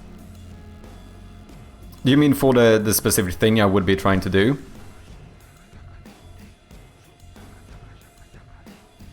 In your case, you save after every event, right? No, not necessarily. If you mean save as in like the actual saving system in the game, that would not save after every event, because I have way too many events. To be fair, in object-oriented programming, every method is an event. Interesting. It's definitely going above my head, but it sounds interesting. But it's also one of those things, because a function and a method is not the same thing either, right? From what I understand, a method is a function, but a function doesn't necessarily have to be a method. Is that correct? I think that might be the case. Because I know that in Unity and C#, I suppose, you technically use methods, but there's other languages where it would be maybe more correct to call it a function. Also, stream is in 1080p today. Yeah, I heard. Unfortunately, I cannot do anything about it. I mean, I could lower my own quality, right? I could start streaming in 720p instead or whatever, but that's also a little bit... It's a bit sad. You know what we need to do? We just need to push for partners, so I think if we would get partnership, we would always have quality settings.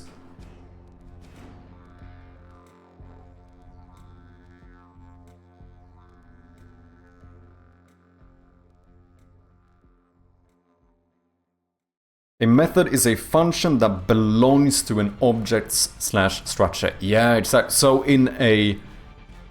I would assume that means that in a functional programming language, you wouldn't have methods. In that case, which kind of makes sense, in that case everything is a function. I guess that's why you call it a functional language, eh?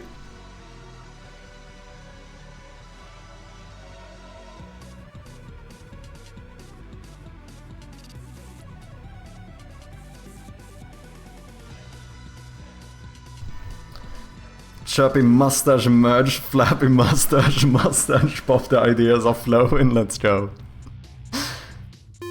Okay, this is the last ad I can strip, but you know what, we're gonna do it. That's how much of a nice guy I am. Stripping all the ads. So it's a method that has access to the state of the object, often presented through keyword/magic variable like this/self. Oh yeah. Why not apply for partner? I mean, I could. I do know that, like, technically speaking, can I even apply? Can you even apply for partner anymore? Just... Oh no, you should be able to. Because I know, like, I don't have the view account to technically be able to become a partner. Because to hit partnership, I think you need, like...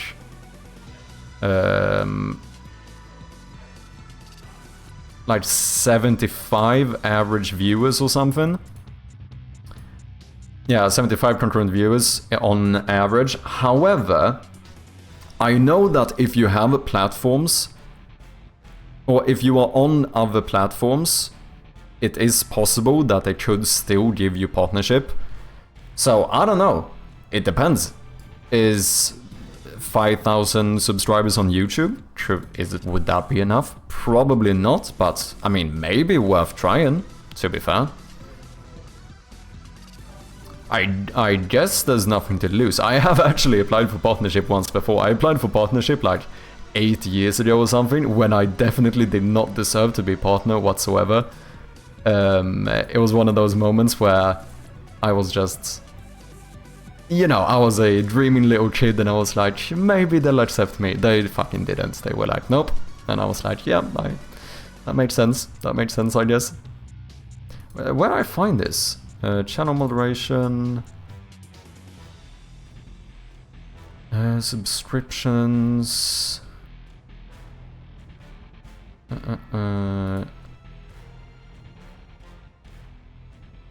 Overview...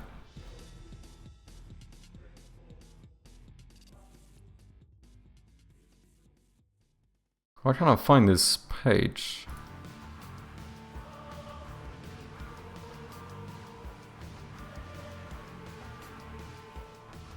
I know it is here somewhere.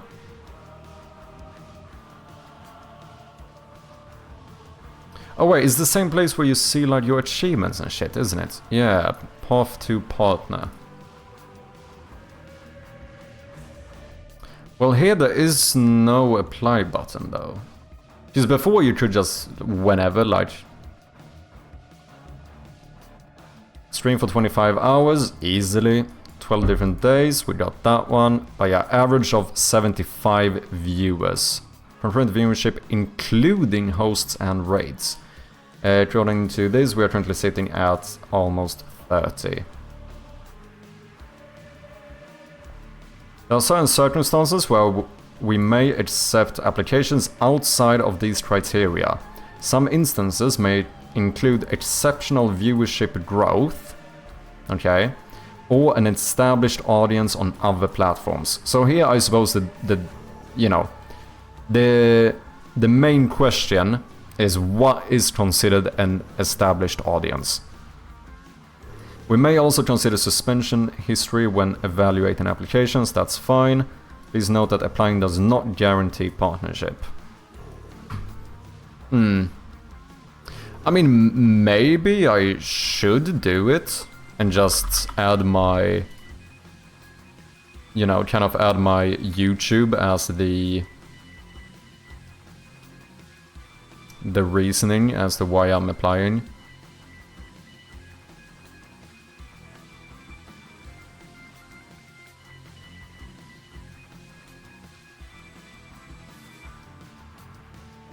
If you can, where, I mean, I don't know where the fucking button is though. Maybe I need to be logged in.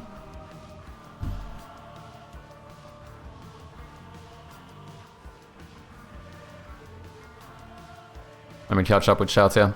In a functional language, there are no method.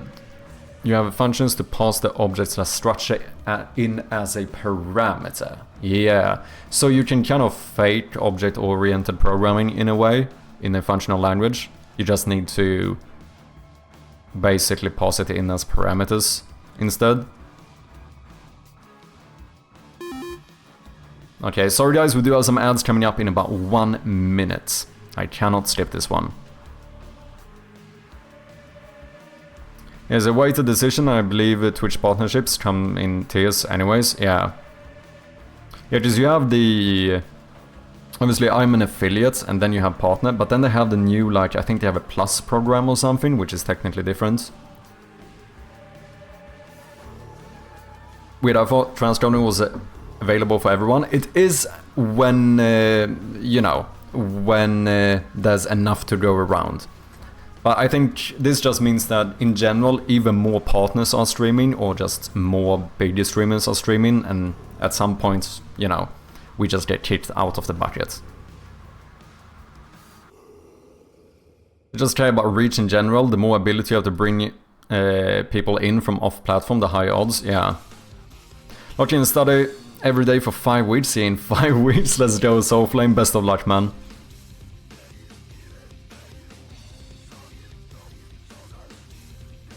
So now transcoding is available to non-partners on a first-come, first-served basis. Yeah, exactly. But then, like, if there's too many partners, obviously they're gonna get priority, and I think that's the kind of stuff that's happening at the moment. 75 average views is tough for gamedev. It is quite high. Like, the... You know, I would basically need to slightly more than double my average viewership, which is, you know, does not... probably not done in a day. But yeah, I might look into it. I mean, you know, there's no... I do suppose that there's no reason not to try it.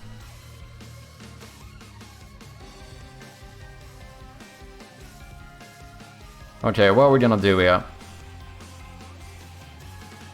Maybe move the painting instead. I kinda wanna make more paintings.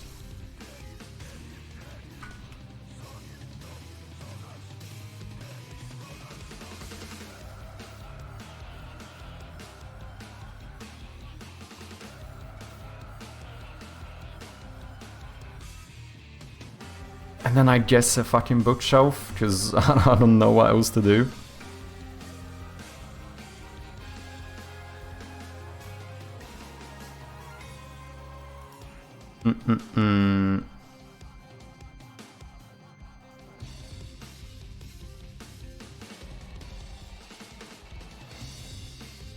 Yeah, I think we might just have to do like a bookshelf here.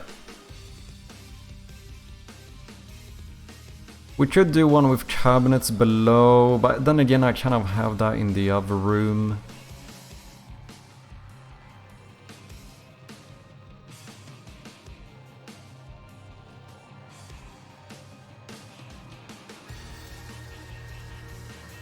This one I have in the office.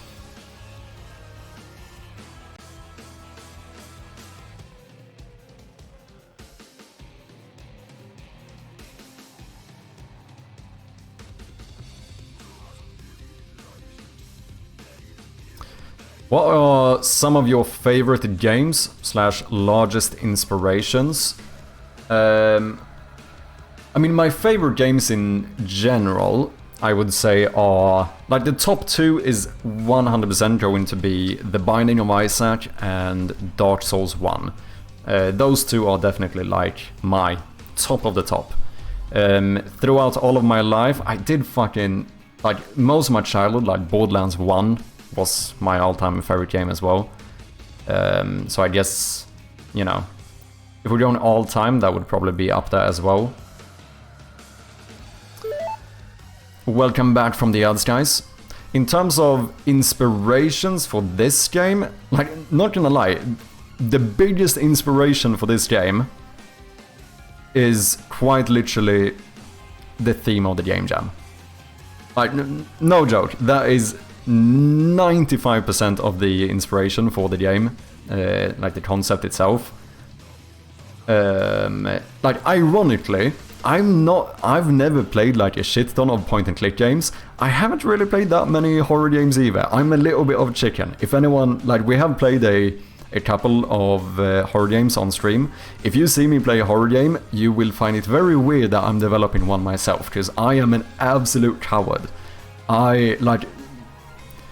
When I played 10 bows, like, my chest hurts for like 3 days afterwards. Like, I'm like a proper coward. So me developing a point-and-click horror game is quite ironic. But in general, I would say that the biggest inspirations for the game... I've played through a couple of other point-and-click games as inspiration, like after I started working on this. So I guess that would be like Forgotten Hill and like some Rusty Lake games. Also taking a little bit of inspiration from Resident Evil, although being a very different game. And believe it or not, I actually have a fair amount of inspiration from Dark Souls as well. Which might sound weird, might not be the most expected, but there's a fair bit of... There's a few like decisions I've made in this game that is pretty much directly related to inspiration from Dark Souls.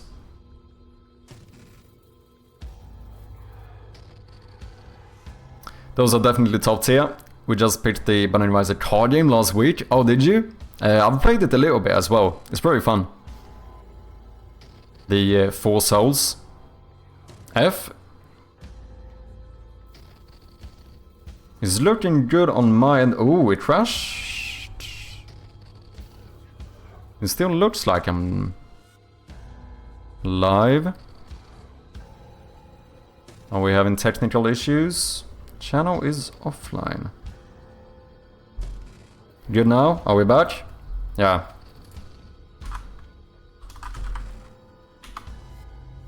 Refresh if there's any issues, and we should be back. I think that was Cheers. Twitch, because everything is looking good on my end. Cheers, Pirorgi.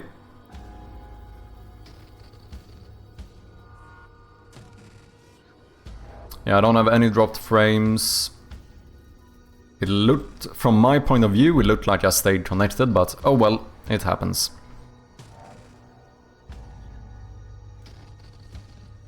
What was I saying? Oh yeah, you mentioned the Binding of Isaac card game. I have played that one a bit too, quite fun. The competitive card game I'm working on is also very much Dark Souls inspired. Ooh, interesting. Yeah, Dark Souls is an absolutely fantastic game.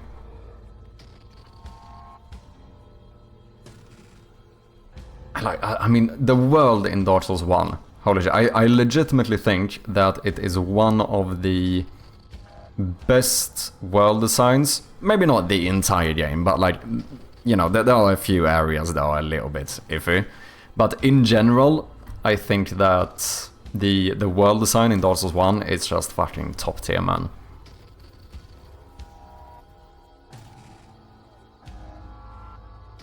There's something I really enjoy about like the interconnectedness of Dark Souls, which is something I've taken a bit of inspiration from, trying to just do that but on like a smaller scale in my game, if you know what I mean, but still have that like where there's multiple connections. My game is inspired by Dark Souls and Outlaws. Nice. I played a little bit of Outlaws, not like, I'd never played through it. I played it on stream like 8 years ago or something. Dark Souls 1 intro is still top tier, it's really good. I mean, yeah, I think Dark Souls 1 is one of my most played games. I think I probably have like 500 hours or something. I have almost 300 hours in Prepare to Die edition and 160 hours in the remastered.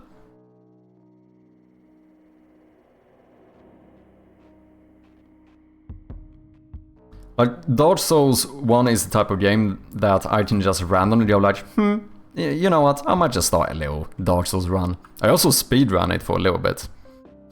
Oh, I'm doing quite well. Pirorgi. How are you? Hope you had a good weekend, man. I have a tattoo of Seif the Scaleless. Ooh, nice, man. Yeah, fucking fantastic game. What about you guys? What are your... if you had to pick your favorite games? Like your 1 to 3 top games of all time, what would it be? In before I out myself as a fake gamer when everyone realizes that I've played like a quarter of the games that you're gonna mention. Anyway.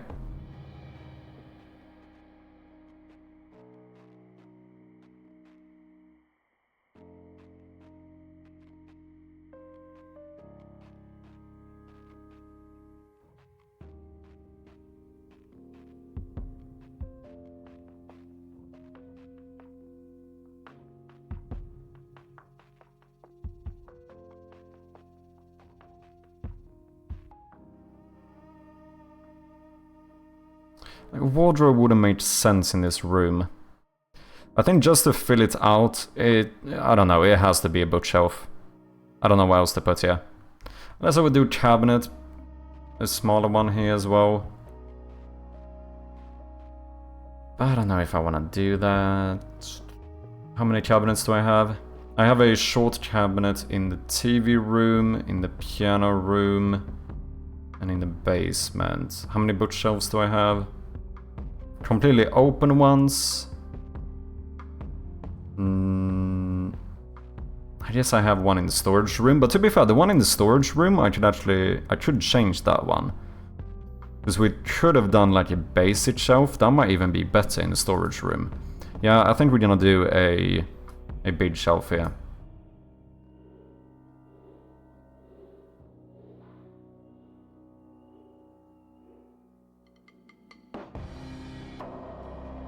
Started making music. Nice, man.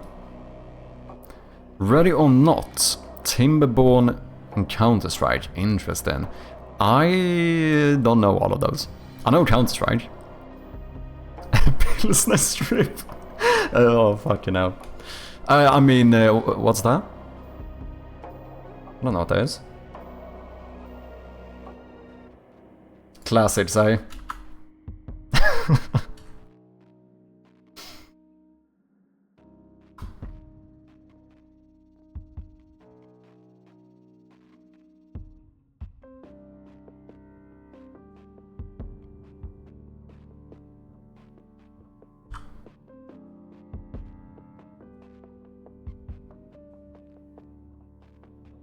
Yeah, let's do something like that. Metal Gear Solid 2, Dark Souls 1, and maybe Zelda Majora's Mask. I kinda wanna play through some of the Zelda games at some point. Do some little stream marathon or something, we'll just go through a bunch of them. Could be kinda fun. I've mainly played Ocarina of Time, but I've never finished it. Metal Gear Solid,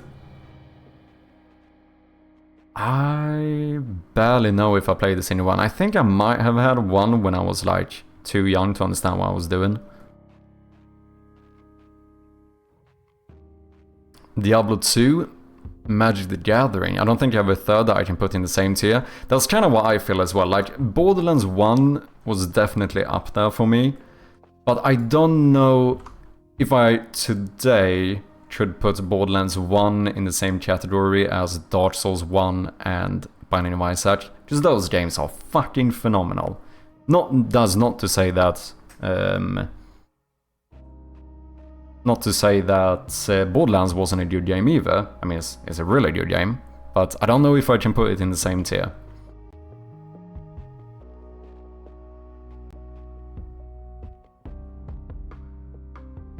Good first game, right?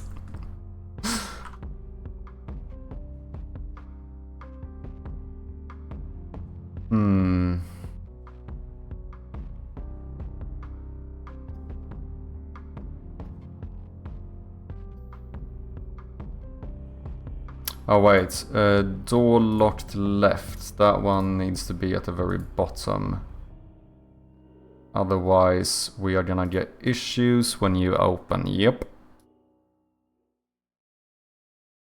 But now it should be fine.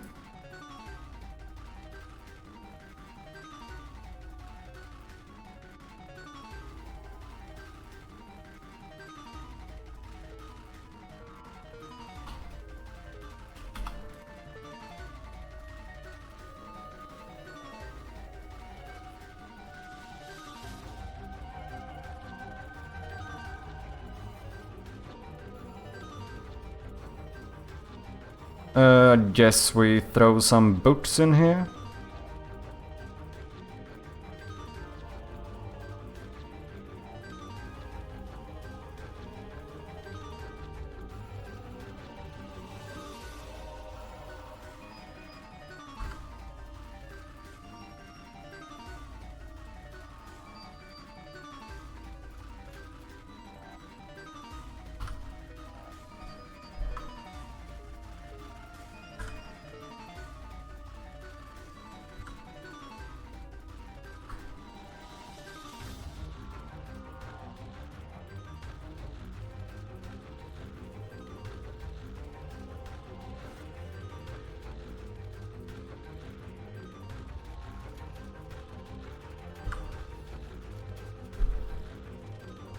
I'm not a gamer's gamer though. I'll spend thousands of hours on a single game, but getting me to play a new one is like pulling teeth.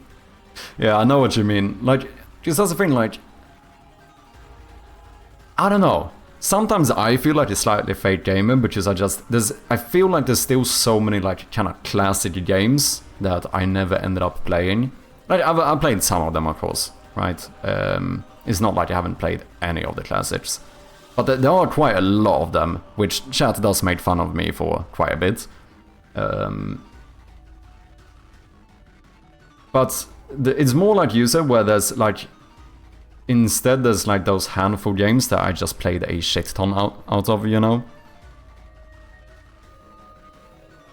Been a huge FromSoft fan since like PlayStation 1. Kingsfield was the OG first-person Souls game. Yeah, I have actually... Although I like Dark Souls is like my favorite game ever, I have never played a Souls game outside of the Dark Souls series. Still haven't played Elden Ring. Never had a PlayStation, or since PlayStation 2 at least. So didn't play Bloodborne.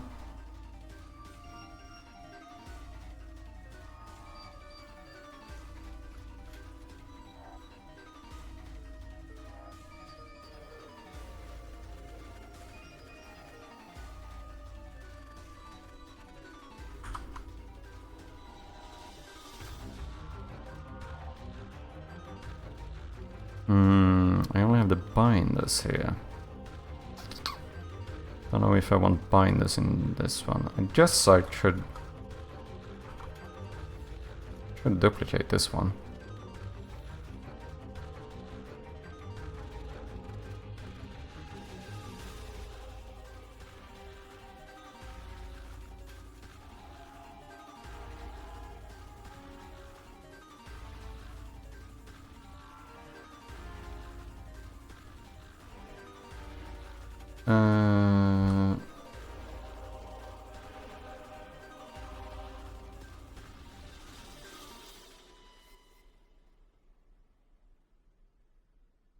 Maybe.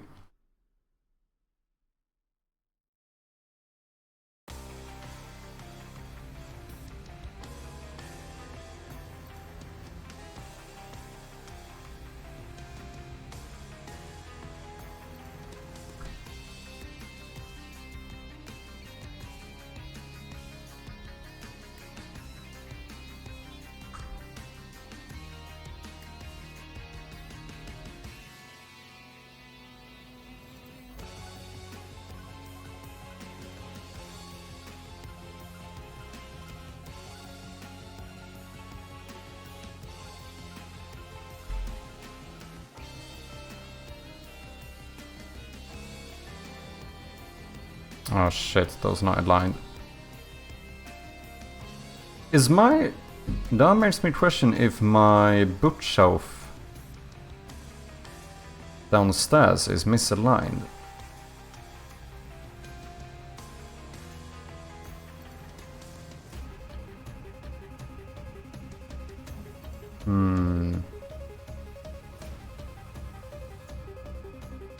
Because why are... I set up all of these prefabs to be correct.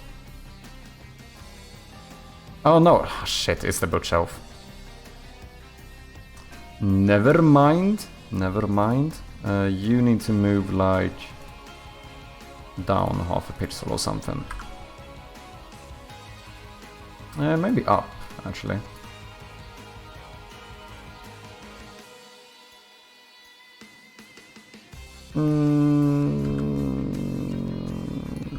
Now down. And then these now need to go boom, boom.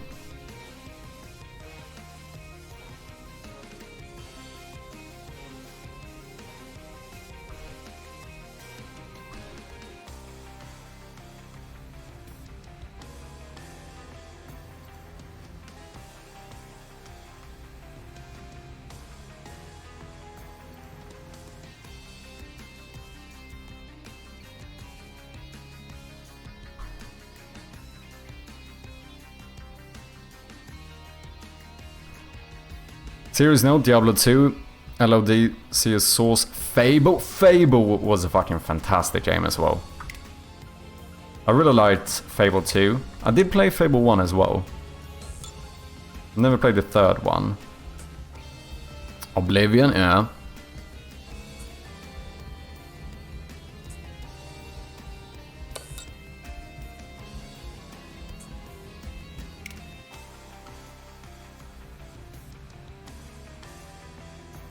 Spent like 5,000 hours in Oblivion, Xbox 360 version. I did play it, but definitely not. I played Skyrim way more. Skyrim is mad though. Like, I probably have a total across all platforms. I probably have a total of like 500 hours in Skyrim. And believe it or not, I've never finished the main story. Ever. I've done like everything in that game except for ever finishing the main story. Which is kind of mad.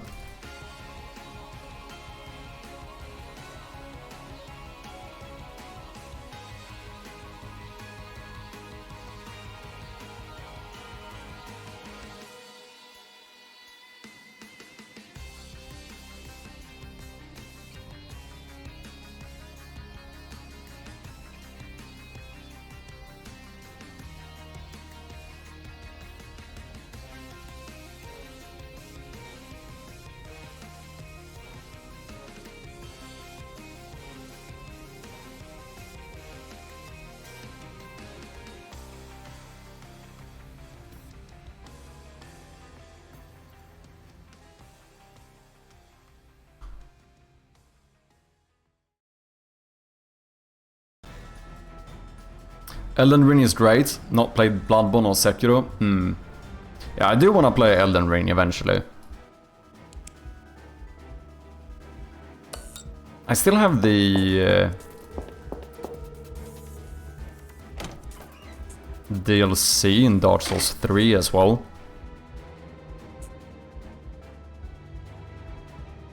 Didn't finish Elden Ring either. It's close to the end. Spent so much time exploring every little corner of the map, yeah. Fable 1 is best by far. It was a really good game. You can do that in one sitting, yeah. It's kind of mad. I don't know why. I mean, yeah, I don't know. I've done like Dark Brotherhood and like Thieves Guild and the fucking Magistral, like all of those type of things I finished. But never the fucking main story.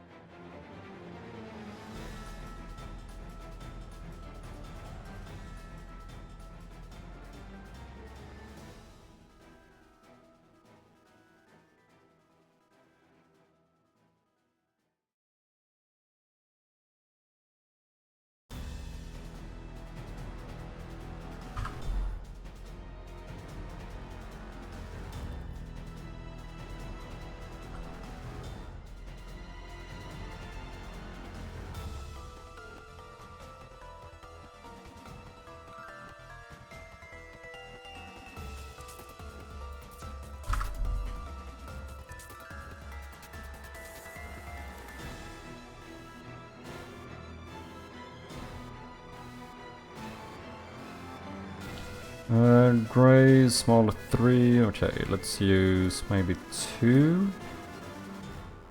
Sure.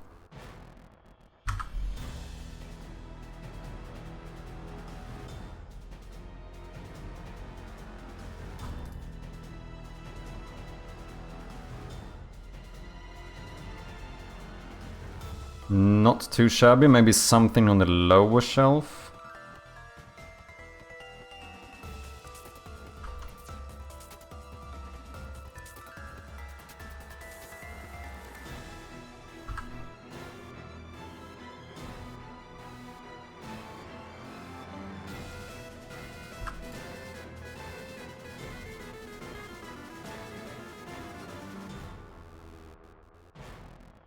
Okay.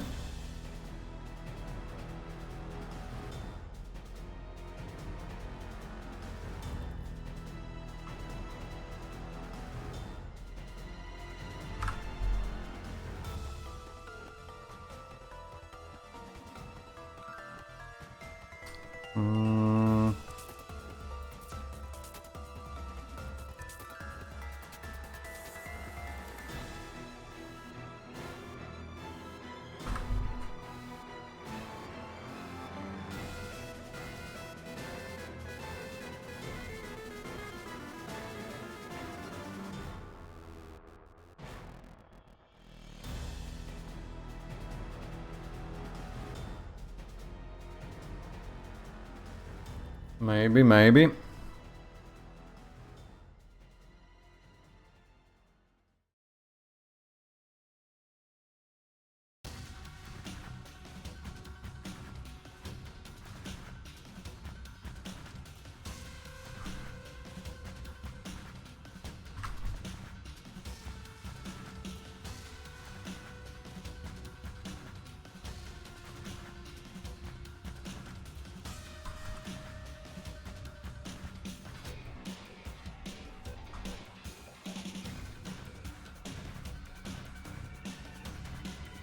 Sure.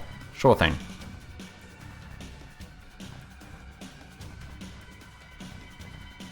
Story main quest is really short. I got that game, brought it home and finished it by sunup. Damn. Morrowind, I probably spent even more time in that one. Can't even put a number on that one. I've seen a little bit, but I've never played it. I would kind of like to try it at some point though. Because it's kind of fun seeing an RPG that was not very handholdy, if you know what I mean.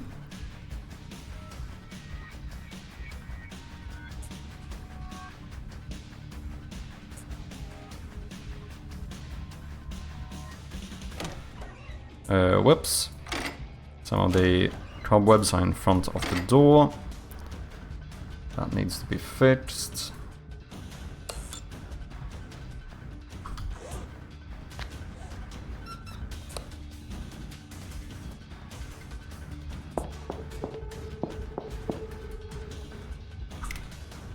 Yeah, so far so good.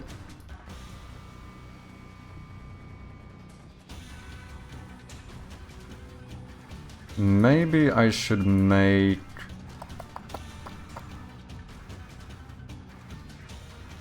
Maybe I should make the parent item for all of the cobwebs. It does make this a little bit more messy.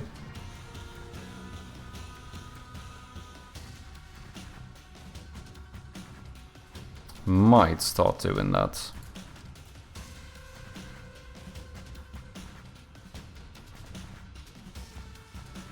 Those are the top of the list for me. But for me it's more about how I felt playing the game at the time, I guess, if that makes sense. No, I think that makes a lot of sense. Like, for example, I genuinely think that, for me, I think Dark Souls 1 is the best Dark Souls, but I'm very well aware that a lot of people would disagree with me. But that's also because I'm biased, right? Like, a big part of why I think Dark Souls 1 is so good is because it's the first one I played. It's the first Souls game I played. And I think that just made the experience a lot different. Because every other Dark Souls I played was really good games, but that was like oh, something more of the experience I already had once. Do you know what I mean? Does that make sense? Like, I don't feel like the same nostalgia or whatever. Booting up like Dark Souls 2 or 3 compared to Dark Souls 1.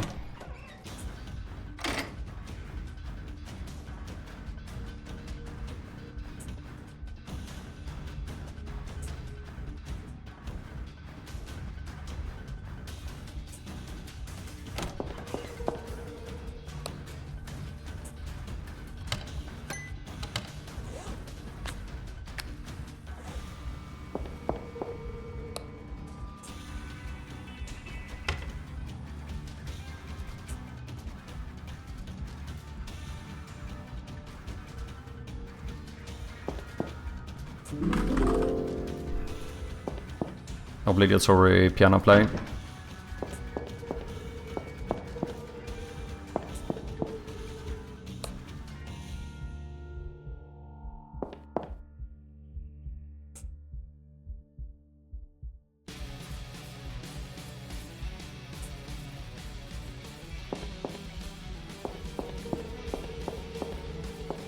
Did I add cobwebs in the kitchen?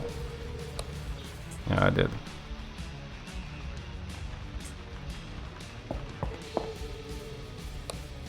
We need to do something here as well. And this part is fine. I don't like just having the plant on the floor here. I know I used to have a table here. I don't know why I removed that one. Or maybe I do.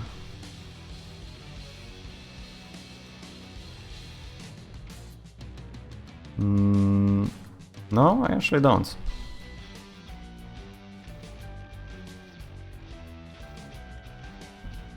Like when I first loaded up Metal Gear Solid 2, man, I was blown away. No other game has come close.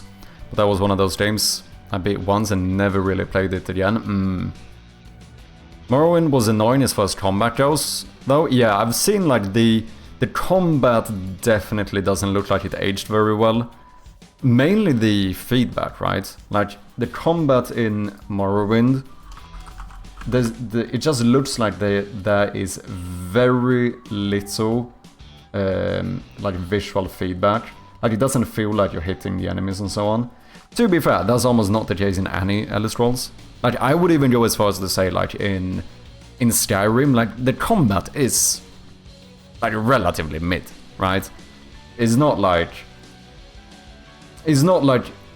the combat in Skyrim is like mind-blowing by any means. Like what made Skyrim good, right, is like the massive world and like the amount of content in it and like the world building and so on. Like that's kind of I feel like that's the draw to a game like Skyrim for me. Whereas like if I wanted good combat, then like Elder Scrolls is probably not what I'm playing.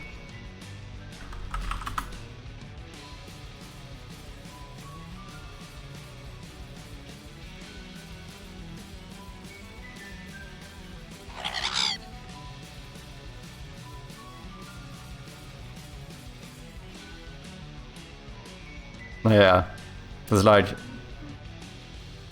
you know, no real like hit animation. There's no like color switching. There's no like particle effect.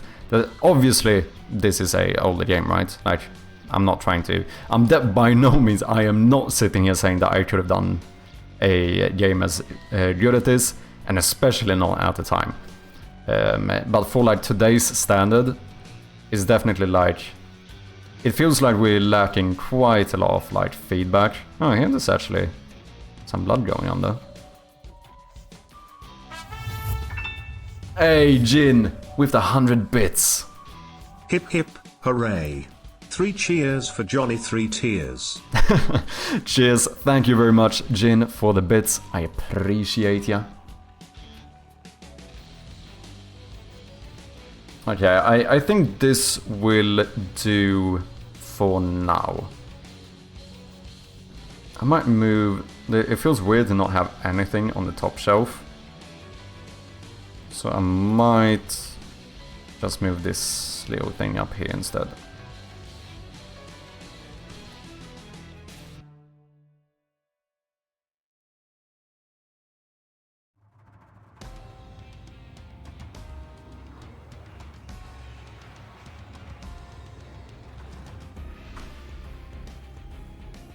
But then we almost want the other one though, don't we? I'm gonna be lazy and just flip the sprites. So I think they're the same size anyway.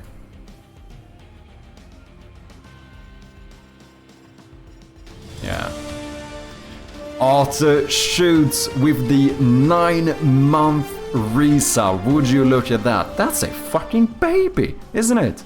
Madchi cheers. Cheers, man. Thank you so much for that resub.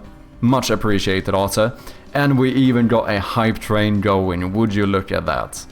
Choo choo, motherfuckers. Thank you very much, Arthur. Dankeschön. Achtung.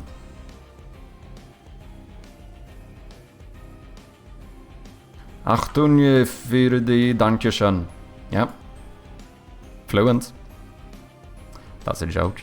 I want to be very clear. That was obviously a joke for anyone who didn't catch that.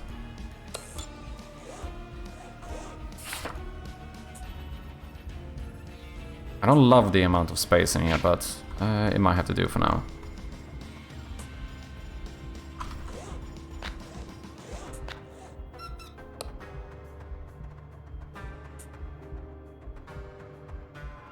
Yeah, it looks a little bit more even or whatever.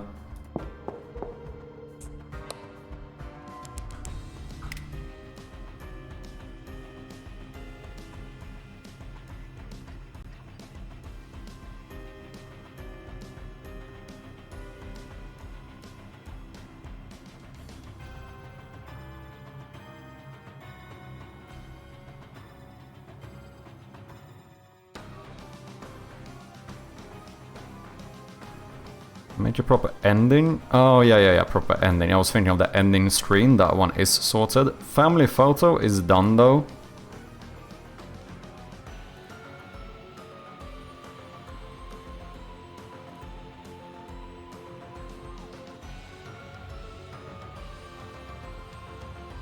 And these are gonna be a little bit ongoing. I wouldn't mind potentially having...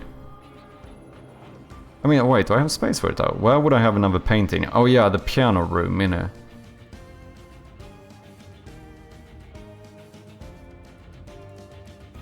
Here we don't really need one. Here we have one. We have one in the TV room. I don't know if I want one in the bathroom, because it would be the same frame as the mirror, which I don't love. You know what we should do here? Switch out the shelf. That is something we should do. Since this is more like a storage room, I think it would make more sense to have the basic shelves.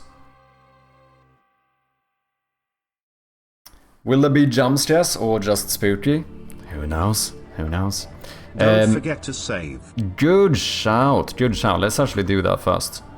There will be jump scares in the game. However, especially compared to the game jam version, it's gonna be a lot less. It's gonna be a lot more focus on like the atmosphere and stuff. But there's going to be jump scares in the game. Yeah.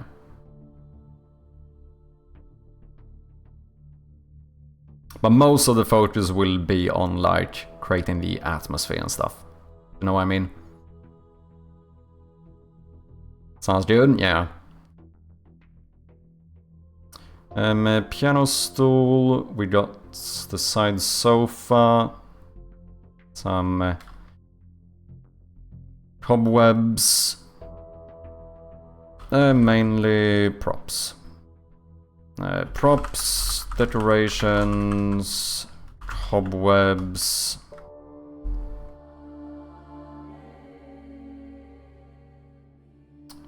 Sure.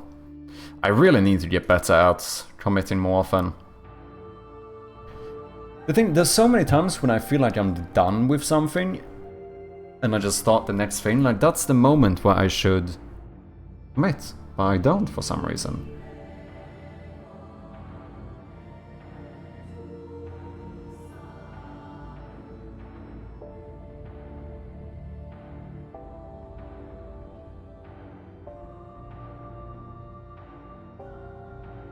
Atmosphere does a lot, it really does.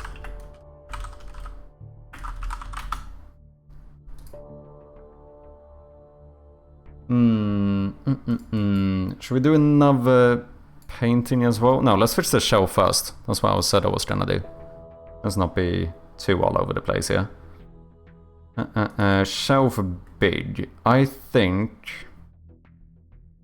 I'm not sure if I want to do this, but I'm thinking of it at least. I'm thinking about instead potentially having the... like, basic shelf. This one. I kinda feel like that makes... potentially suits this area better. Cheers, rematch.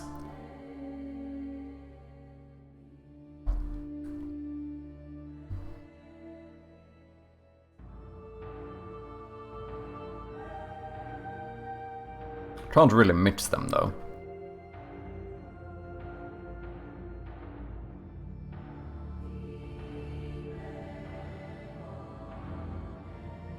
There's also the low one.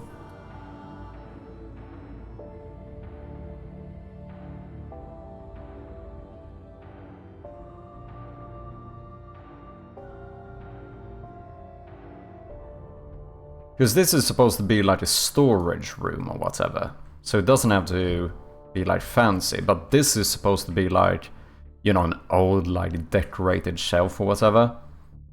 Which I guess doesn't really make as much sense in this type of room.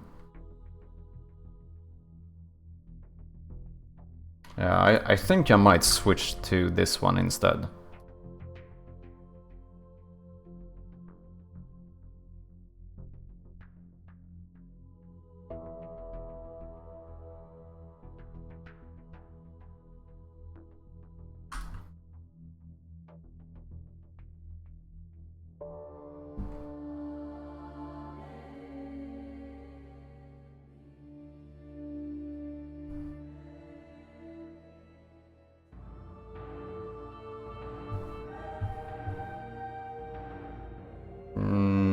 Yeah.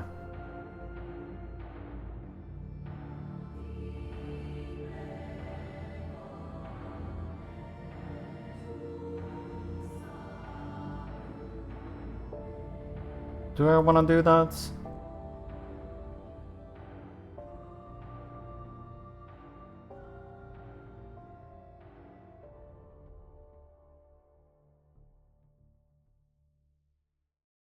I feel like it makes more sense. Can we have some toilet rolls here? Storage for the toilet rolls? I never made an actual... I have the one on the wall, but not like... I was thinking if we could like store some of those in here, that would kind of make sense. At least if I can make it read somewhat well. Well, if we put it on the bottom, we could show a bit more of it. Do something like... potentially even do something like this.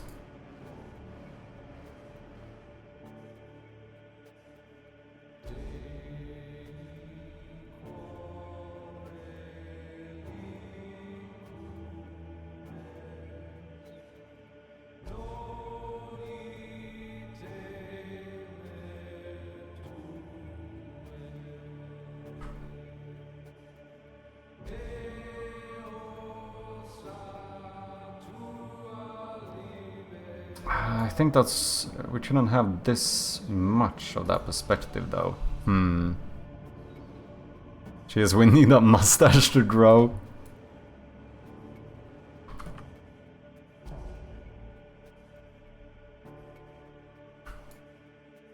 But then this wouldn't really read as a toilet paper, would it?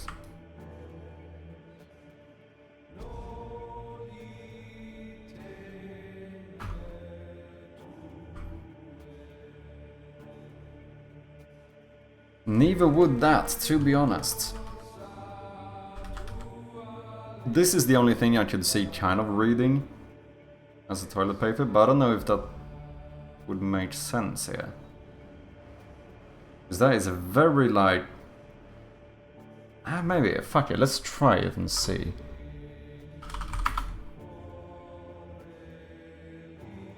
Could be a decent thing to fill out this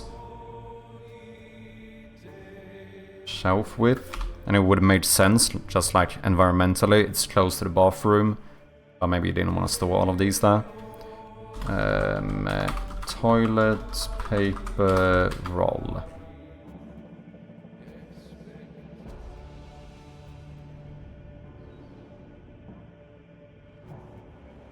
It's like, otherwise it would just be like a generic... Like, it would almost look the same as this.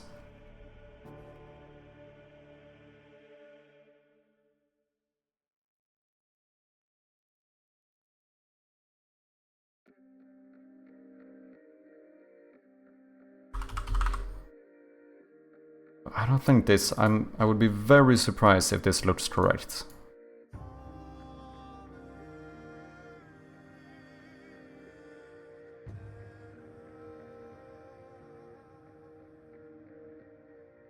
Yeah, that looks weird. The perspective is like too much from above. But then the issue is that if I don't have... If the top part doesn't have 3 pixels, I can't really place a pixel perfectly in the middle. Which means that, you know, it ends up being something like this instead. But at that point it just doesn't read as well.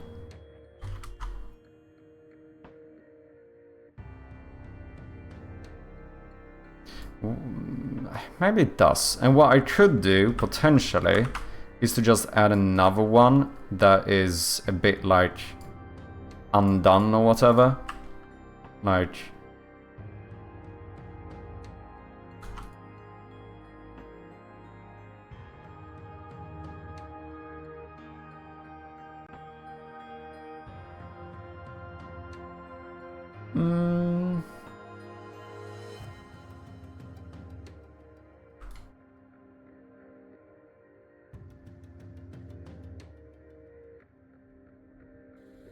Kinda.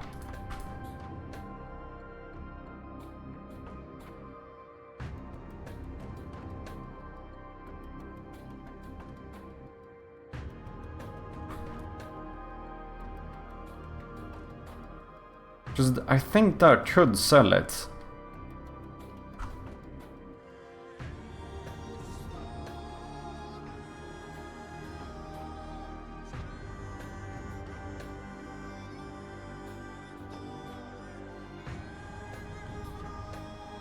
But yeah, I think if we do this, we should make the middle a bit darker, so it doesn't look exactly the same as the outline.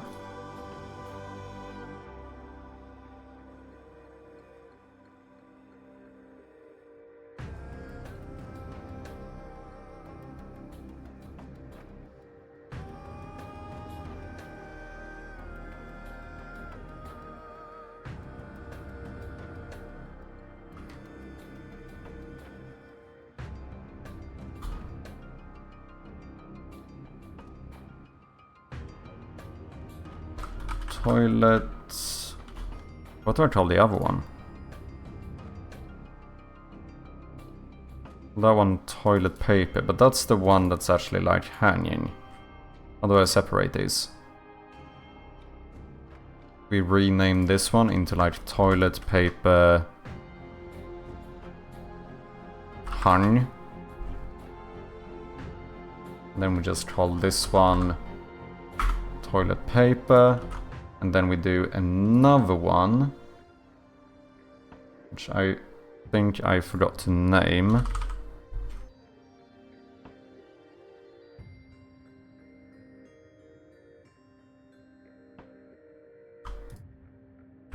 I don't know, undone or whatever.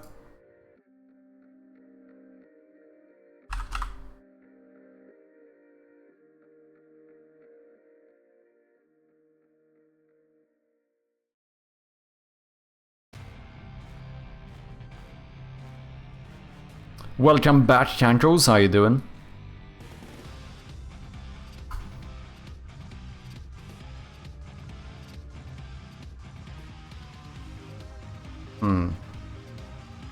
What do you think this is, Chankos? Unless you know, depending on when you... when exactly you came back. What do you think this is? What's your first instinct?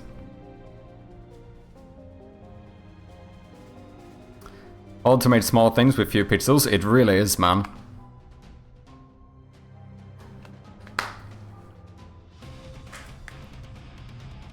Because it's the whole thing where, like, moving 1 pixel can have such a big difference. It can have such a big impact on the general shape. I know what it is about beer mug. Oh, fine, I kinda see it, to be honest. I kinda see it. No idea, a mug? Okay, okay. What if... Can I move my hierarchy? Yeah, I can, okay. And then we hide the inspector. Okay. What if I do this?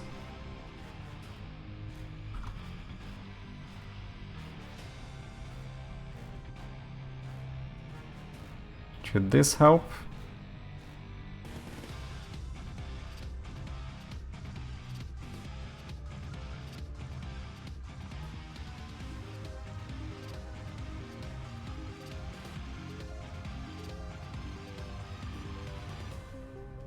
Shotgun shells in a boat.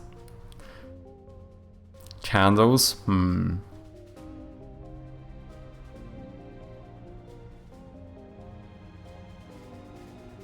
Yeah, it's difficult. I don't know what one would do to try and make it read better. Am I missing some context? Ilps is correct. It's supposed to be a toilet paper stash. I mean, the context is a little bit far-fetched. Like, this is a storage room, and I suppose that the context would be that the bathroom is right in here. It's like a close place to store it.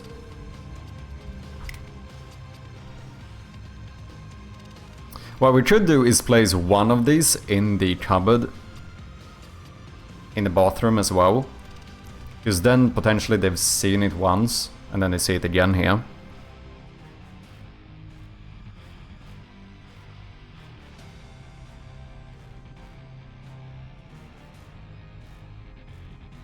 I think it's readable, but is it really important that the player knows what it is? No.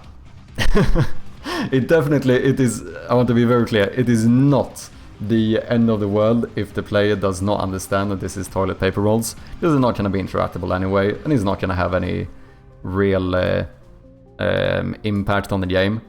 It's more so just, I don't know, sometimes it's interesting, like the whole challenge of seeing if something is readable or not in like a really low res pixel art.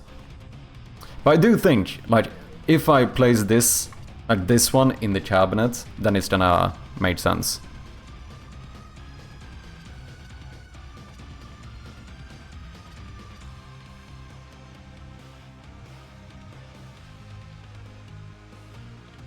Yeah, I did make some, I mean, it's not really a spray, but I do have the bottle of something. What do I call that one? Oh, have I not made that into a prefab?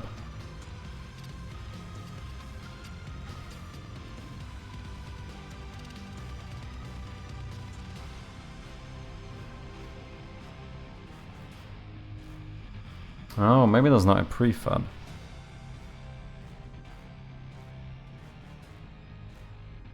What?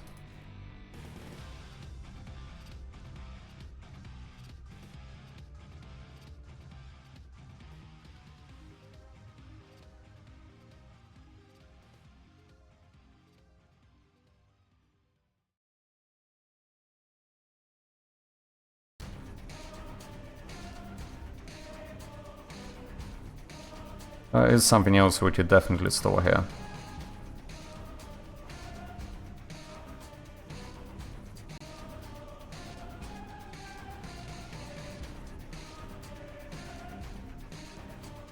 Oh, can I have one unrolled on the floor? Put a plunger, yeah. That's a very good idea. Plunger might be... I might actually rather put the plunger in the bathroom though, because it feels like it wouldn't be bad to have something more in this corner.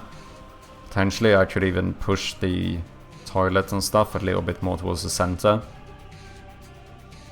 That's actually not a shabby idea. And then I think we can put another toilet... We can have like one spare toilet roll in the cabinet. And then we have like the proper storage of it here.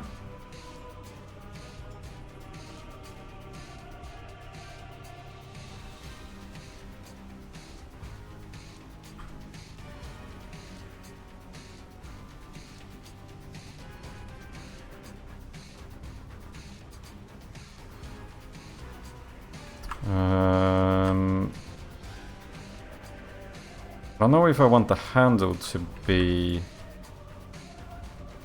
I might just do one pixel line for the handle. Then I kind of need to make you thicker. I think that is fine though.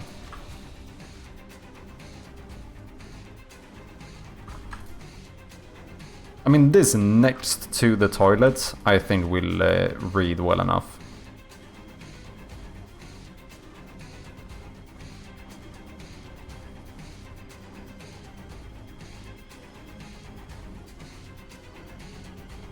But yeah, potentially doing like an undone one on the floor. Still.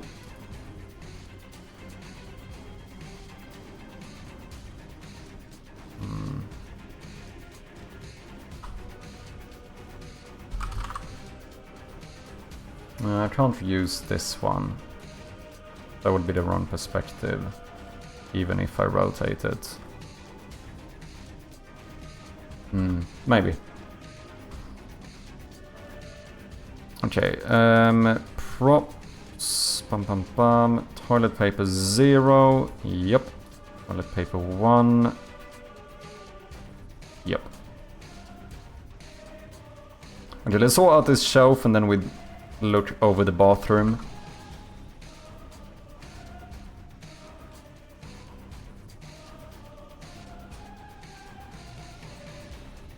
Maybe I should just make a sprite of a stack of toilet papers.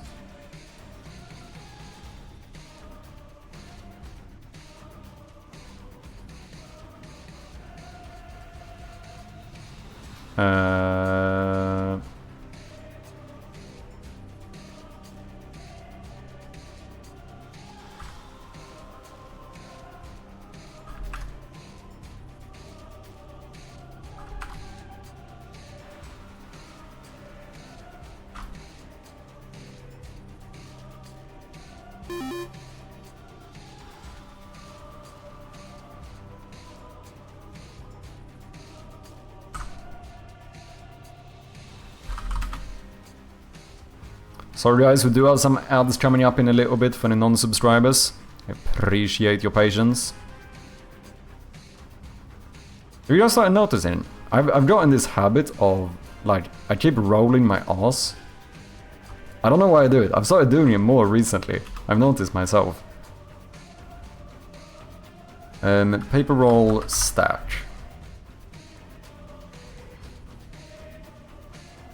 Or just make a pop-up text when someone clicks on it and says, yes, it is toilet paper, easy. I mean, kinda true.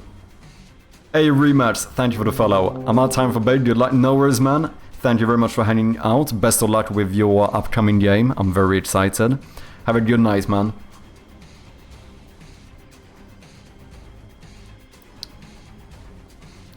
Yeah, I have the toilet roll is slightly unrolled in the bathroom cabinet. Yeah, I think that's a good idea. The thing that threw me off is whatever is on the second shelf are those rolls too. They're not supposed to be, but they are a little bit hard to... Like, it's the issue with everything. Yeah, it's a lot of things are really difficult to make them read well. These were supposed to be like a jar or something similar. I don't know maybe if what I should do for those, because I've done the dark grey for like what's supposed to be the sticker thingy or whatever you call it. Maybe I should do something like that instead. And maybe same thing with the bottle. Like maybe this should be light gray. I think that might help actually. To differentiate them a little bit more.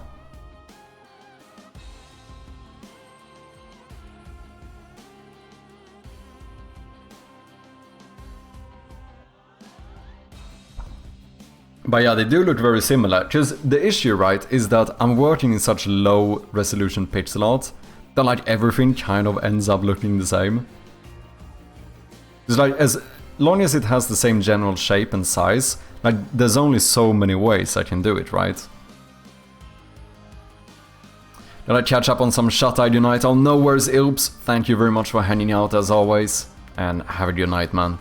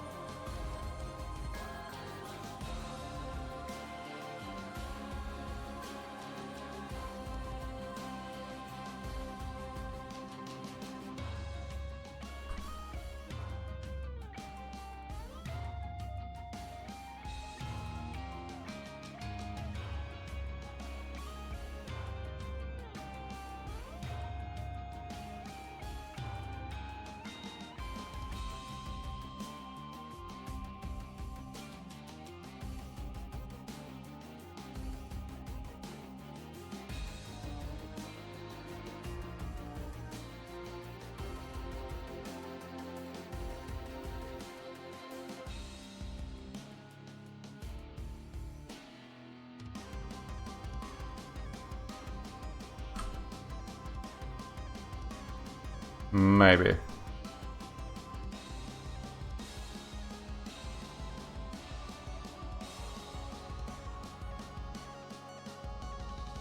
Okay, we need to fix this other stuff now, because when I switched out the shelf, everything got slightly broken here, so this one should be like here instead. Ads should be over, welcome back guys.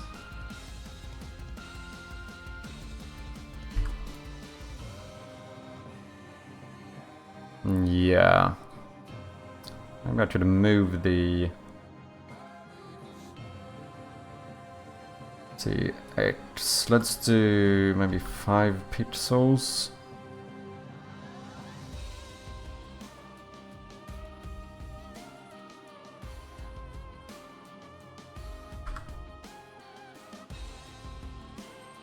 Sure.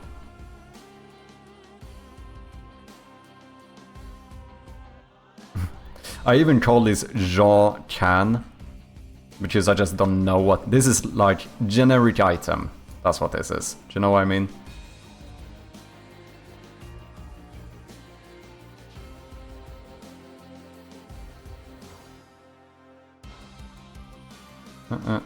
Shelf basic. Let's put you back here. Then I go as well. I'm about done for today. Have a good one, everyone. No worries, Froststraw. Thank you very much for hanging out, and I'll see you next time, man.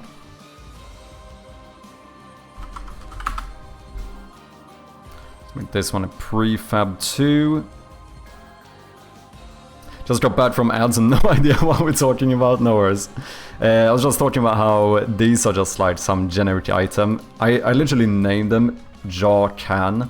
Jaw underscore can, because I don't even know if it's a jaw or a can, do you know what I mean? This is just some item you keep in your household.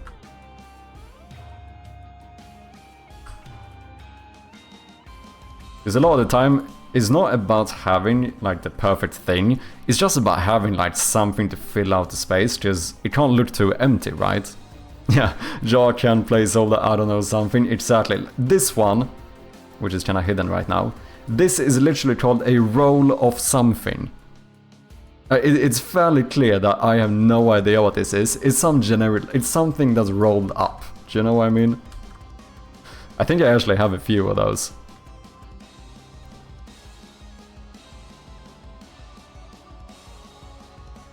Jaw can, we have roll of something. Do I have something else that's funny? I mean, roll of something is among the better ones.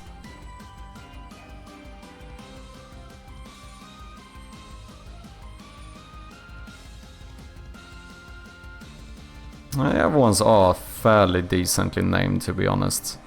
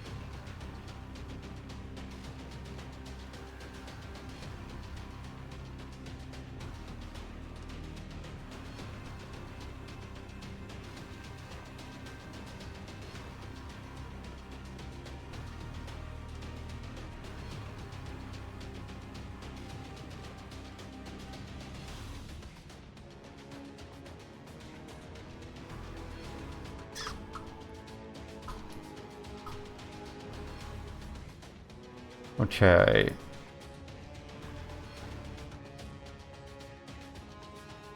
Botso, how are you positioned? Not correctly.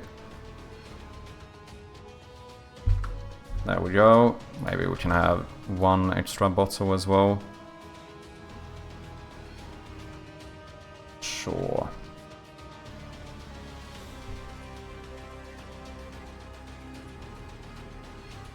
Okay, let's fix the cobwebs. The mold is fine.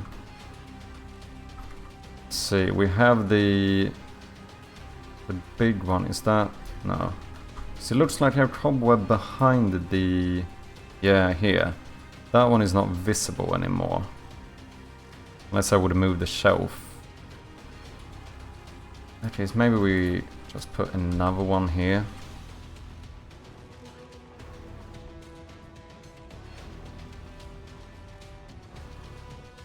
This is a storage room, so it should probably be... I would imagine this being like one of the less taken care of areas.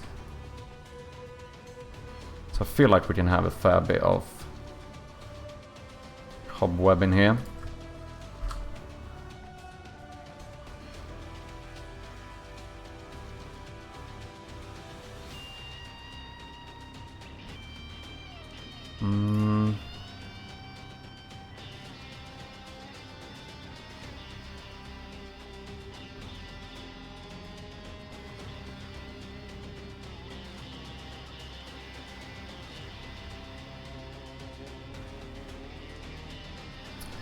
Does this one even fit here? I guess I could fit you like that. Doesn't make full sense, but... Unless you could go... No.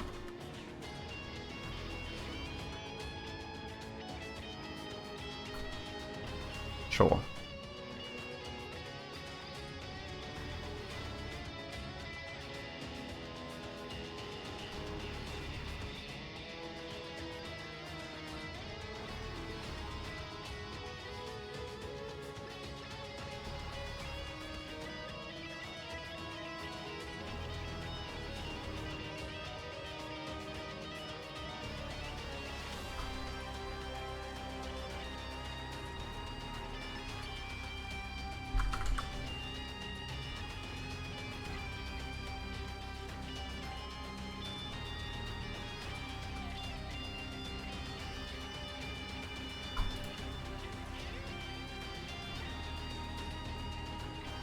Mm-hmm.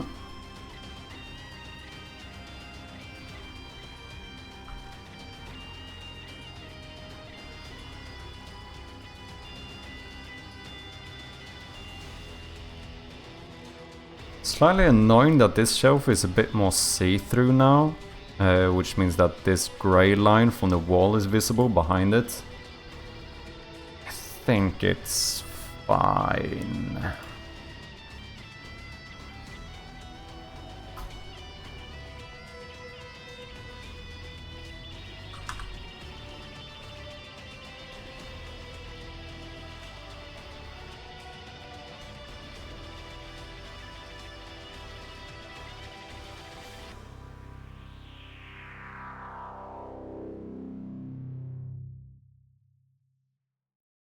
I really need to sort out the Steam page for the demo as well, because from the looks of it, I think we're gonna try to do a separate Steam page. I don't know. The more I thought about it, I wasn't going to do it at first. But the more I thought about it, it feels like there's not really that many disadvantages to it. Disadvantages.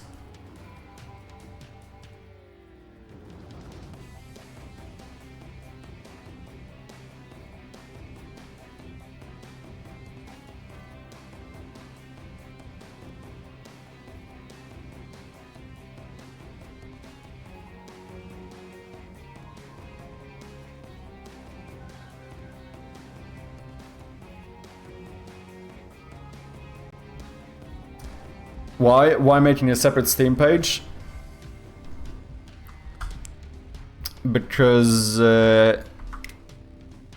first of all, from what I understand, it seems like you potentially could get even a bit more visibility from it. Because I think there are certain lists on Steam where your demo might only show up if you have a separate Steam page. I don't know if that is like in upcoming free games or something, where a, you know, integrated demo page or whatever wouldn't show up, but a separate one would. And then of course it's also the whole thing about being able to get reviews on the demo. Because if you have the demo on the same page as your main game, you can't get reviews. Which I suppose, you know, getting some extra feedback is never bad. At the same time, of course, it wouldn't be great if we release a demo and then just get a shit ton of negative reviews. That wouldn't be great. Because obviously those would stay even when we update the demo, as far as I'm aware.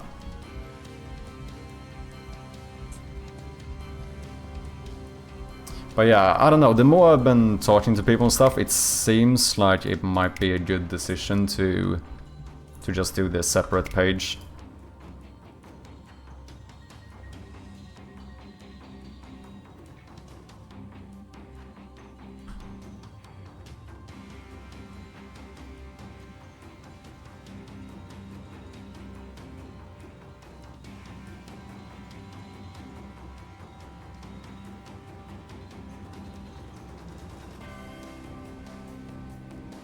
Okay, all of these are prefabs, yes.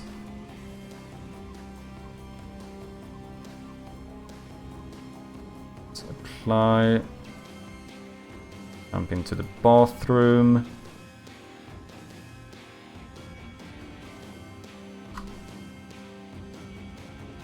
We never tried it out, did we? It's a little bit more work doing a separate demo page, but it seems like it might be worth it. What is this? Oh yeah, this is supposed to be a whiskey glass, isn't it? Yeah.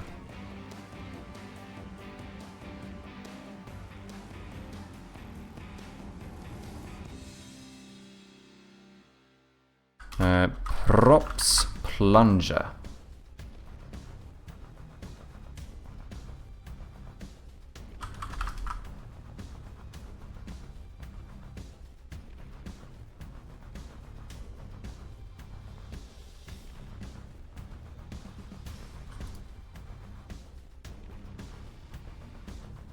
The more I think about it though, it kind of feels like maybe the plunger should be even closer.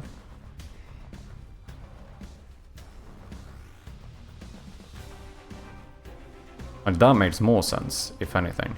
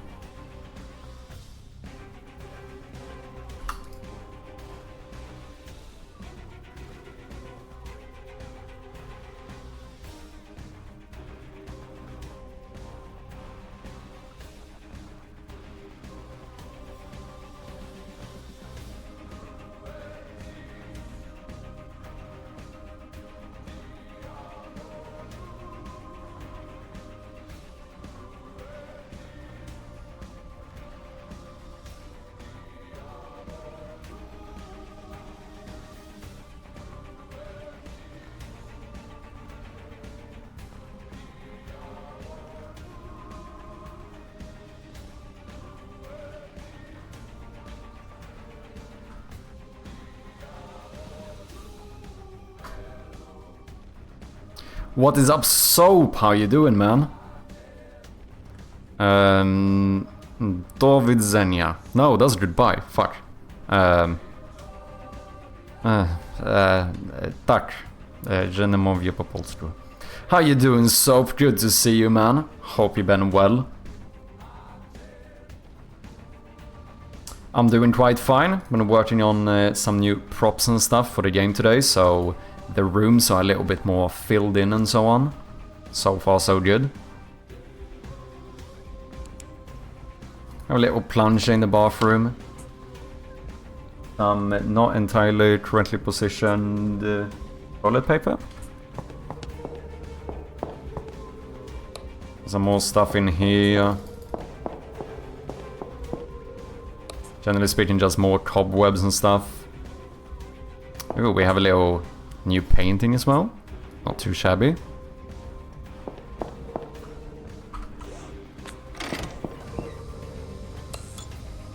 Some new stuff in the TV room here. Just making sure that the rooms feel a little bit more decorated. That kind of stuff. Preparing for the demo? Yes, indeed. Like, especially if we're gonna release a demo, we can't have a bunch of rooms that just feel too empty, right? It looked like I maybe did not position these correctly. Oh, was that just the... Oh, it might just have been the scaling, actually, because it looks like they should be correct. I don't know if I like the look of this, though, when that one connects there.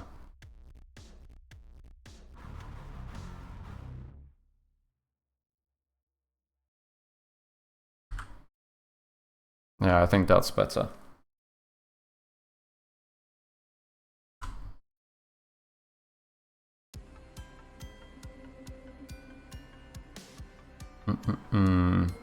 Yeah, we're getting close. Well, I would need to publish a store page in like a week.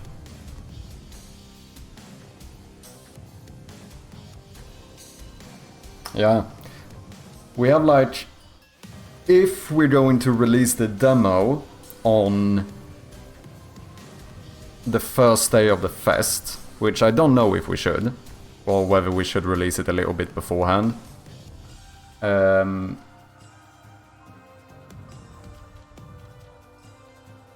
In that case, I would need to, because I think the page needs to be up as coming soon for 2 weeks before you can actually publish or release the build or whatever.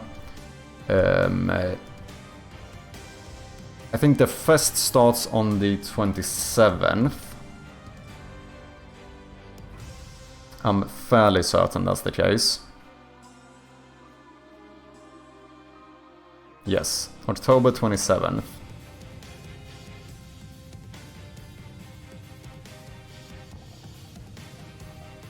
Yeah, 2 weeks before that would be next Monday, in exactly 1 week. To be fair though, we can also publish the store page before the demo is complete, that's no issue, just obviously I can do updates afterwards.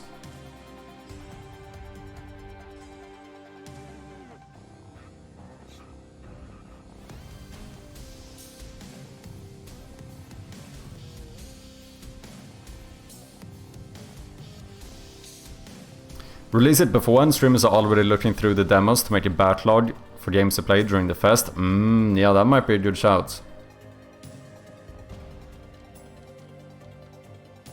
Yeah, no matter what, the Steam page is going to be up beforehand, but it's more so whether we should release the actual demo or not. But yeah, it does change things though, because if it's not in the...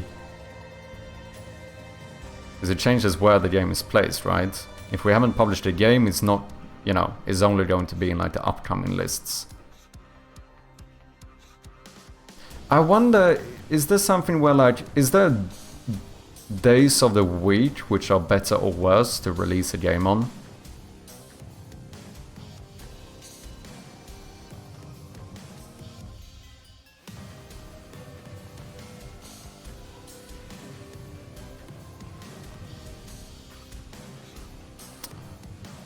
Fridays are good.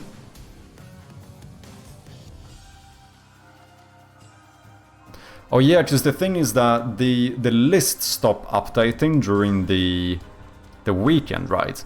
Which means that if you would hit something like popular upcoming or whatever it might be, like if you get rated well in some list on a Friday, at the end of that day, if your game remains that, it will remain for the entire weekend. Isn't that a thing? I'm fairly certain I've heard that.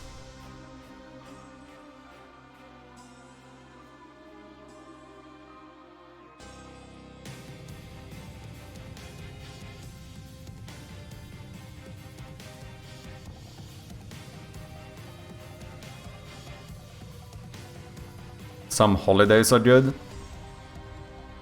Friday is probably go-to. Some sales days are good. Oh, do you mean like a Black Friday or whatever it might be? Thursday tends to be the best day, probably due to paychecks. I'll pay then for a lot of people. When they get paid, they're looking for games to play. So, if we would consider the same things for the demo, in that case, if I'm gonna be able... In that case, I should probably release it on the 23rd, release the demo. So, on the Thursday before the fest starts. The fest starts the next Monday. In that case, I need to publish the demo Steam page. I need to publish the demo store page as coming soon, at the very latest on Thursday. Which means that I know what I'm doing tomorrow. In that case, I need to sort out the demo store page tomorrow. Preferably publish it on Wednesday, so, you know, we have a little bit of a buffer.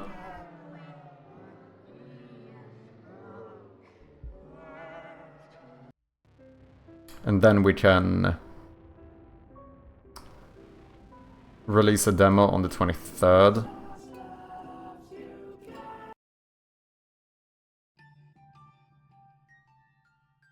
Yeah, Black Friday, Cyber Monday, etc.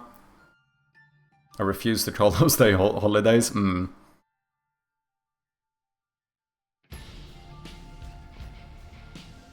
I guess that is the plan then. But that means... Oh, shit. The thing is that I have so much I need to do, right? Because we still have a lot of stuff to go through here. Like, a lot of this is not the end of the world. I mean, obviously I need to sort out the actual demo content. I do probably need to prepare my social media the good thing here is that that does not need to be done for the release of the store page. That's more so for the release of the actual demo. Devlord stuff we're probably gonna skip because we won't have time. Localization we'll get wherever we can. Here is the important stuff.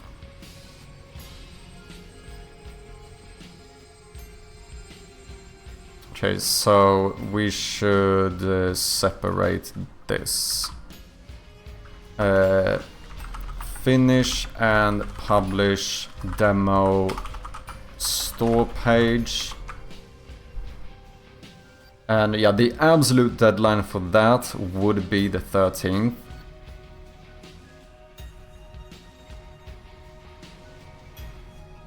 Then we would release the demo on the Monday of the fest.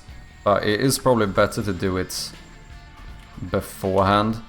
So it would be better to do this, I mean, preferably maybe even on Wednesday.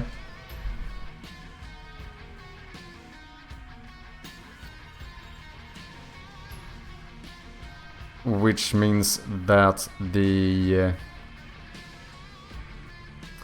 actual content for the demo would need to be finished well before the release date, so I mean, but we need to playtest as well.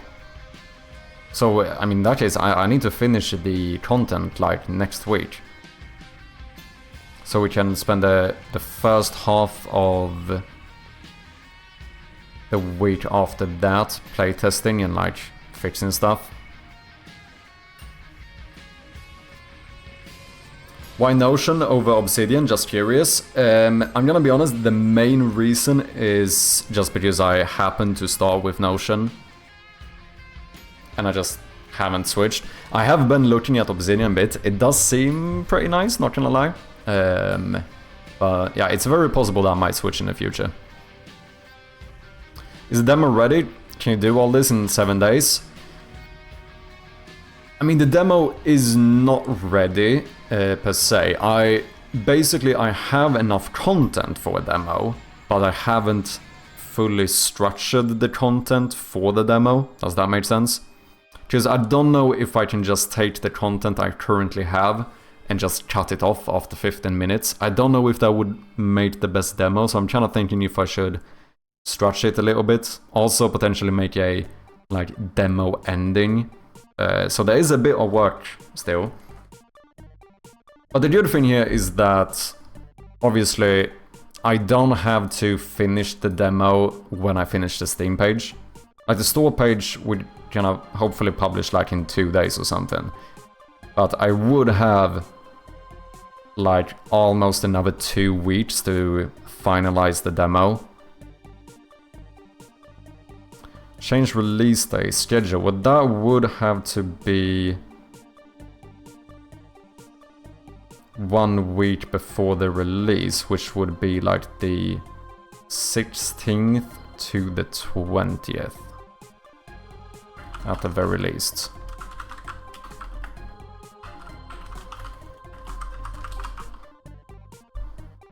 Because I know I don't want to change... Like, I don't want to keep the release day set too close in case I would... I don't know, something messes up and I accidentally trigger like a 2-week period. Because I think Steam starts pushing your demo 2 weeks before the release, and I think you only have like 1 shot of that. So currently the release date is a bit too far in the future. So technically the actual demo can be done after that. Preferably, let's see.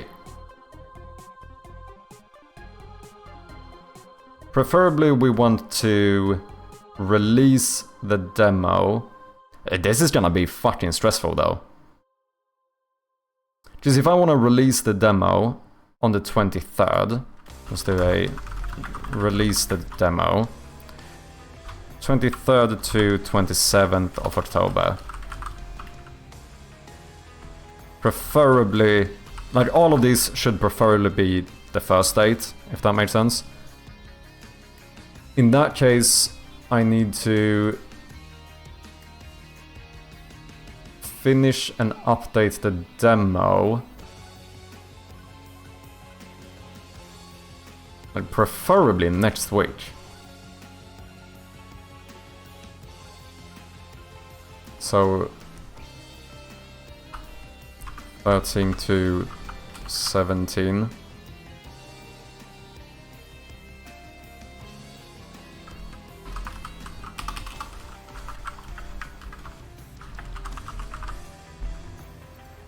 Which means that this is more of a priority than that. So that we have time to playtest the demo, which would then be around the... I mean, that would be around the 13th until basically release date.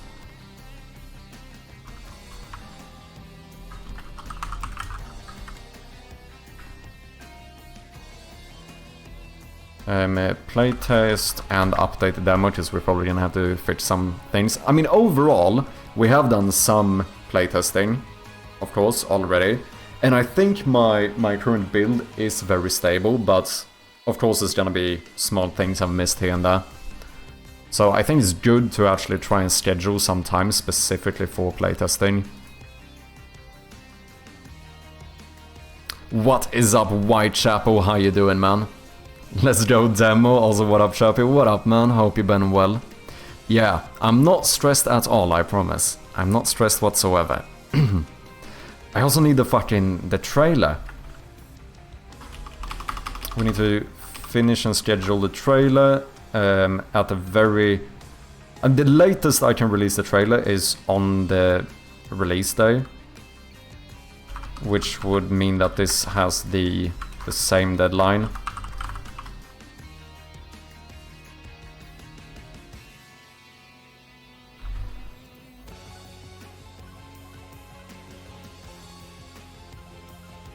Which means I also need to do all of this stuff, making sure that the Steam page is all set up. Well, that should preferably be... I should preferably do that tomorrow.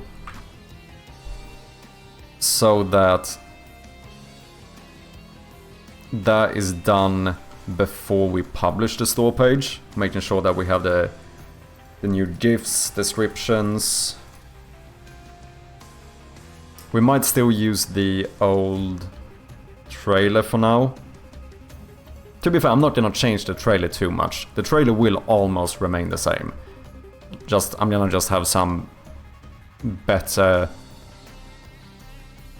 recordings or whatever. Some better footage with like the new details we have added, as well as some smaller things like we have a little cursor animation. Locked doors shake when you try to open them, so like getting that kind of stuff in there, because it just looks a little bit more polished.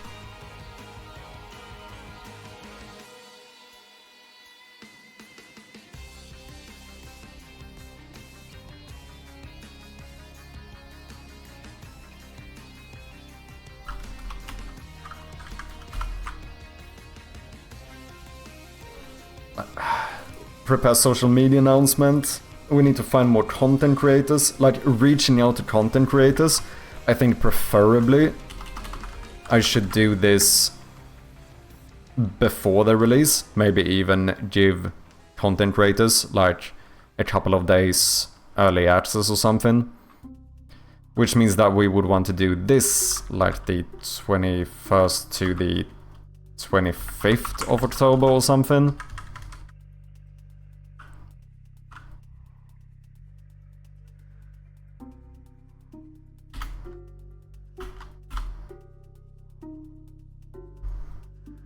Which means I need to add more content creators to the list, so I actually have people to reach out to before that.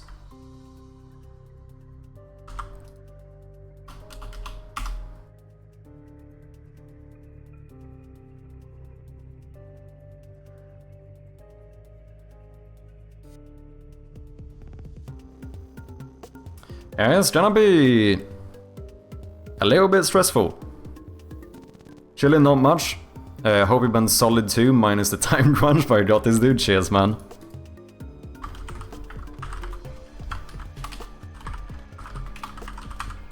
For anyone who doesn't know, Whitechapel is yet another game dev here on Twitch. Go and check him out if you haven't. Working on a game himself. Amazing fucking pixel artist. You'd regret not checking him out. You can reach out to a few like every day as you get near to release date. The problem is you want to allow them to see it and make a decision. Yeah. And the thing is that we need... I need more. Just like this is what I have so far. It's like, what is this? 24. We did add a few other ones here. I haven't added to the list yet.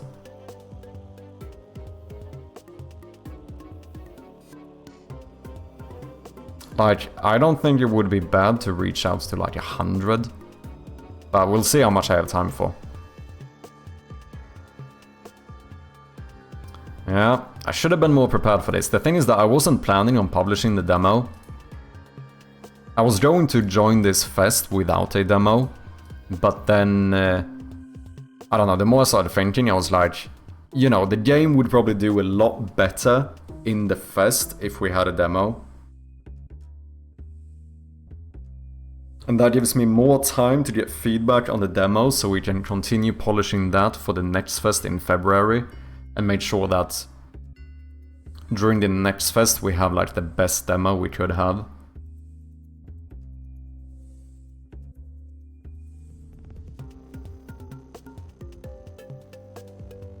Okay, so what would this mean? Basically, tomorrow I need to sort out all of the store page and Steamworks stuff so that I can publish the demo page, preferably on Wednesday.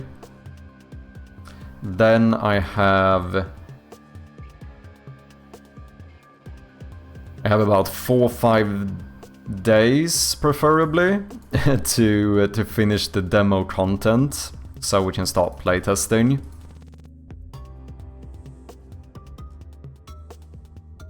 So then I have that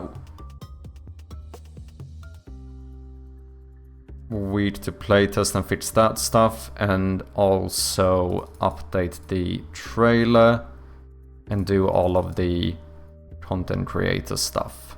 Prepare all the social media, basically the marketing stuff, right?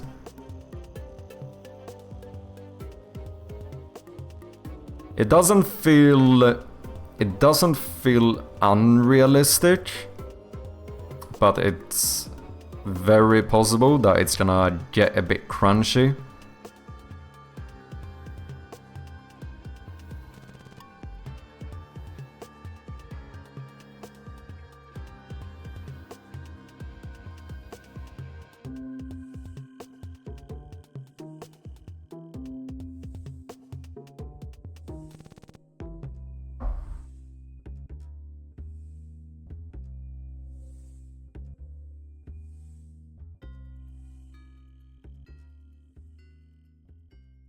Yeah, we'll see. Might have to take a day on stream or something and just spend like, I don't know, an evening trying to find a bunch of content creators. Red Rucker is forcing you to stand up for 10 minutes. Let's do it!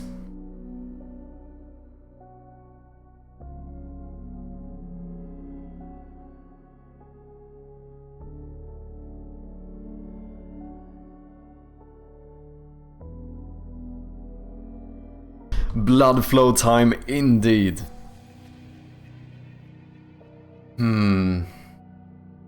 It's gonna be stressful, man. And the thing is that, of course, there's nothing that says that I couldn't change my mind and just be like, okay, we're not gonna have time to make the demo. The only issue is that that does depend. Because even if I set the store page live, that doesn't necessarily mean I have to release a demo in like the next weeks.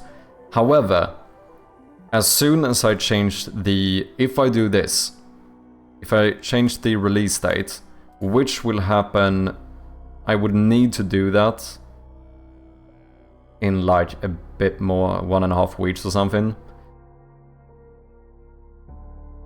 This would be the no turning back point.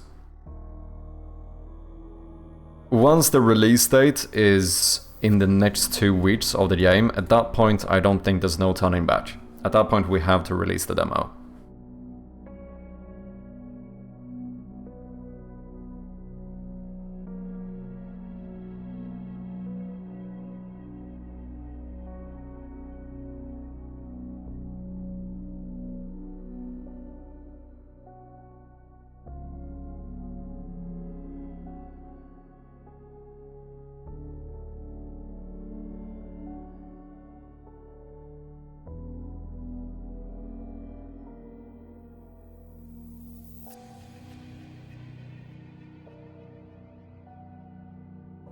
Lots to think about, yeah. Like I said, so far it doesn't seem unrealistic. Like looking at this, I don't feel like, you know, oh, there's no way I'm gonna have time for this. Is it gonna be a bit stressful? Is it gonna are we gonna need a bit of crunch time? That's very possible. It doesn't feel unrealistic.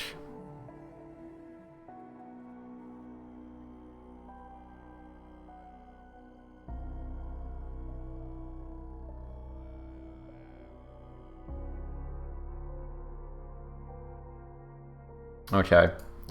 Let's let's allow tomorrow's Chirpy to worry about that stuff, and let's see if we can continue sorting out some props and stuff here.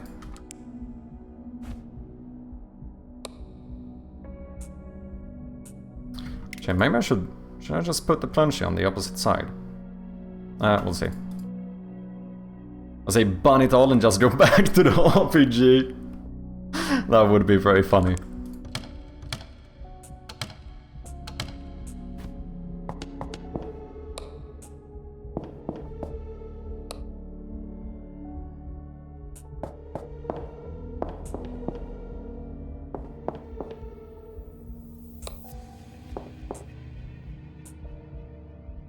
This actually turned out surprisingly good. I'm kind of surprised with myself, not gonna lie.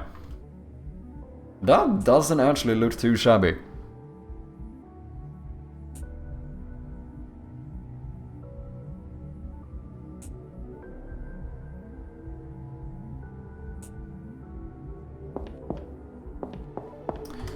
So overall, feeling pretty good about most of these rooms. Need to make sure there's some stuff in here, but the general structure seems quite fine. I think this is good enough. Maybe getting some painting in here wouldn't be bad.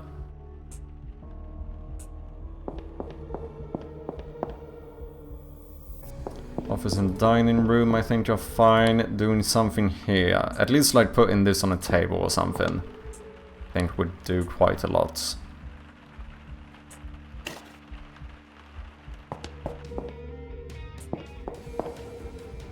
Okay.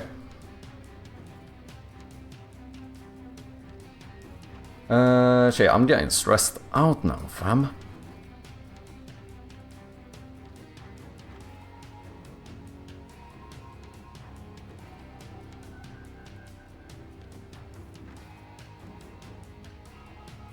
That's good enough. That is not...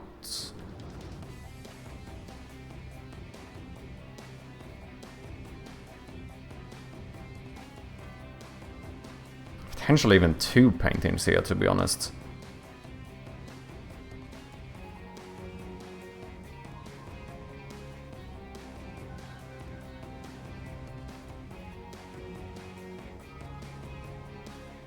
We need to fill out stuff like that, but this is not the main priority, because that can be done way later. We can even start playtesting before we start making sure that every shelf has items on it and so on. I don't think we're gonna have the basement in the demo either, so shouldn't have to worry about that. Wouldn't be bad to maybe have more stuff on the outside.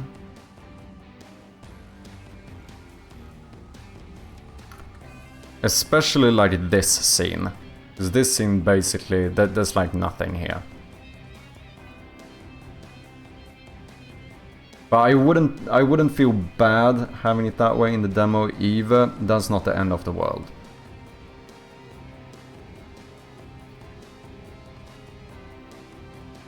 I feel like more so care about the entrance room right now.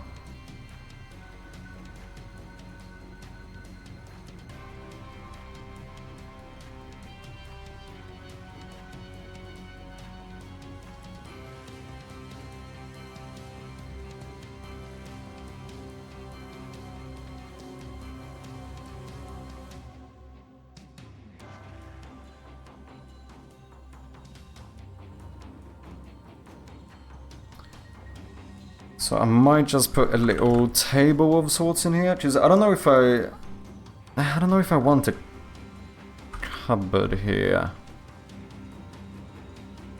I also don't know if that actually fits.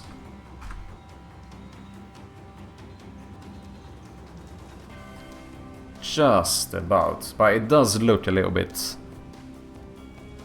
I don't know. It does look a little bit too tight.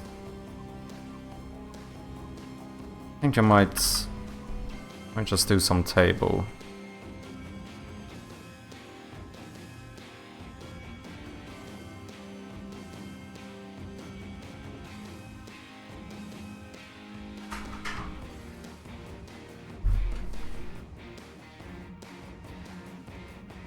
Baraka, Mr. Red. The big question here is: are you going to come back to Twitch for the demo? Because that's why I'm doing all of this, you know.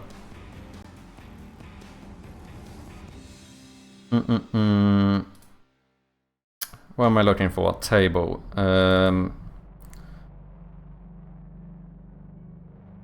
Guess we could do that one. I use that one. Where do I use this one? Upstairs.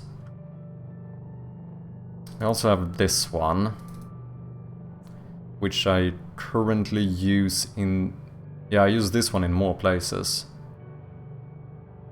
I have this in the clock room as well as in the office, don't I? Yeah, so I think we're gonna do the other one. I think we're gonna do this one.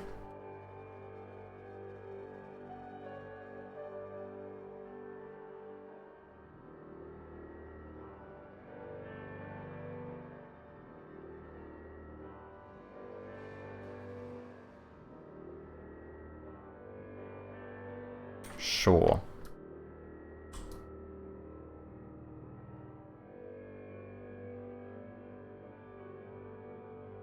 And where do I have this plant?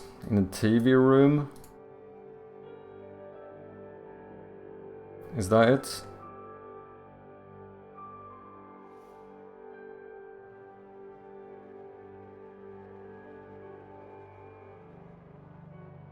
That one could work here too. To fill out that area a little bit.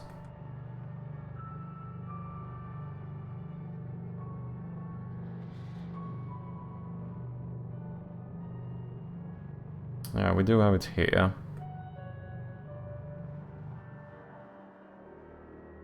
I think it's fine.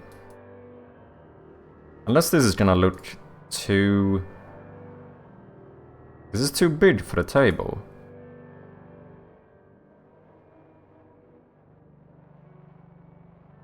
Nah, I think that's fine.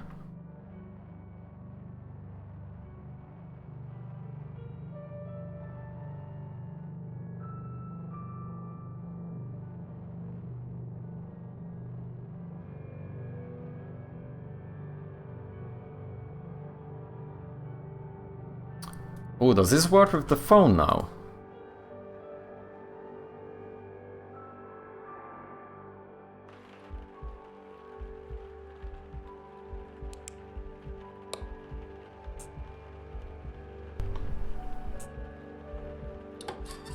Yeah, just about.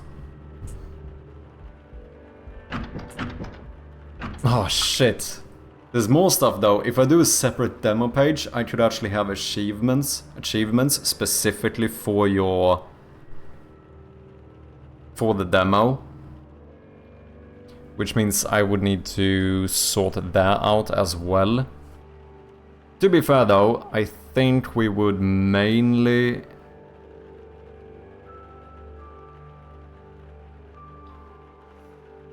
We would probably mainly steal a couple of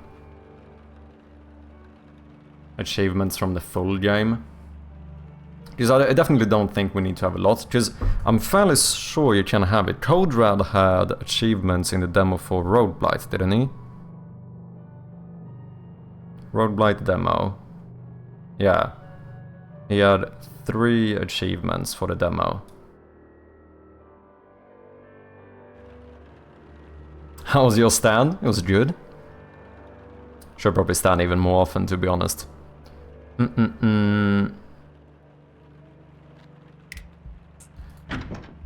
Well, what would my achievements be? Well, I think one that's going to be in the full game, and that could which would also certainly work for the demo, is the achievement to get into the house.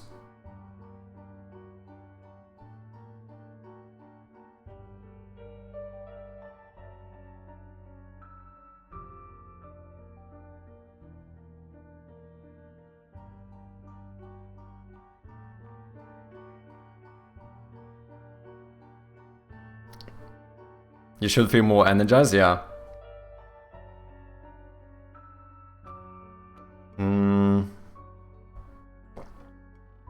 I mean, I guess another one would be to just finish the demo. That feels like a fairly obvious one.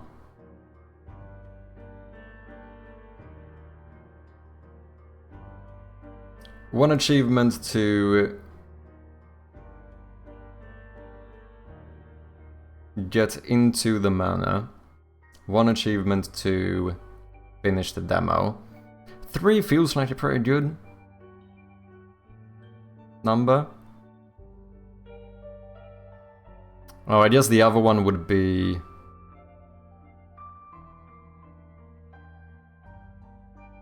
maybe to finish some specific puzzle as a part of the demo.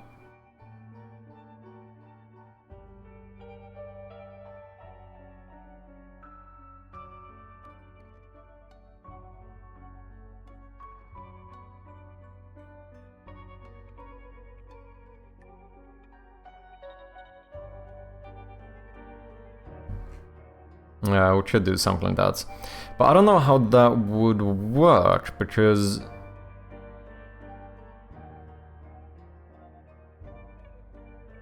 that would be in my... what? In my achievement manager.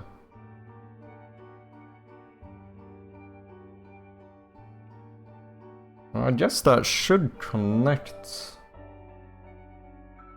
automatically. Because all we do here is unlock achievement. You check if the Steam manager is initialized and if the achievements are enabled. In that case, unlock the achievement. And I'm going to assume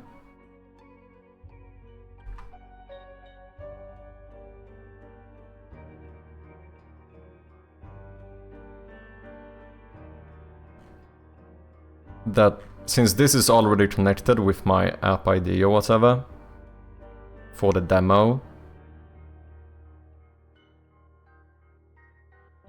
unlock achievement. If initialized, achievements enabled, true. Steam uses that set achievement. Okay.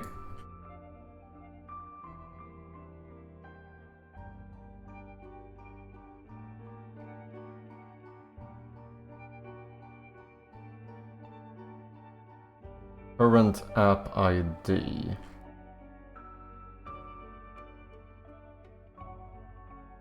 Like, where does it set this up? But I assume that is... I'm guessing that it would work automatically. As long as I'm connected to the correct app ID on Steam.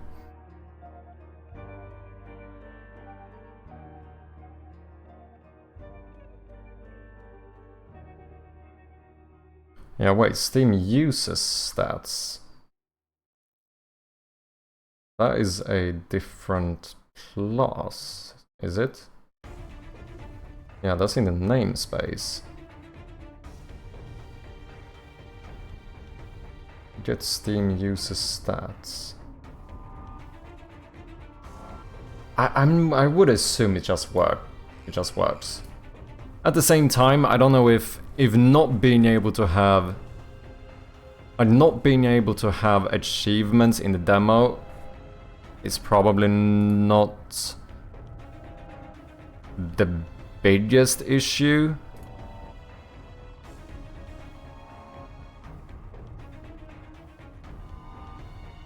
How common is it to have achievements in a demo? I mean, it would only work for separate store pages. I think, at least. Demos. Very common.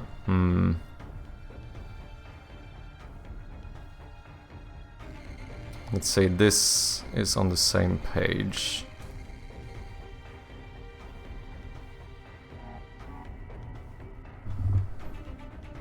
I'm overwhelmingly positive. This one does not seem to have achievements.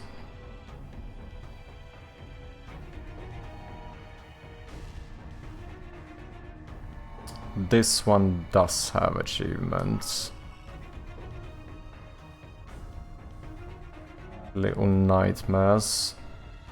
Well, here I don't know, because this is a demo. No, I don't think you can have achievements in a demo if it's on the same store page. That is very fucking clever. The demo for Schedule 1 is called Free Sample. No, I have to give it to him, that is very clever. Let's see, is this a separate... I think, yeah, this is a separate demo page. Does not look like it has achievements. So far, it seems to be a little bit like 50-50. Okay, can't see that page.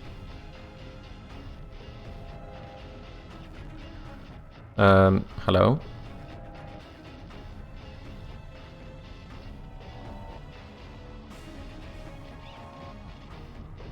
So this is a separate page. They do have Steam achievements.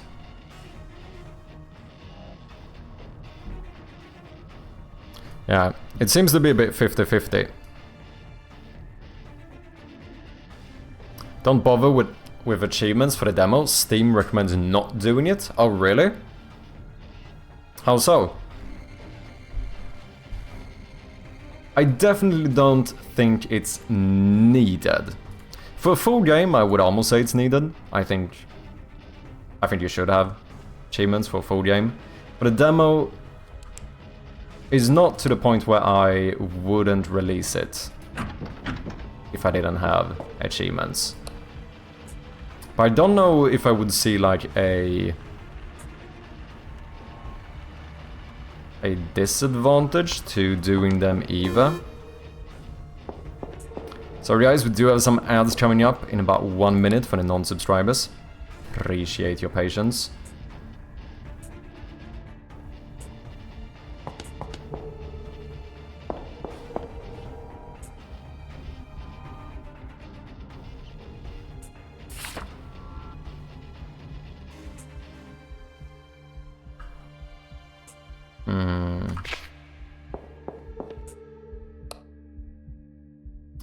What's up, Ginger? Welcome in. Yeah, we'll see. I think achievements might end up being one of those, like, if we have time type of deals.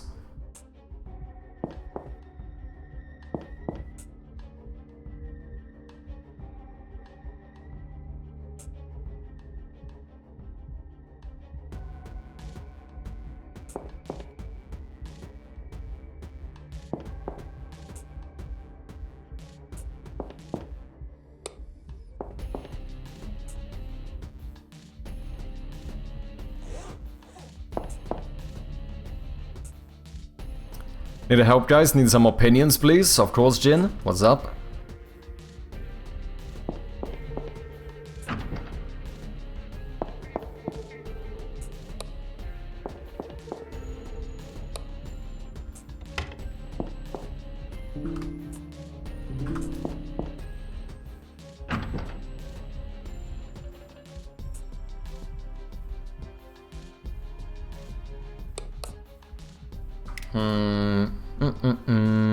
I'm not stressed out at all. Not stressed out at all.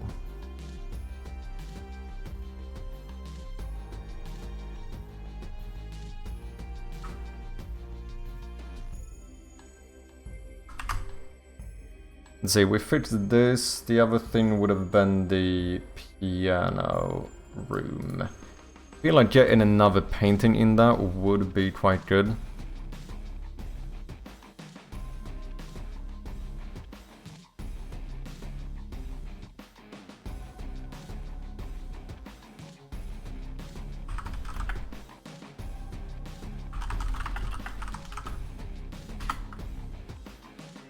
You can only make a playtest app from the main games app, can't be done through the demo app. So should I make a playtest app and upload the demo build to it?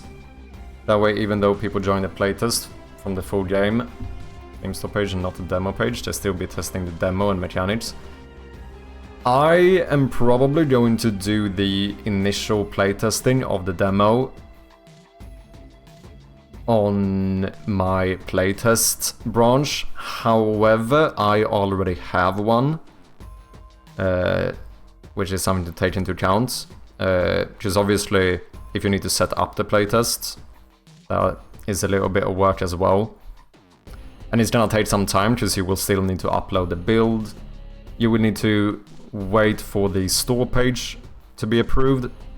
Even though, you know, for playtest, the store page is like a few capsule art images or something.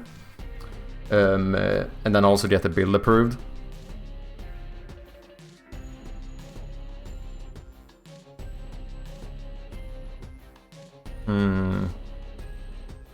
It depends. My initial feeling is that it depends a little bit on your...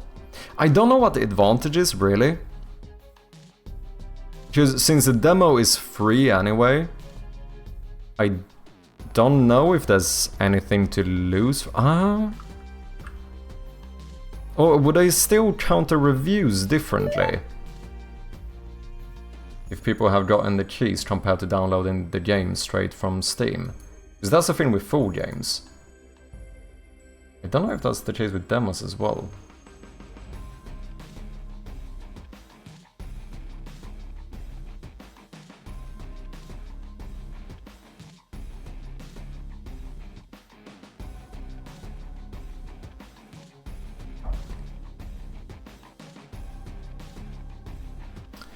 So if I submit the playtest for review, it might take a while.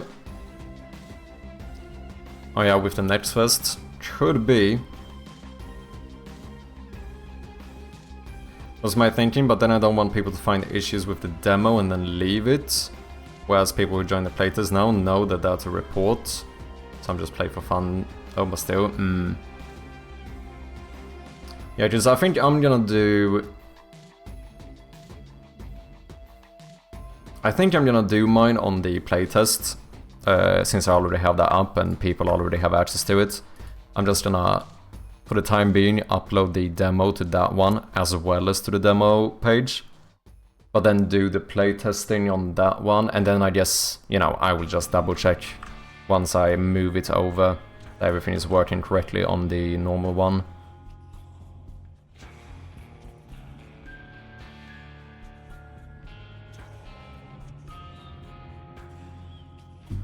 Yeah, I don't know.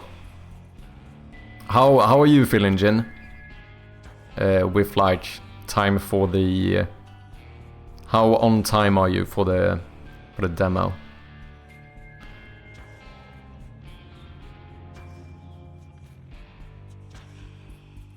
Looks fine for me, but some said it's too dark.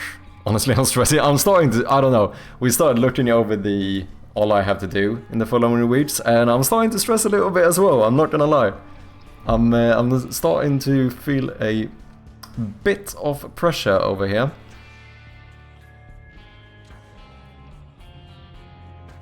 But yeah, I can check the trailer again. But it also depends, because if I look at it on distro, do you have like a YouTube link or something? So I know it's full quality. What progress you made today? We've done a fair bit of progress. Sorted out some new art assets, some new props and stuff, filled up the rooms a bit more, which feels good. Just in general, trying to make sure that all of our rooms are a little bit more decorated. There's more stuff going on, which I think is going to be fairly important for the demo.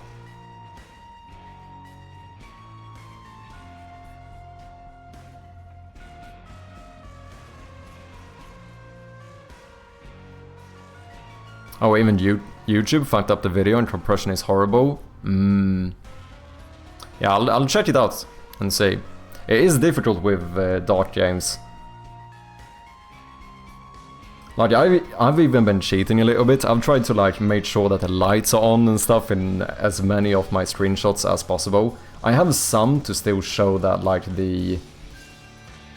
you know, just to show people that it is also a dark game. But on like most of these, I made sure to have, you know, my flashlight fully charged as well as having the lights on in the room, just to make sure that, you know, all my screenshots not are too dark.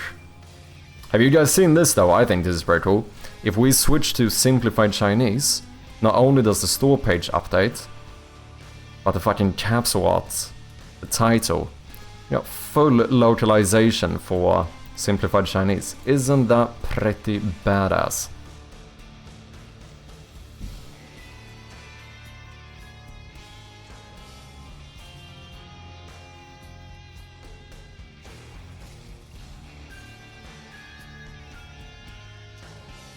Right, I didn't realize how difficult it was gonna be because of a dark game. Yeah, it does make it a little bit tricky. Because it's hard, like, obviously you want to show that the game is dark, but I also feel like a store page, for example, just doesn't look that good if every screenshot is like super dark.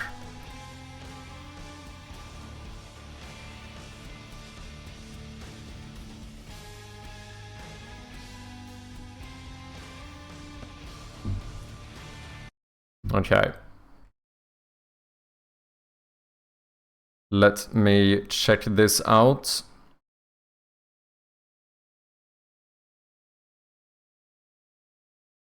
Nope.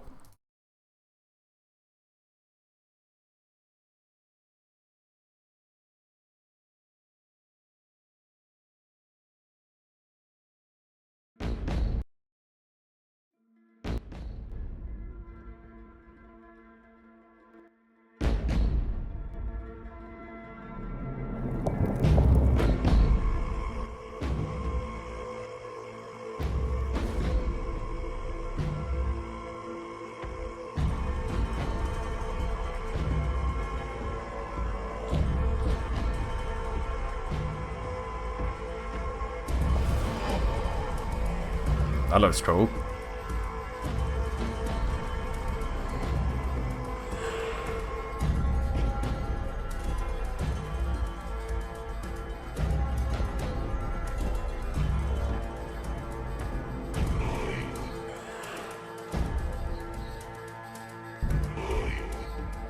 Creepy.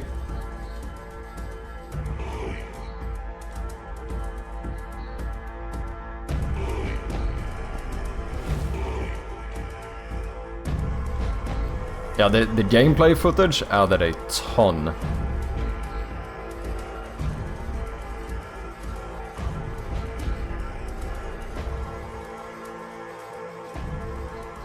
Coming soon, wishlist now, look at that. Like, I think these are quite dark, but I feel like there's enough contrast where...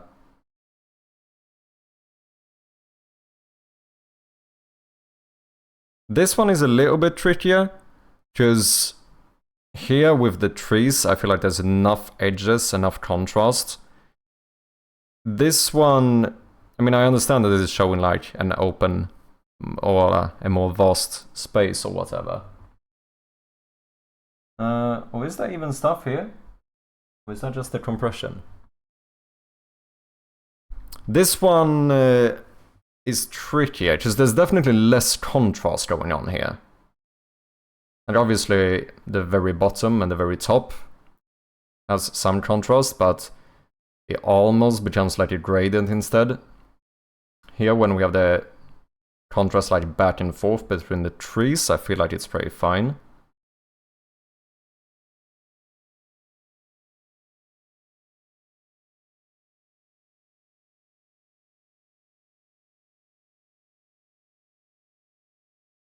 Overall, I think it's a really good trailer.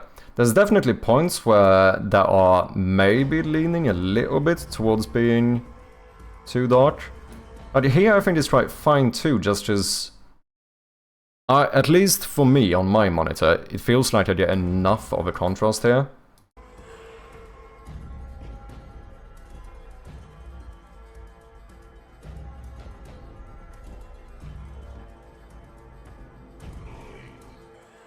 This is a cool shot as well.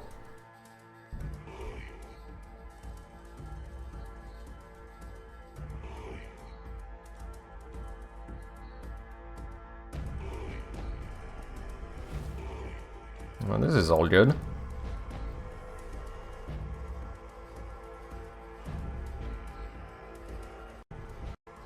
It's definitely leaning on the darker side. I would probably say that... Sorry, lost my voice there for a second. I would probably say that these shots are probably what I would worry about the most.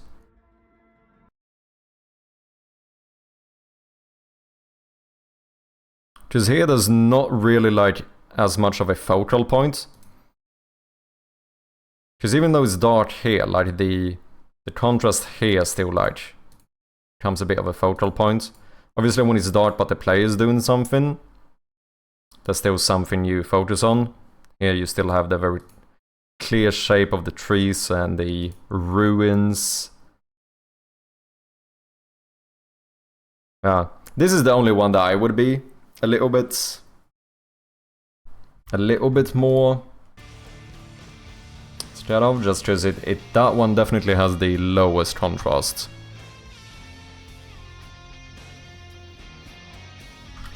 Oh, Jin was before me. Yeah, that is the Steam page. Made sure to go and wishlist the game, support our fellow developers, as always.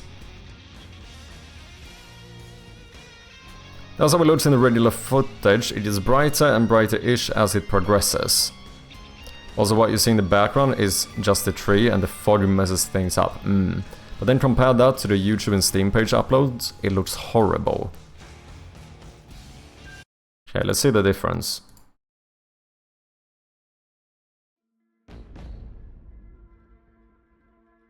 Okay, wait, I think that was just low quality. Put this on 1080.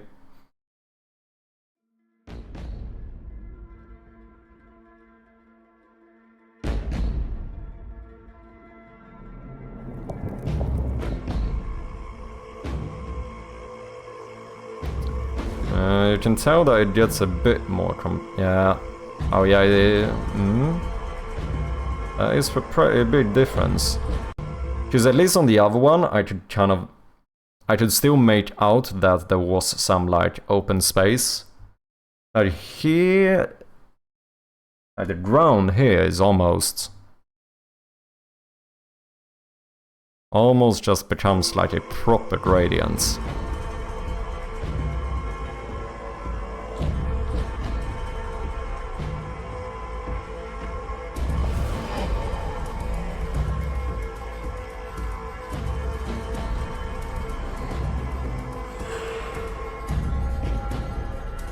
It is a noticeable difference.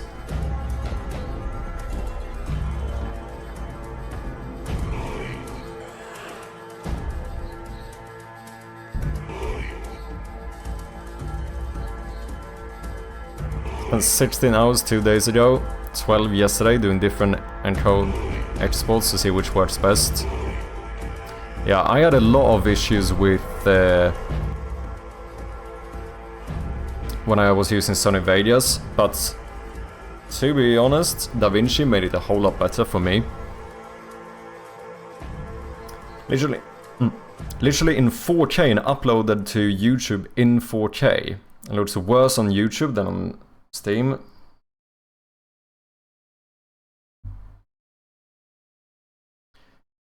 I mean, the only other thing, I don't know, I guess that is quite a bit of work though. I was gonna say, if you could like cheat a little bit and literally make the game brighter. But wait, how long has this been up, by the way? 4 hours ago, that should probably be fine. Because YouTube can take some time to... But no, wait, you shouldn't even have the quality options if it hasn't finished.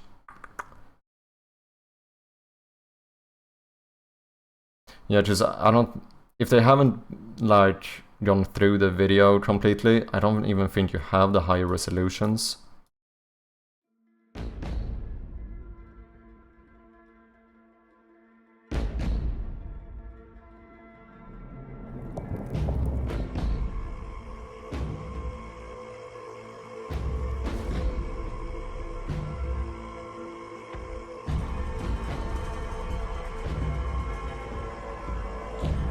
Yeah, compared to the video you sent me on Discord, there's definitely a difference. Which I guess makes sense, just they always gonna compress it a bit, right?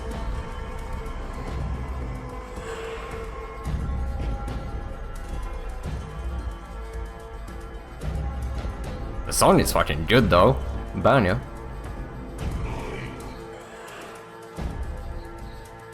But even here, this shot really works, just this still gives such a like focal point. That is a creepy shot, man.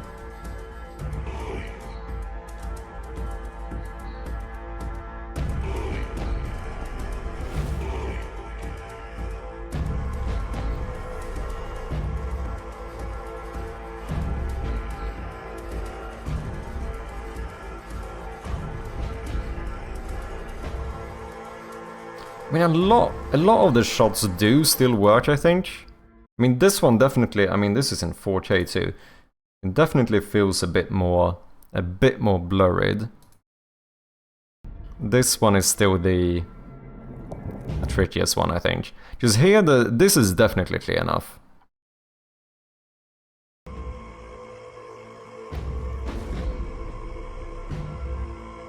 This one is tricky.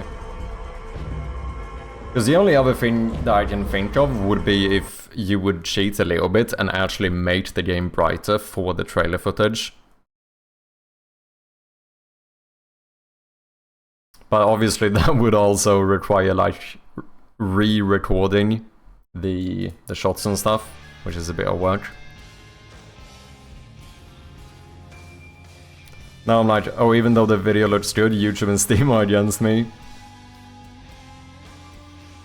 Shots with high contrast, complementary colors work great, but the game is all foggy and dark. Like, how the fuck did Silent Hill or other games do well with it? And I remembered I'm not AAA.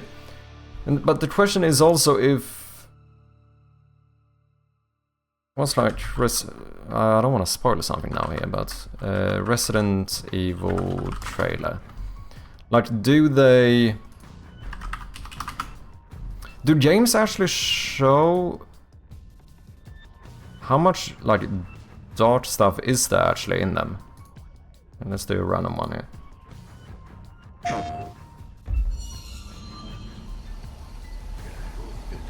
Because this is, I mean, this is dark, but it's still very clear contrast.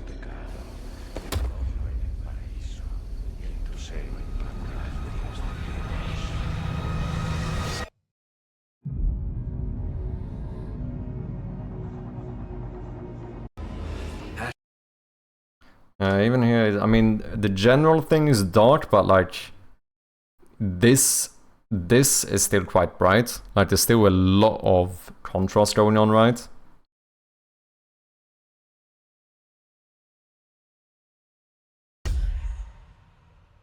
Your soul requires cleansing.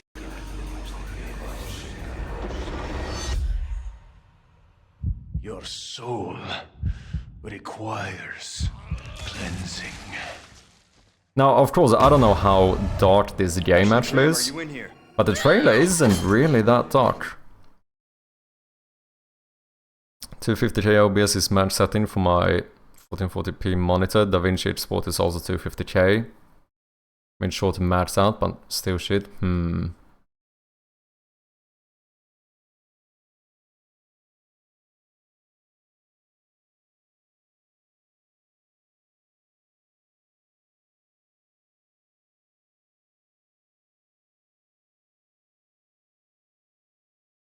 Which one did I do? This one? Because this is fairly similar in terms of like the palette or whatever. Like dark, bluish. But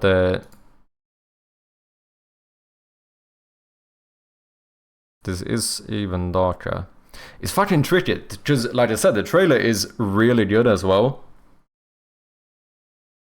I really do like it. And a lot of the shots still do work.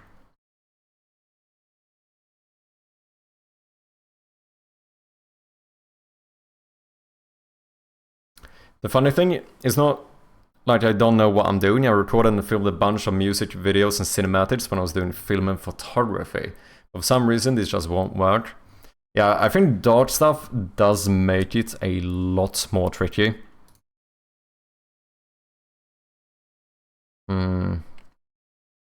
What's like a really dart game?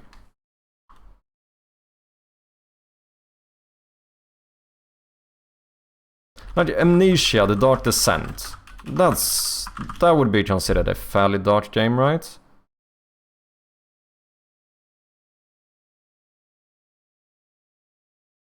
Obviously this is really old as well, but just out of curiosity.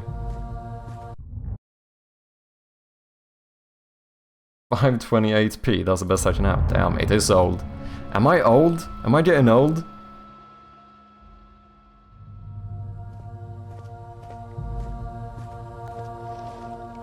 There's still a fair amount of...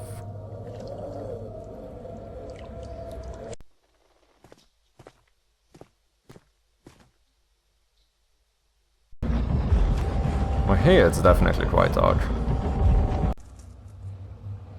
But yeah, most of this is with like the lantern going on, which still gives you quite a bit of light.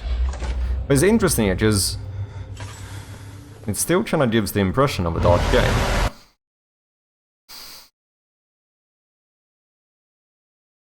I'm fine.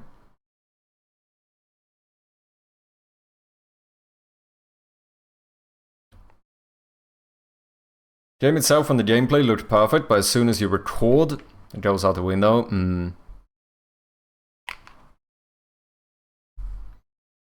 It's interesting because I had that issue first. Like, if you check here, these were recorded with... I exported these through Sony Vegas. And like, this is a lot darker than the game is supposed to be. Like, even here, there's a bunch of like the dark grey details on the wall and stuff. You can just about see it on the door for like a second. Oh yeah, it's only when it's highlighted. But all of that completely disappeared. However, the new trailer we did, this was with DaVinci, and this turned out a lot better. I didn't have to do anything to get the colors to show correctly. Now obviously my game is more like 1-bit, which I think helps me out a little bit here. Because although a lot of the time 90% of the screen is just like completely dark, there's always something with like a clear white outline in there as well.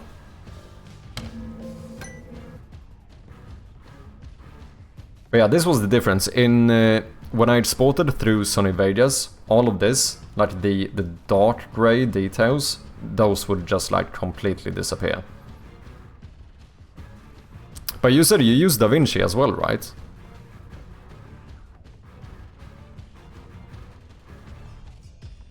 Yeah, DaVinci.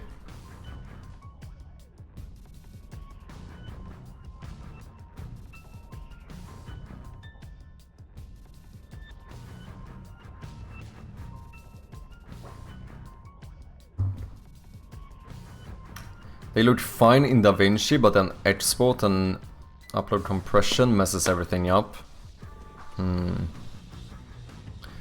because there was definitely a noticeable difference in the file you sent me. Like, obviously it's still dark, right? But like, you can very clearly tell the sharp edge of like this one and like the tree, which did get a little bit more. That felt like it got a little bit blurred out or whatever on Steam.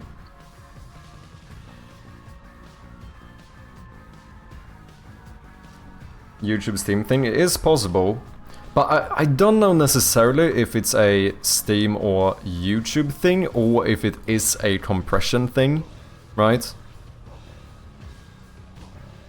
Because I'm gonna assume that compression works worse for dark footage. Now obviously mine did turn out...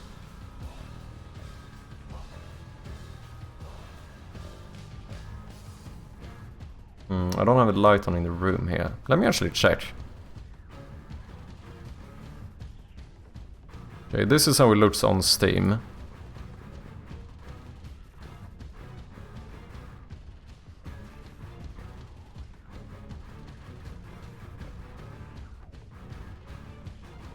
Now, YouTube compression is bad for decently dark games. Yeah, I still haven't tried uploading the newest trailer to... Oh yeah, this looks similar, right? This is in-game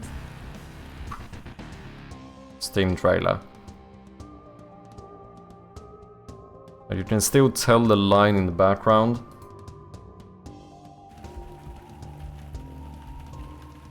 I mean, I would almost say it's darker in-game for me. Oh, however, my flashlight was brighter here. Because I see my flashlight is fully charged.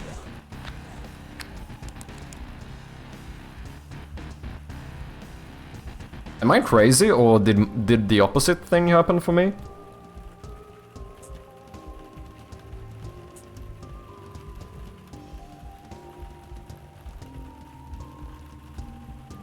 Right, it's very close though, no matter what.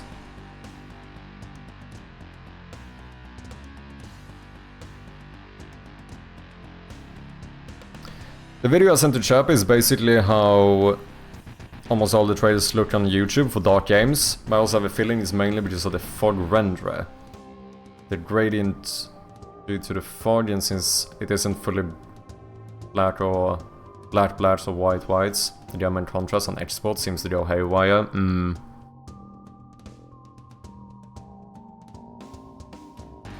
Footage and clips that have good lighting, the issue doesn't happen, yeah. So half of the video is good on YouTube, the other half isn't. I see so much checkerboard grid artifacts on the video, yeah.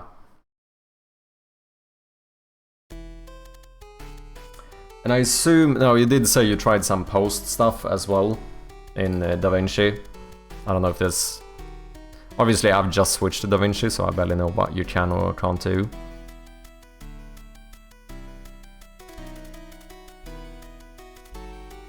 Okay, it's solved. I'll send you my Unity project and you record and export. Maybe that's the fix. I learned more about DaVinci in the last 2 days than I have in the last 5 months.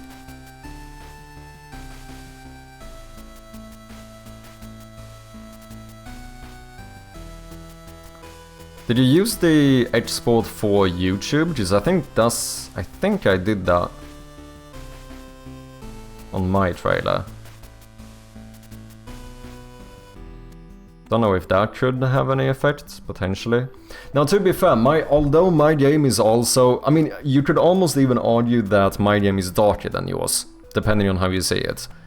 Like, if we would count the amount of pitch black pixels on the screen in your game and my game will definitely have more, right? But obviously there's... I think the biggest difference is that I have the contrast of the, like, completely 100% white pixels as well, so that does change it. Because your darker color is slightly less dark, but your bright colors is a little bit more dark, right?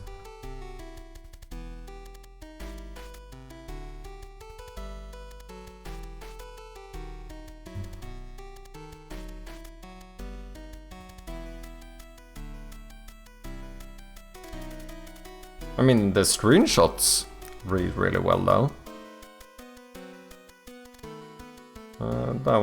This one is a little bit harder.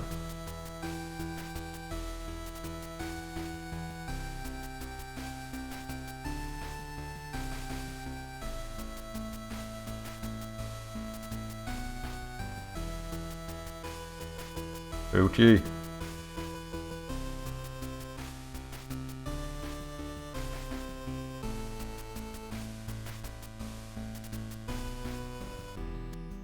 It's tricky, man.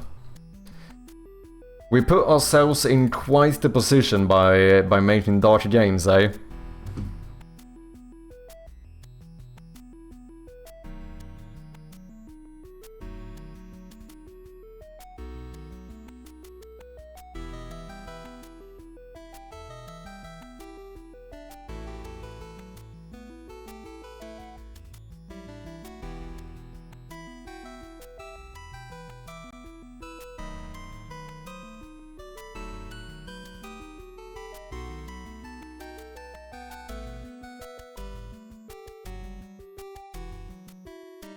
I didn't mean to derail the work and stream to them. Oh, no worries, Jin. Of course not. It's worth it. I just hope that the store page is still good enough to get people to click and try it out at least. I think so, and like I said, the trailer is still really good. Like, I think you've managed to do a really good trailer. And like I said, most of the footage I still, even compressed, a lot of it still looks fine.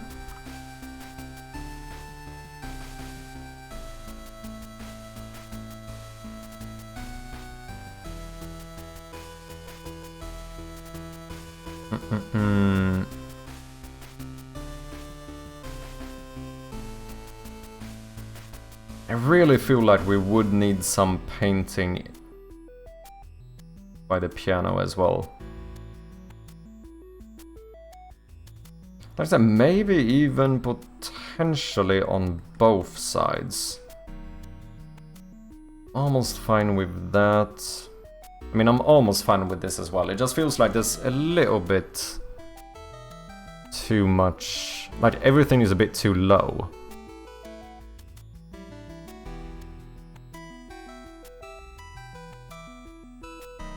You know what I really need to sort out? Something that I think would add a lot. Windows for the side walls. That would actually do a lot. To make these rooms look a little bit less... I don't know. Just having a little window here. It's just the perspective that's gonna be a little bit tricky.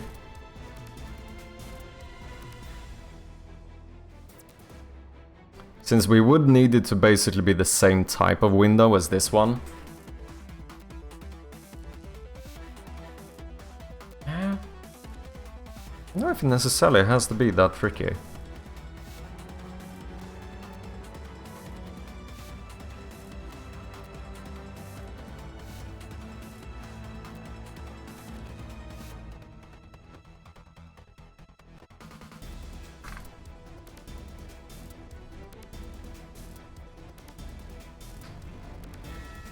I'm surprisingly happy with this.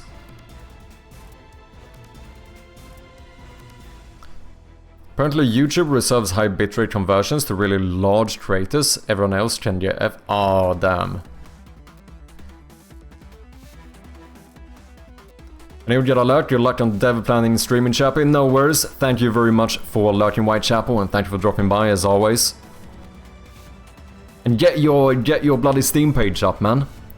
We are eagerly waiting. Heard about it because of the video, but hopefully the rest is enough. I have to finish some audio stuff and then the ending scene for the demo. It should be live on Steam in a couple of days. Nice.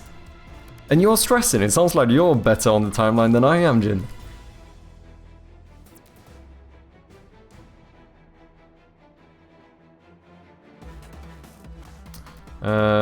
What do I do? We are going to open the... Oh, maybe my testing room.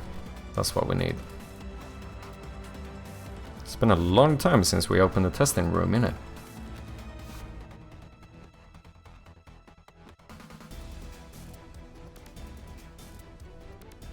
Okay.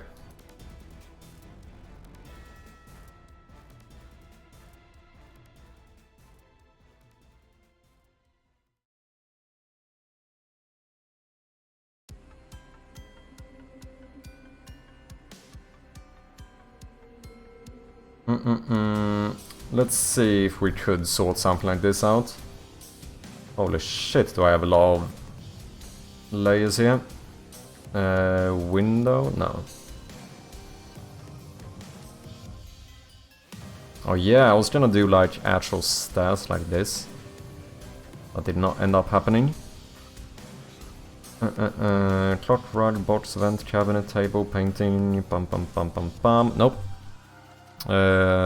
We need ourselves some walls. Specifically, we need this one.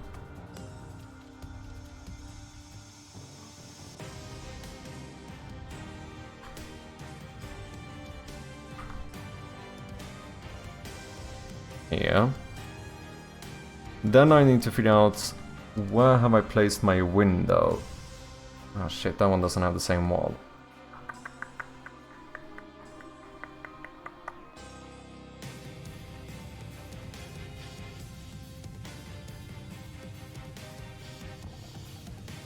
Just a few pixels above the board thing.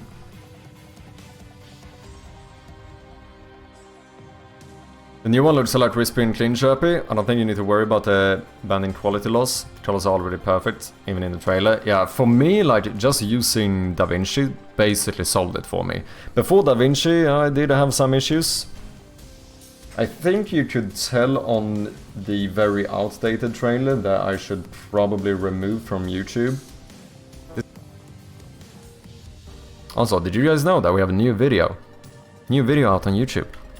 Go and check it out if you haven't. On this one. Like, this was slightly... I think here I actually ended up, like, raising the contrast to fix it.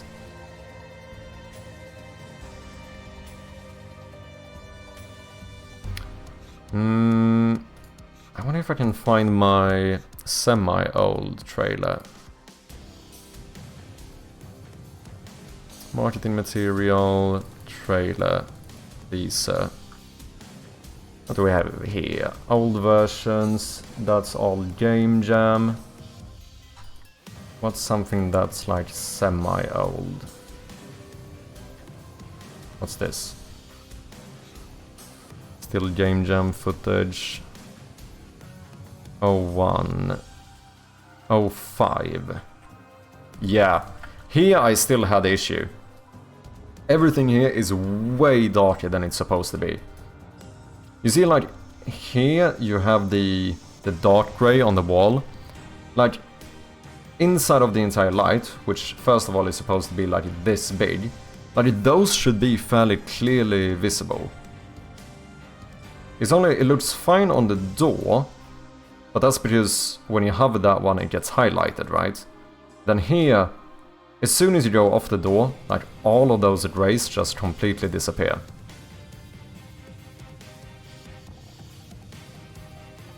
Like here, even with the light on, like, there's supposed to be like dark grey lines on the walls and stuff, and all of them just completely disappeared. But that was all in when I exported it through Sony Vegas. As soon as we tried DaVinci,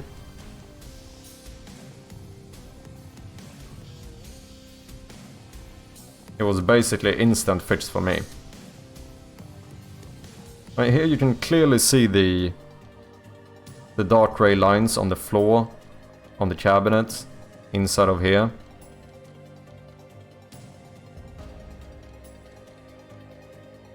I don't know. Sony Vegas definitely messed it up for me.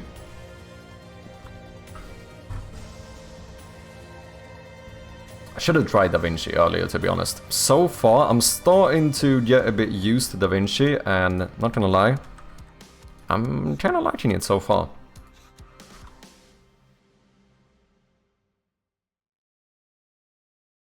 Is that what I did? That looks pretty similar. So basically, I think it could... Oh shit. I think it could be good to have a similar window specifically for sidewalls. But obviously we would like it to be the same style. Damn, you're having a night shift again? What is up, Haircat? Yeah, I do need to get out of here soon. That is definitely true.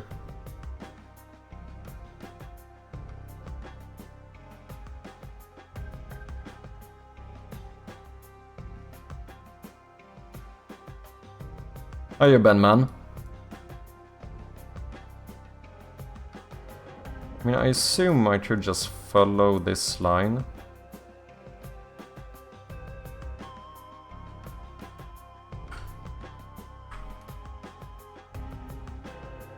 Well, the thing is that if it gets closer to me, technically I shouldn't follow this line. Like, technically, it should get a little bit... It should be more like this. 1, 2, 3... that's almost the same. Like, where at the end we should have like one more pixel or something.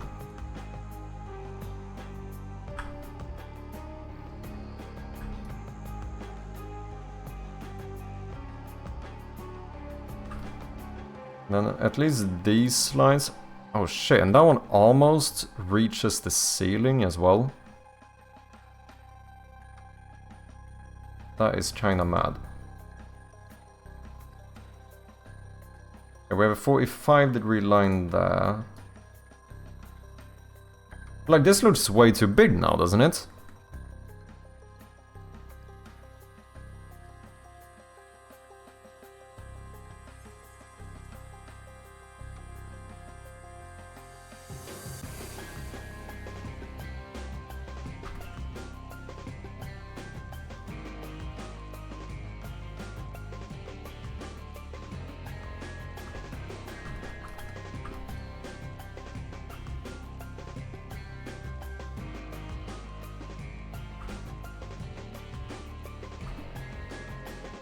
And then like where... this is gonna be tricky. But the middle would probably still be here.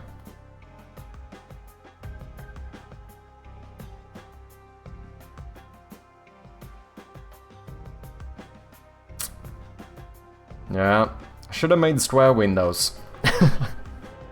I should have made square windows, that is what I'm realizing.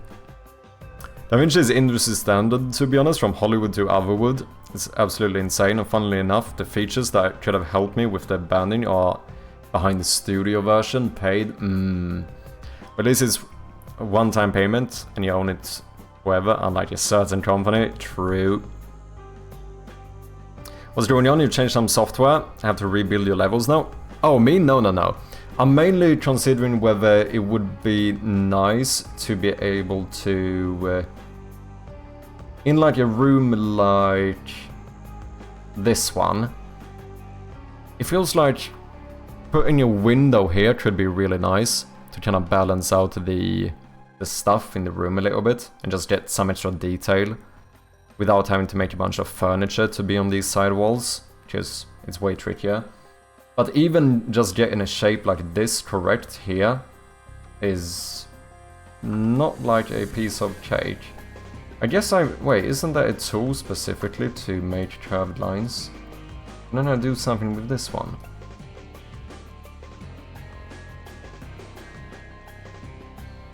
Maybe.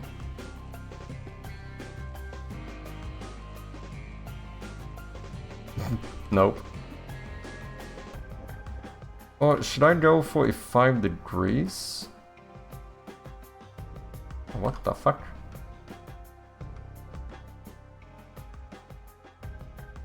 Alright, I need to drag first.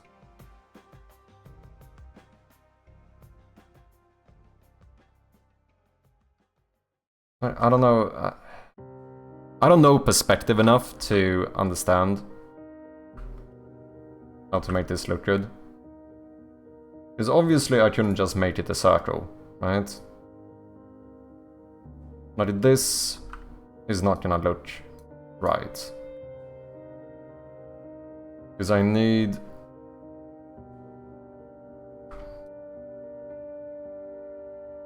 it to be more like this, I think. Like this one needs to start earlier. There's some shit like that I need to do. Don't you have a convergence lines overlay? I thought you did. I don't. Because the thing is that my game is not built with proper perspective anyway. So I don't have any like I don't have any true like, what you call them? Focal points? Is that called focal points?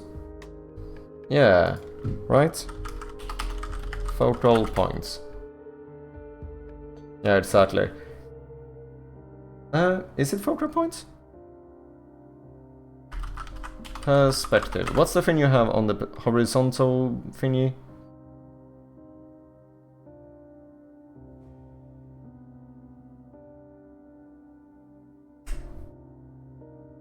Vanishing points. Thank you very much. That is exactly the term I'm looking for. I don't actually have any vanishing points because my game is like semi-perspective, semi-orthographic. Which is a little bit weird. Because the issue is that if this was in full perspective, I couldn't have a 45-degree line here. It would be more like this. But like, these lines just don't look clean enough. But then there's certain points where like here, I cannot change it. I do add a bit of perspective. But then on a lot of like furniture, I technically don't. Like, what's a good example? Blue Pin Studio with the raid. Welcome in, man. How are you doing? And what have you been up to? Anything you want to share? Anything you want to show? Let me know. Shout outs to Blue Pin Studio. Do I follow you? I don't think I do. Let me throw you a follow.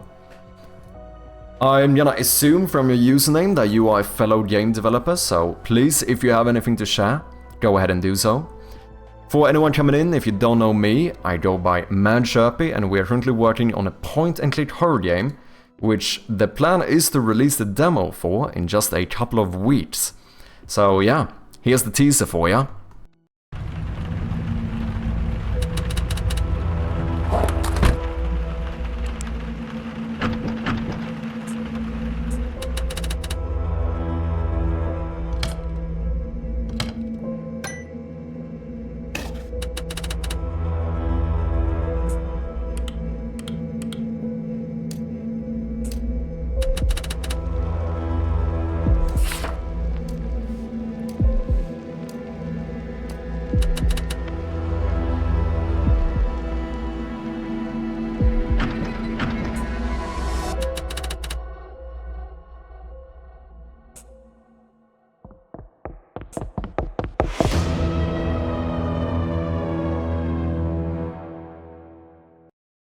There we have it. The game is available on Steam for wishlists, and we do appreciate those very much.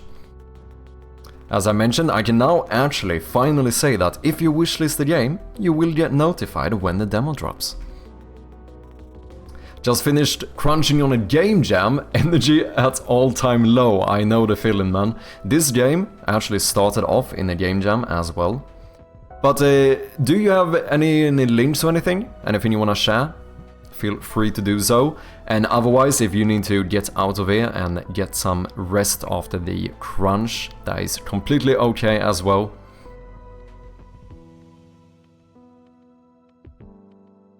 There is a trailer indeed. I still need to update it for the actual demo release. We got a few little tweaks and stuff we need to do. Link to the game I just finished, since it's topical. Let's do it, let's check it out. Made in 72 hours for the Ludum Dare 58. Take over for Greg. You collect spirits, but not just any spirit. He only wants the most unique, the most colorful, the most unlike himself. What's the point of a skull guy collecting more skulls? No, he fears skulls. It's a bullet hell game where you have to avoid the skulls while collecting ghosts. Simply move your mouse and have a blast. What was the theme of the game jam?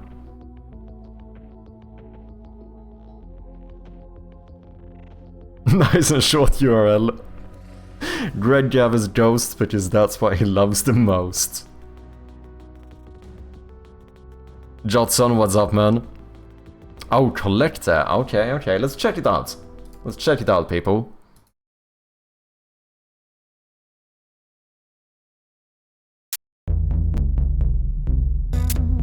Oh, look at that. Immediately impressed.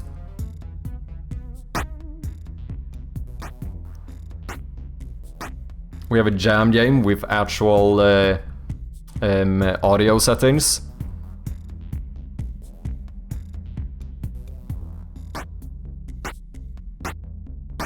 Immediately impressed. Spirit trails, animated background, sure, let's do it. Great Java's Ghost, because that's what he loves the most. What game engine are you using? Endless. Let's play. Collect ghosts, avoid skulls. Easy. Sounds easy enough. Let's do it. Wait. Collect the ghost, avoid the skulls. So I want you. You. Ooh. Oh, okay, that one protects me from the skulls. Nice.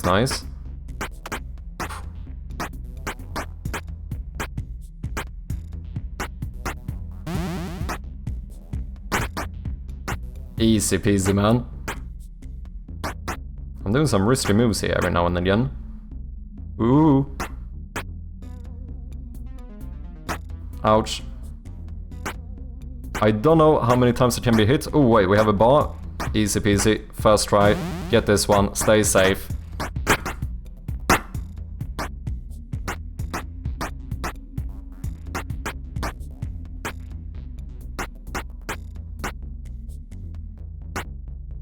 Okay, staying close to the center is a little bit risky, but I can't help myself but to do it.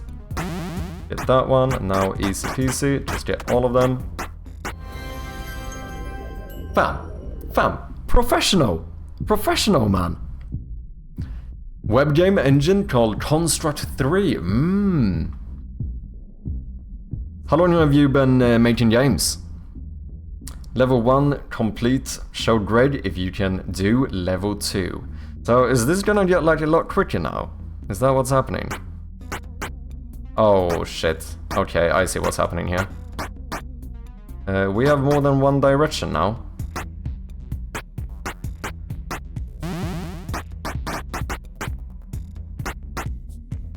But it is fine, because I am a fucking gamer. No matter what my chat says, I am an absolute gamer god. Ooh. Give me that one. Thank you.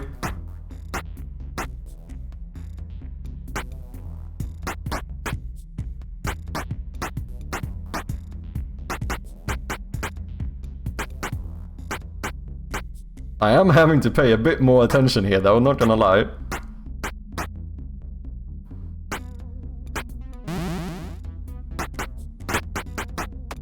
Oh shit.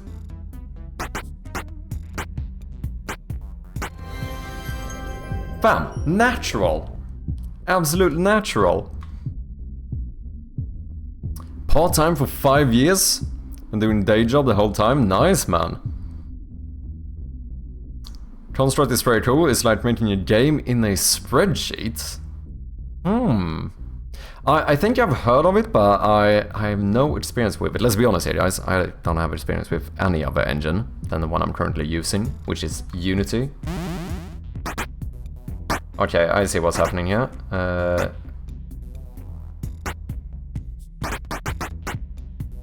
Good little streak there. So far, so good.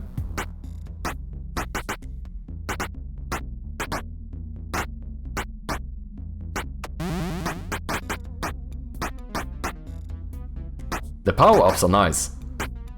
Nice little addition. Was this 72-hour jam?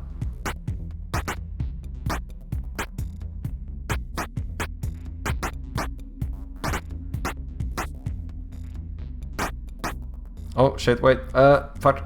There we go. Oh, I forgot about the shield not being everlasting, right. Bam.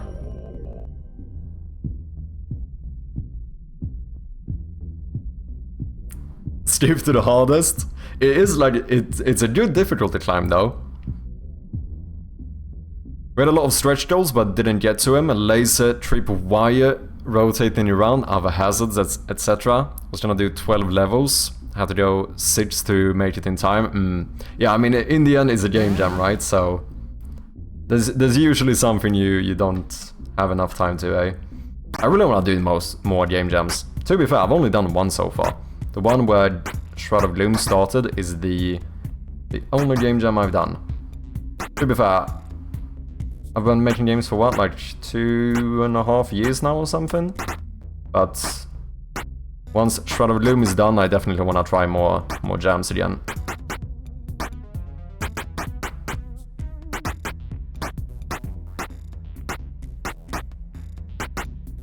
Okay. Give me that one. I'm just gonna stay here. Out of the way.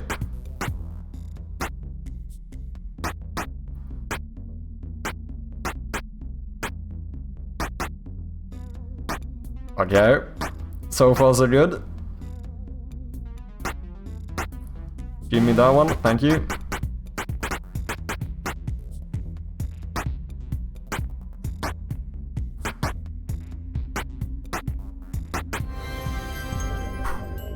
I'm definitely noticing that I'm starting to need to pay more and more attention, or I need to stay more and more focused for each of these. What was this? Level 3, I think? Flawless run so far. Yeah, dude, we're gonna make this. So guys, we do have some ads coming up. Unfortunately, I cannot skip this one. But I do appreciate your patience. Oh shit, wait, what? No. What the fuck is this? Okay, you gotta risk it for the biscuit. Okay, shit. Ow.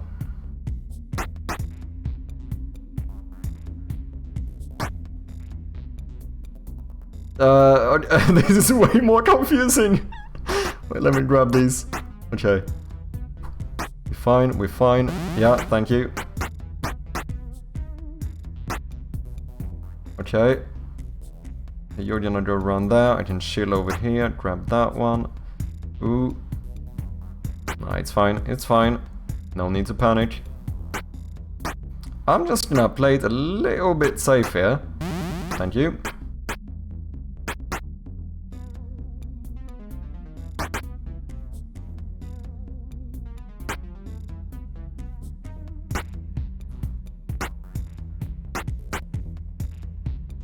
Okay, it's getting harder to speak to chat during this, but I think we're doing fine here.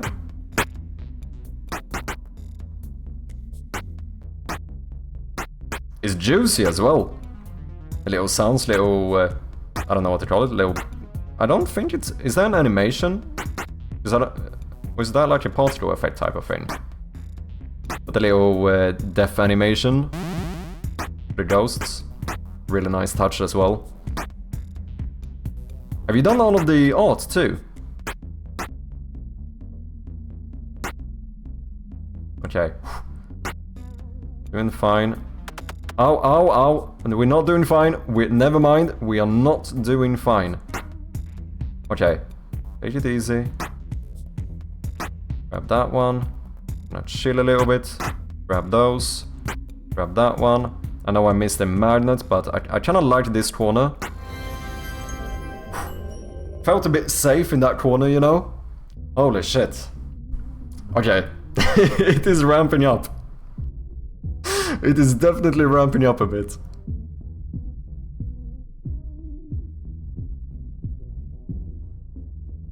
Two levels left. Wait, was that the next to last? Or do I have 2 levels now? Oh, we had a team of 4, but we were all super busy, so it's as if it was a team of 2. Did the programming task and some sound effects stuff. Nice. And one guy on Greg, the other guy on the rest of the art. Nice. I mean, so far, I think it's really good. Definitely Definitely feels very polished for a 72-hour game jam. Even little animations for the buttons there. Also, just the fact that you have, like, audio options. Because that is, like, the main thing you'll often lack in game jam games. What the fuck? Oh. Okay. Yeah, get all of these. I don't feel safe anymore.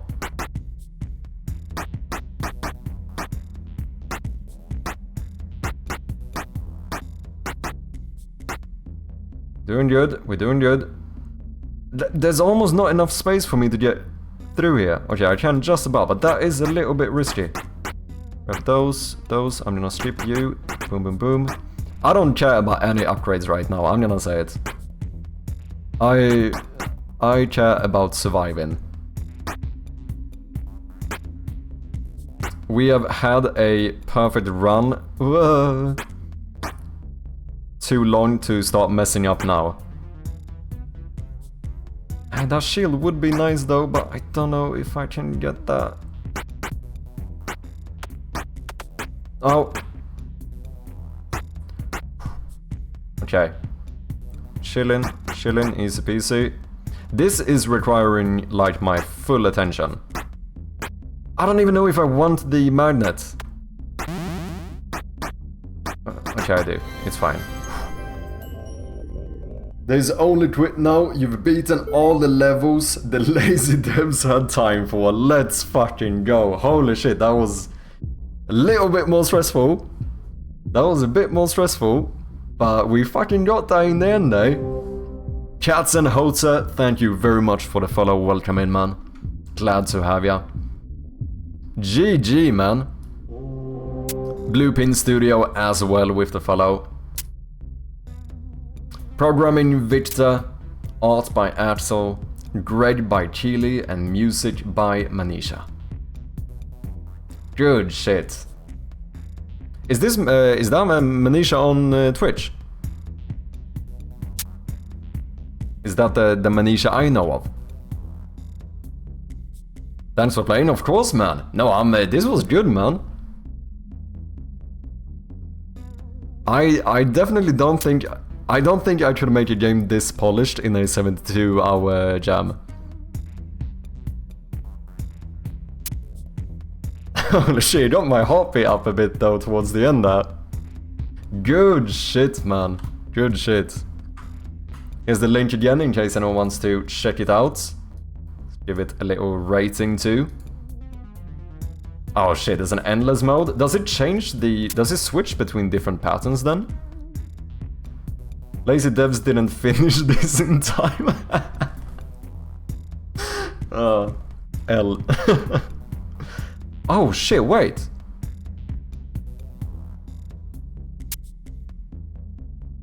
Oh, look at that. I just realized now that you can even play the game in the menu.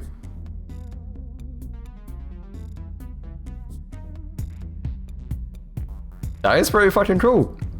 This is what I mean, like, there's definitely a lot more polish and, like, attention to details than I'm usually used to seeing in game jam games. Good fucking job, man. GG. It was fun too. Good, what you call it, like difficulty curve or whatever. Definitely felt the stress increase per each level. Make sure the team sees the VOD, thanks for the channel. Well, of course, man, of course. Good job, man. So yeah, we have been working on some new props today, trying to make sure that the rooms in the game are a little bit more filled in. Part of the idea, you should do the same and add jump scares to the Shroud of Gloom menu. Dude, we actually tried that once, and I accidentally jump scared myself so bad that I had to remove it.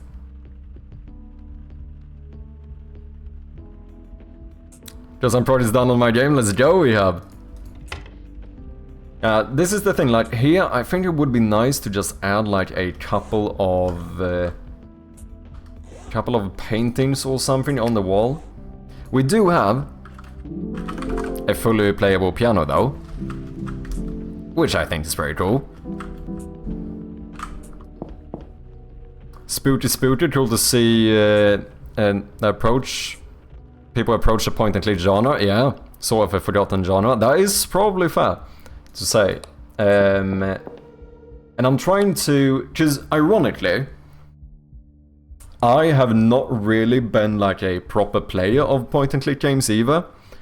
So I'm trying to do what I can to kind of modernize the genre a little bit. With stuff like, you know, we have a lot of like diegetic UI, don't worry about that. We have like a lot of diegetic UI. Something else I noticed in a lot of point and click games that I found a little bit annoying is that a lot of the time either you have to go on like pixel hunting, or you just don't know what is or isn't interactable, so you end up kind of clicking on everything just to see whether you can or not. So something I did is to implement, this was after the game jam though, to be clear, but I decided to add like the highlight system, so any object that is interactable will kind of get a bit highlighted when you have it, just to give that like extra visual feedback, you know, which was something that I personally felt like a lot of the point and click games I have played kind of lacked. Like there's one point and click game where there was like a perfect high contrast book lying on top of like a desk, and it looked like the only thing that mattered in the room, and it was like the only thing I couldn't click. And like at that point, like having some visual feedback, like you could definitely argue that it makes the game a little bit easier, because, you know, you don't have to click around, like you don't have to worry about whether this like bust is interactable or not, because if it doesn't highlight, it means you cannot click on it, right? But I feel like, I don't know, I'm trying to put as much effort as possible into making sure that we have that type of like visual feedback. What is up, Munglo? Welcome in, man. Most point and click I played is escape the room kind of games, mostly on mobile. Yeah, and that was the case in the game jam as well. In the game jam was basically like 4 different rooms, and each room was like one puzzle. You know, find the key, get out of this room, and then you get to the new room, and once again you have to like solve some puzzle, get the key to escape. But for the full version, we ended up making a little bit more of an open level, so you can actually traverse back and forth. We also have these new like close-up puzzles. Basically, it gives us the option of being able to make puzzles that span multiple rooms. Do you know what I mean? Which I think is it's gonna make the game a lot deeper, I suppose. I'll come back next time you're streaming. I gotta pause out, did an all-nighter because I was at work all day to crunch on the game. No worries, man. Go and get yourself some rest, Bluepin. And thank you very much for the raid again. I'll make sure to check out your stream as well. Cheers, man. Have a good night.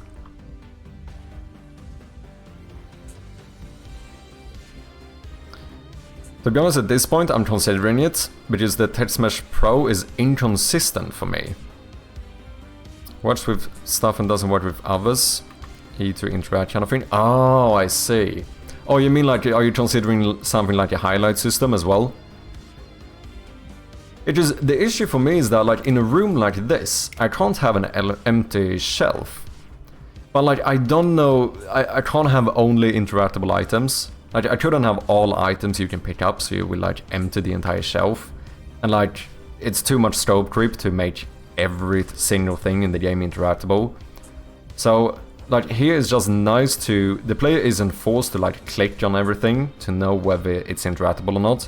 Because if it is, you're gonna see that it gets like highlighted. So I think actually adding the highlight system is one of the better design decisions so far. Alchima1, thank you very much for the follow. Welcome in, man. As well as, you know, the general stuff that just made the game a little bit deeper. Like being able to traverse back and forth in the rooms. And the whole thing about having, like, you know, being able to walk up to certain objects. Gives us a little bit more interesting puzzles we can do. Does this kill my bitrate? I wouldn't be surprised if this is kind of killing my bitrate. It looks fine though.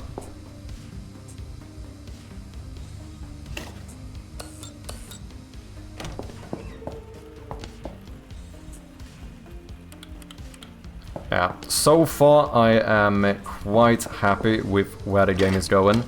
We are definitely gonna need to crunch a little bit as well though. As I said, we have like... what, 2 weeks or something to finish the demo for this game? Which is gonna be interesting, to say the least. We'll have to see whether I end up having to do some all-nighters as well.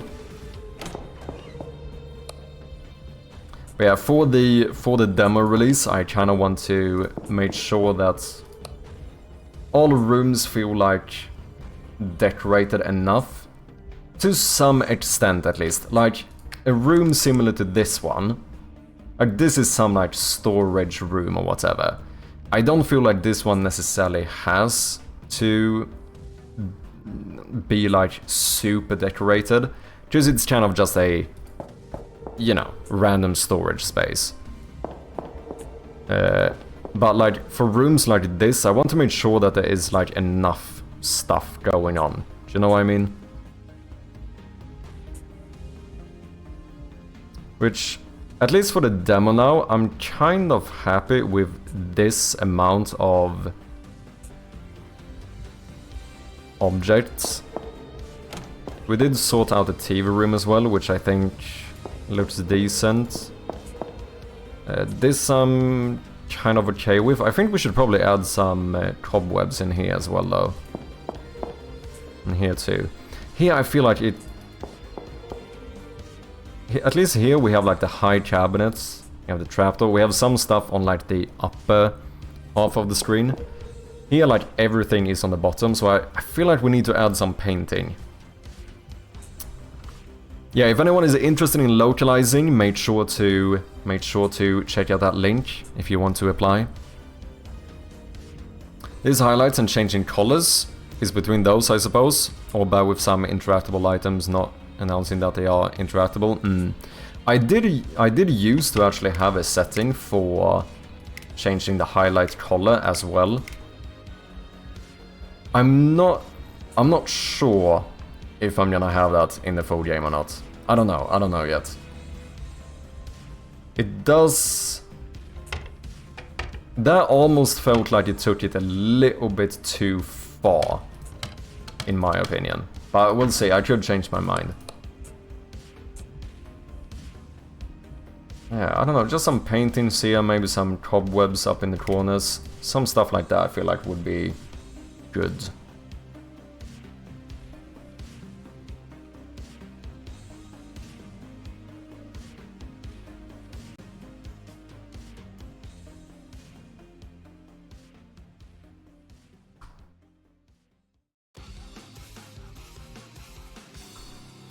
That's also something I noticed speaking of the highlight system. In like the game jam version, a lot of people would actually try to interact with like cracks in the wall or like cobwebs and stuff, which is not really what I was intending. So that's when I kind of realized that I think I want to give people just a bit more feedback on whether they can or can't interact with certain things.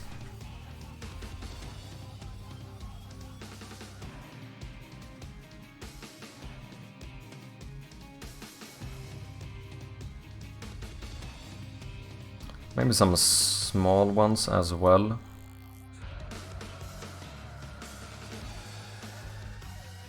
The only issue is here. It kind of merged with the grey of the...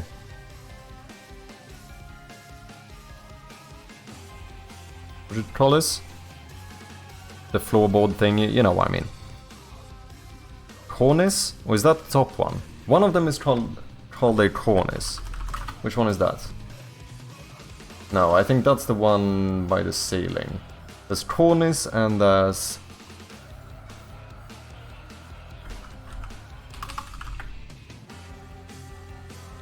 What's the other one called? I can't remember. Yeah, cornice is ceiling, skirting. Yeah, just we have a very limited palette. So putting it here kind of just makes it like a blob of grey pixels. I do suppose you could put this one like here as well. It does kind of work. I don't think I mind it. Speaking of localization, I applied a few days ago. Cheers, man. Appreciate ya.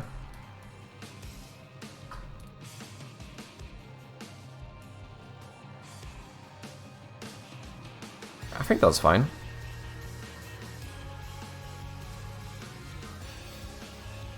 I mean, you could even... I haven't really done it so far, but there's nothing that says that we couldn't even add a bit of website inside of cabinets.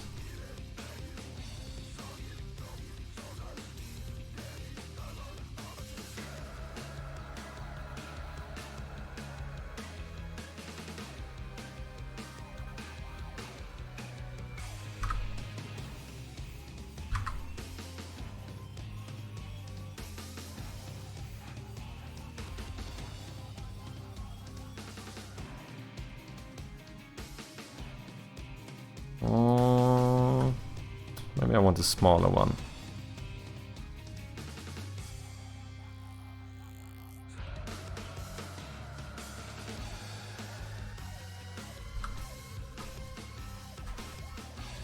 Yeah, something like that.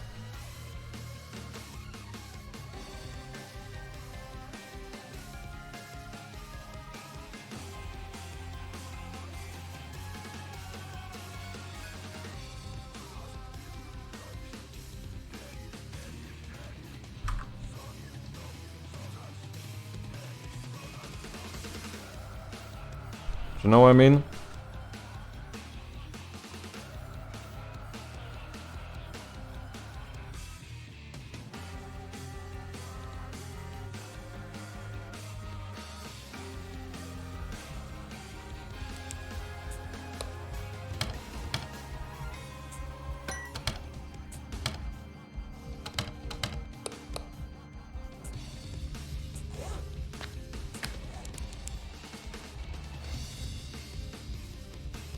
Yeah, I feel like just adding a little bit of cobwebs and surprisingly much.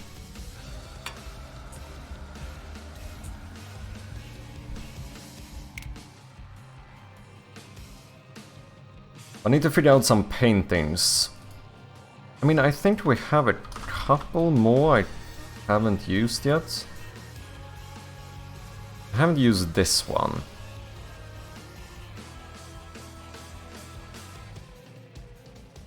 Dude, I guess we could put that one in there. Otherwise, yeah, we've used all of these.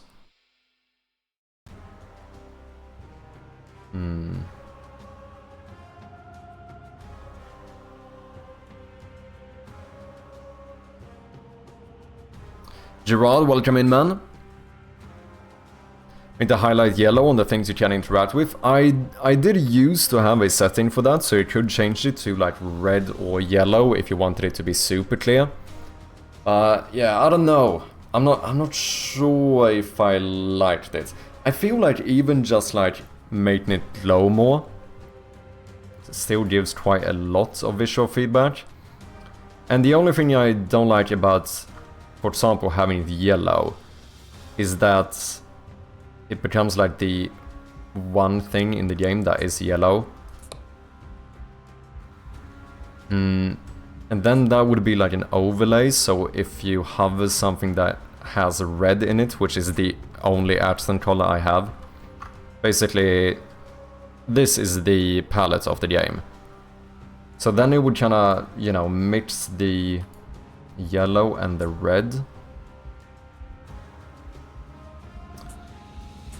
Could be a red highlight too. Yeah, I did have that as well. I mean, I think I even have this. I think I have all of the function for it still in here. Let me actually check. I think I do.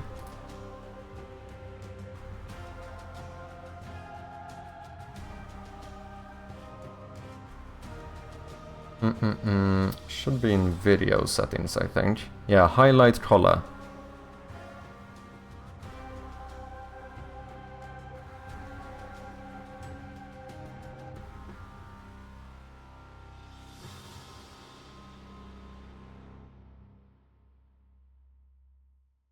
It's one of them things where, I don't know, sometimes it feels like I started basically questioning whether am I going too far now with trying to be like over accommodating or whatever.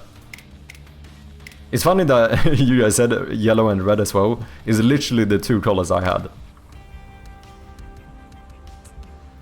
I don't. This one I feel like it like clashes with the style of the game a bit.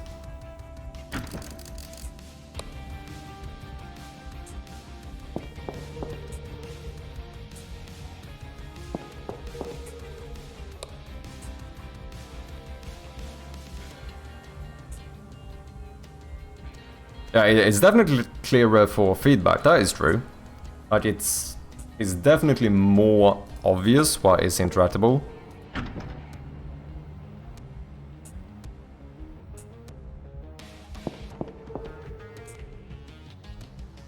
But I do feel like it somewhat clashes with the rest of the game.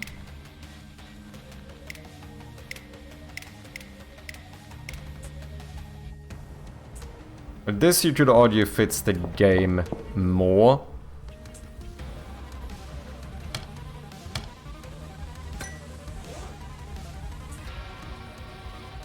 Since it at least like it is technically a color I have in the palette, even if we use it quite sparingly.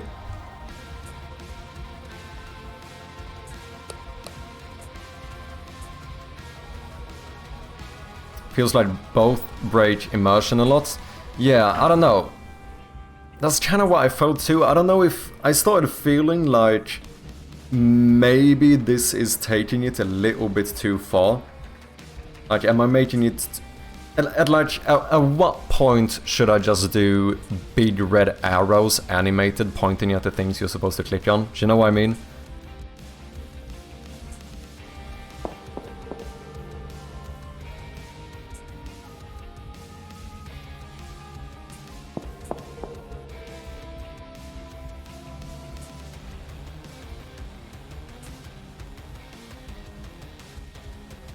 And I also don't know how neat it is. With this it feels like what you do is you go in and you like just scan across the room and like, okay, boom boom. It feels like you might even stop like, I don't know, actually looking around. Which like obviously I want to give the play feedback, but it should also, you know, preferably want the play to still play the game as if they are searching through stuff, do you know what I mean?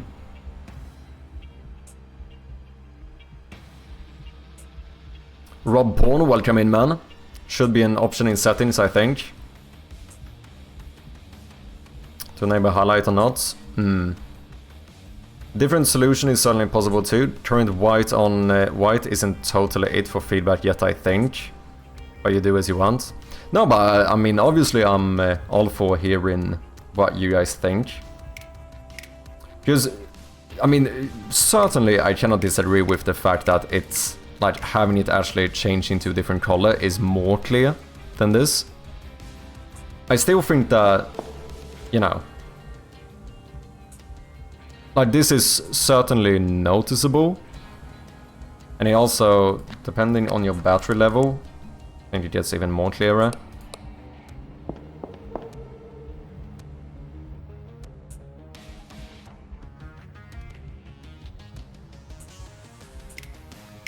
But yeah, definitely like it's not as noticeable as having it like shine up in red. I can see it as an option, but nothing that that is there at the start, only if people want it. Probably as you have it. Yeah, I definitely wouldn't make it as the default option. Because you already have it in options. Here's the thing, I didn't, technically.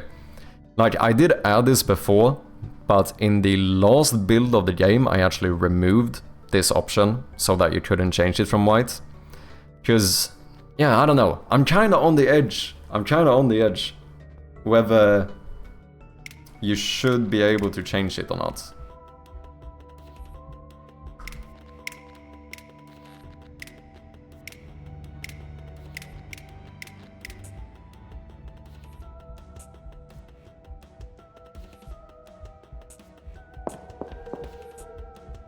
I mean, I suppose what you could argue is like, how does it hurt the game, having the option? I mean, I already have all the code for it, right?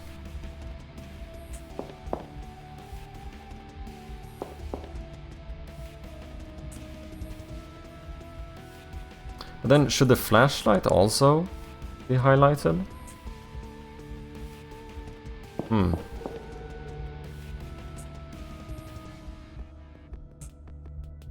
Maybe play around with the values by making the white lines more bold. We can't make them more bold.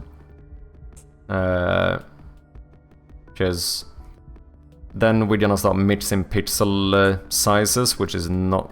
I mean, otherwise it would be to double them, but I think that would be a bit much. Like, the only way to make them bold would be that... I mean, or do like a full-on outline. Like, hovering the TV would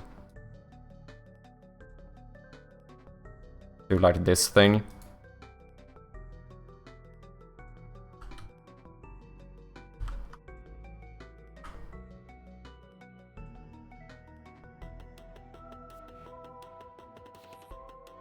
Which would definitely also be clearer, but I don't know.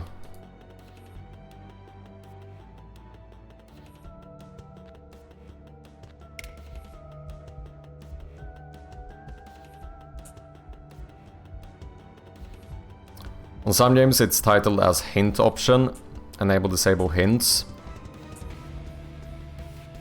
Yeah, it is possible that we do something of a hint system. That is not something I've implemented yet, but could do that. But I feel like hints are different, because this is not necessarily a hint. A hint for me feels like something that tells you how to solve the puzzle.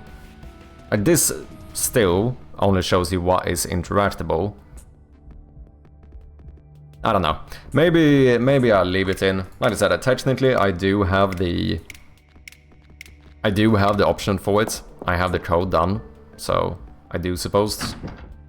It's not really like it's more work for me to do it. Yeah, it's more like an accessibility setting, yeah. Yeah, that is kind of why it ends up being.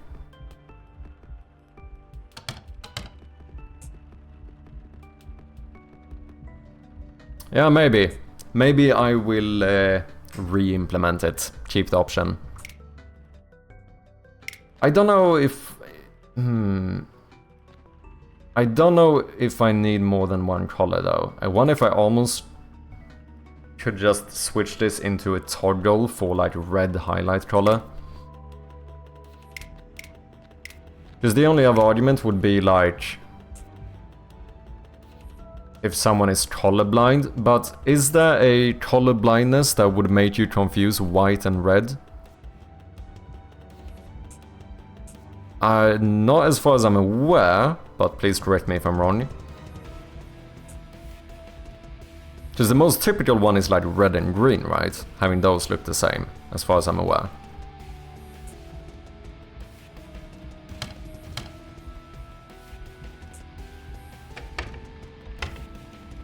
Yeah, I think red-green is the most common. I think so as well. I don't know, as far as I'm aware, there's no color blindness that would make it so that you wouldn't differentiate white and red. So I don't know if I need to have multiple. Because I kind of don't like the look of the yellow one. You could also argue that the yellow one... no, it's fairly clear. I was trying to say it's not as clear as the red one, but it's pretty obvious, let's be honest.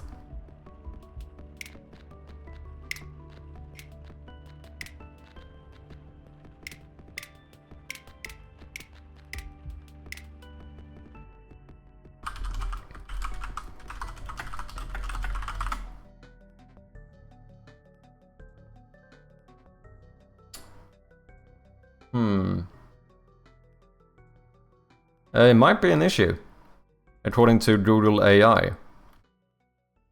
Colorblind person might not be able to tell the difference between red and white, depending on the type of color blindness they have.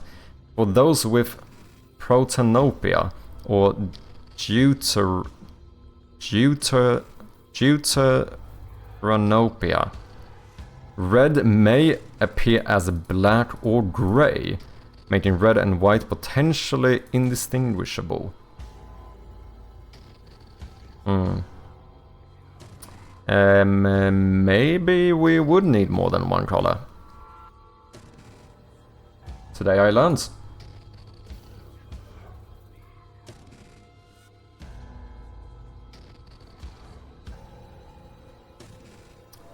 Red has more of a spooky vibe to me, just of the association with blind color. I think so as well. And it's also just, I think it fits the game better, because it is literally the only accent color that I have in the game. And, you know, the titles have a bit of red in them. The actual title of the game.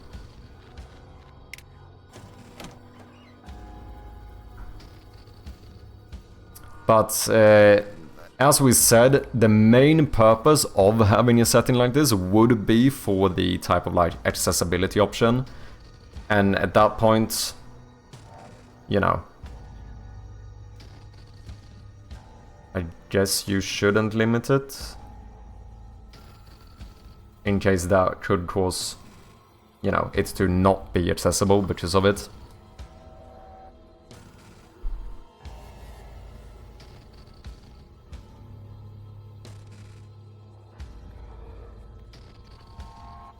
Sipping Tears, welcome in, man. You shouldn't worry about colorblind people because they should put their custom filter on the entire monitor so everything on the screen is rendered differently. Yeah, I suppose you can... Yeah, I never thought about that.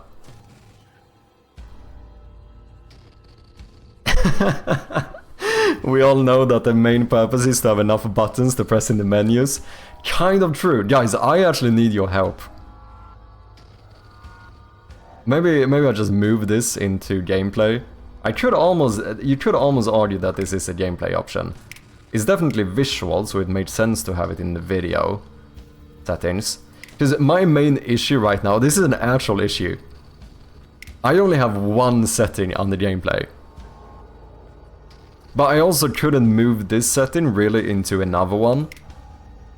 So unironically, I kind of feel like I need to make up more gameplay settings just to have more than one setting in this menu.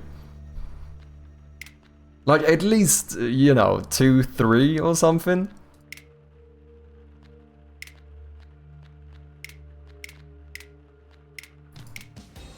Like all of these and then, you know, language settings as well. And then gameplay, 1. I kind of feel like we need to have another setting. I guess you could almost argue that highlight color could be seen as a gameplay setting.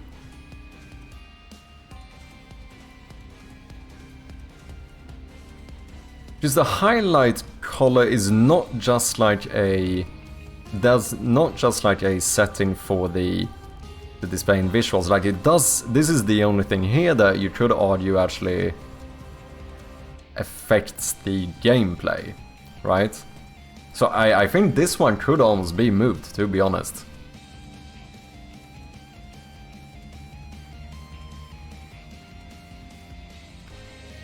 Red could work too, yeah. Otherwise it would be something to iterate on and think about as other solutions. Certainly possible, this kind of issue. Put the highlight color into gameplay. Could move it to gameplay, no one would complain for sure. Yeah, I don't feel like it would feel weird to have it on the gameplay. I mean, to be fair, I've even seen games put screen shake on the gameplay.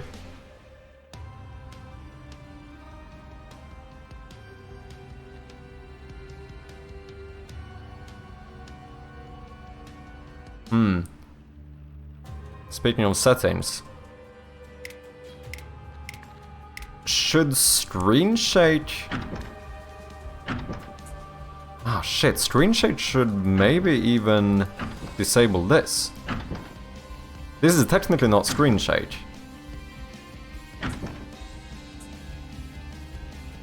But this is just the object shaking.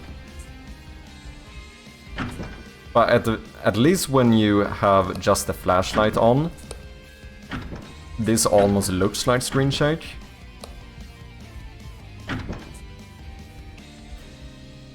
Potentially, something else we could have a setting for.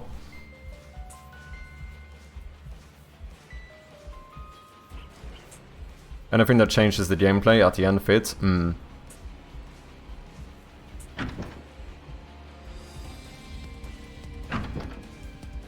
Yeah. Should there be a setting to disable these shades as well? Does it feel weird to turn off screen shake and then doors still shake?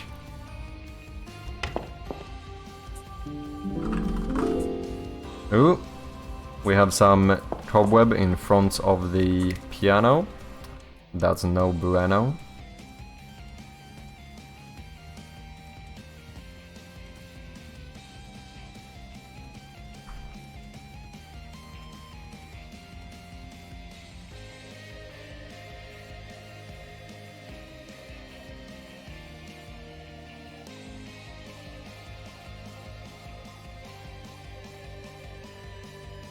Should fix it. Yeah, I think if we keep the highlights or the setting to change the highlight color, I might just throw that on the gameplay instead.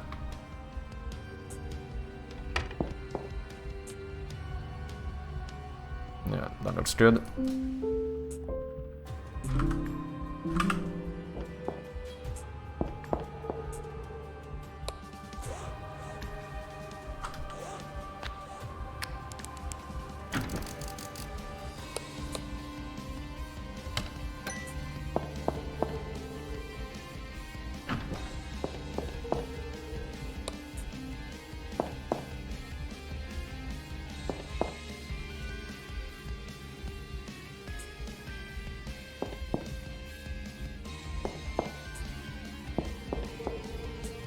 As long as a full screen doesn't shake. Yeah, it's probably fine.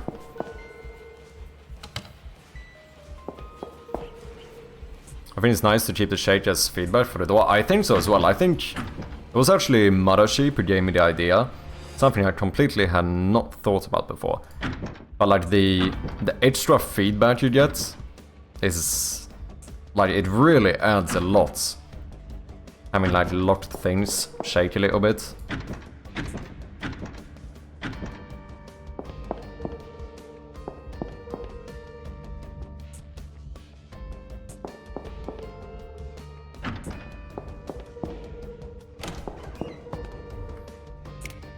Yeah, so far so good.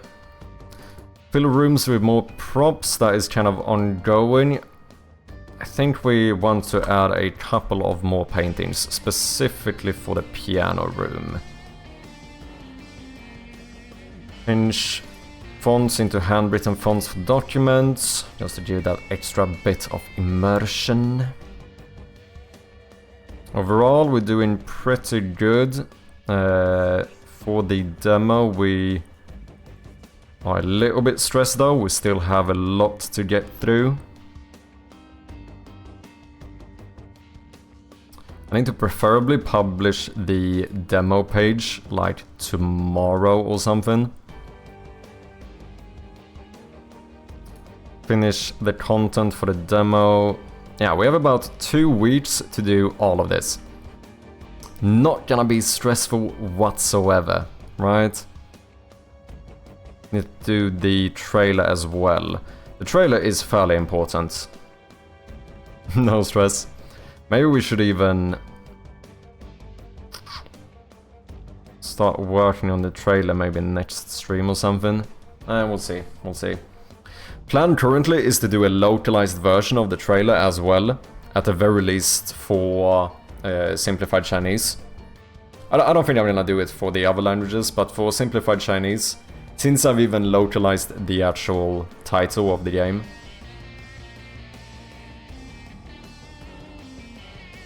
I feel like we might as well do a localized version of the trailer too.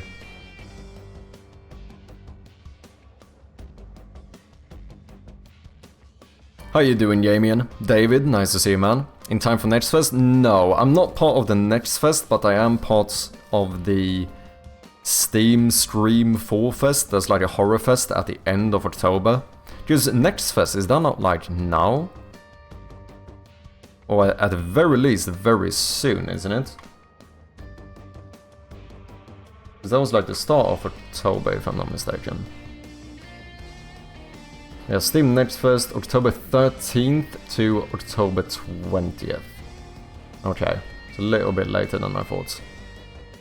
But yeah, we have not entered the Next Fest, so the plan currently is to do the Next Fest in February. So we're gonna publish the demo now for the Horror Fest, and then we will basically continue working on content for the full game, polish up the demo with the feedback we'll get from people who play it, and then make sure to have a really proper, well-polished demo for the Next Fest in February, and then full release shortly after that. That is the current plan, at the very least, which feels like we are pretty much on time for, overall. It wouldn't be the end of the world if I couldn't get the demo out in time for this fest, but it would probably be good. I think it would be a fairly big advantage to have the demo out for the fest. Now, I have heard of other developers who still managed to get like 500 wishlists, even without a demo, just being part of a fest. But I imagine that, you know, on average, you probably get a better conversion if you do have a demo. I mean, if you have a good demo, I suppose. Yeah, exactly, Jin. We are still aiming for the Next Fest in February. Well, from the start, I was planning on the Next Fest now in June, but obviously I wasn't even close to that one. So yeah, I was thinking about doing the October one as well, but I think, from what I understand, it's still better to join the Next Fest that's the closest to release, and I don't think I'm gonna have the full game done before February anyway, so I feel like we might as well do the Next Fest then. Oh, I thought you were on this Next Fest? No, but we are in the Horror Fest, the Steam Stream 4 Fest, which I still think could be... I still think that could be really good for the game, because, you know, I feel very good about where the game is going at the moment, but obviously, like, you know, marketing is potentially where we have been slacking a little bit, since we are currently sitting at 611 wishlists, which is pretty fucking amazing. You know, 611 people have decided to click on that wishlist button. Something I am very thankful for. But preferably for the full release, we should probably try to get that number a little bit higher. Yeah, Next Fest you can only do once. Should join the one before launch, then go heavy on marketing first and second days of the festival. Honestly, you get to double dip by being in both the Streamfest and Next Fest, worth doing both. Oh yeah, I'm definitely doing both no matter what. Like, I'm not gonna release the game without having joined the Next Fest, but it's not going to be this Next Fest. We'll do the one in February. Because, I mean, I'm stressed to get this demo out in time for the Horror Fest, so getting it out in time for the next fest, which I couldn't even join because I haven't, you know, I haven't entered it. So, and I think the sign-ups are over now, so no matter what, I couldn't join this one. But yeah, I'm definitely not releasing the game without any next fest. So you also need to plan the marketing and the announcements, true. Horrorfest sounds like a lot of fun, yeah. I am quite excited. I hope it turns out good for the game. Nomi Vo with the raid, welcome up. Nomis and homies, and we are here, what is up? Ruandes, nice to see you man, hope you've been well. Shout out to Nomi Vo, what have you been up to? Anything you wanna share, anything you wanna show, let me know. And thank you very much for the follow as well. For anyone coming in, if you don't know me, I go by Madchirpy, and we are currently working on trying to finish the demo for my point-and-click horror game called Shroud of Gloom, which, if you're interested in, you can have a little teaser right about here.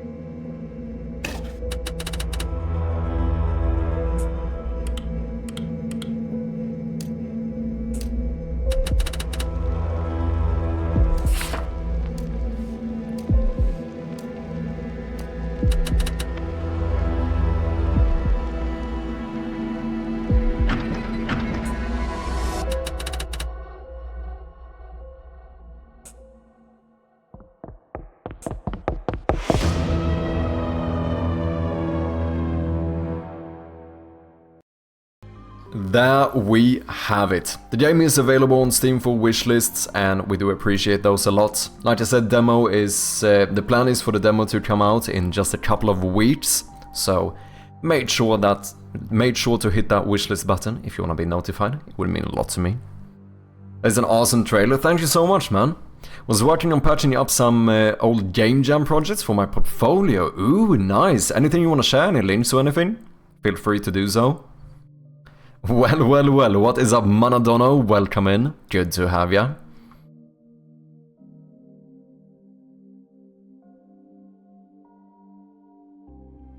Yeah, I am gonna make some slight changes to the trailer for the demo announcement or whatever. Because this trailer is still a little bit of a work in progress. Still haven't published it to YouTube or anything. But obviously we're gonna need to do that for the actual demo release. There's some few smaller changes I wanna do. Mainly just get some new gameplay footage in there, since we've added a few new things, like, for example, locked doors. Well, first of all, we have the mouse. We actually have a small little animation whenever you click, and doors now give a bit of extra feedback, where if they are locked, they actually shake a bit. And then of course we have just been adding a bunch more details to the rooms and so on. Like, unlike in the trailer, there's actually stuff in this bookshelf now. So just trying to get all of that stuff into the trailer, and then I suppose at the very end we should probably have a call to action to play the demo, rather than to just wishlist the game. I imagine that's the way to go. But yeah, if you're interested, the game also has a fully playable piano, which I think is pretty cool. Also, wait, Saxidak, you told me to play something. What was that?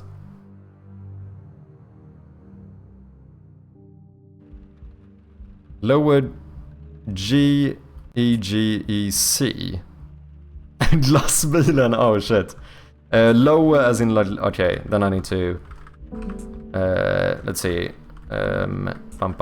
bum. So, that's a C.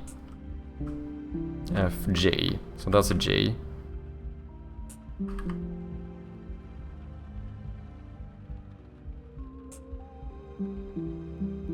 Wait.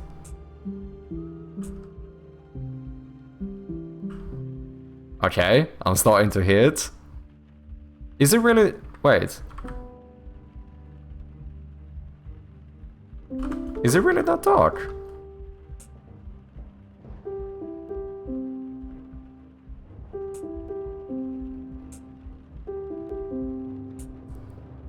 Oh wait, is that... Wait, nu lurar vi barn. Is there not something else in here? Would chords work too? They do, because we decided to not only make it playable with point and click, but it's actually fully playable with your keyboard, which means that you can basically do chords and everything. You can play with both hands, do stuff like...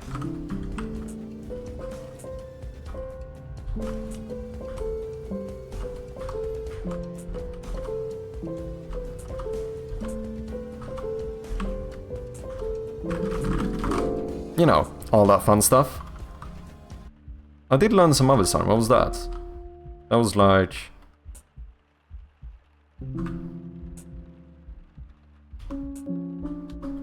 Yeah.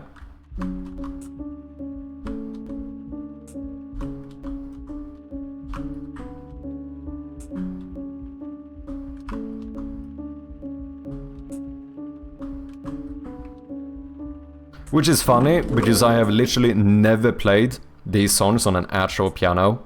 I literally learned them to try playing them on my piano in my game, which is kinda crazy. Really cool to see a game this far. I'm new to the software game dev Twitch category. Ooh, let's go!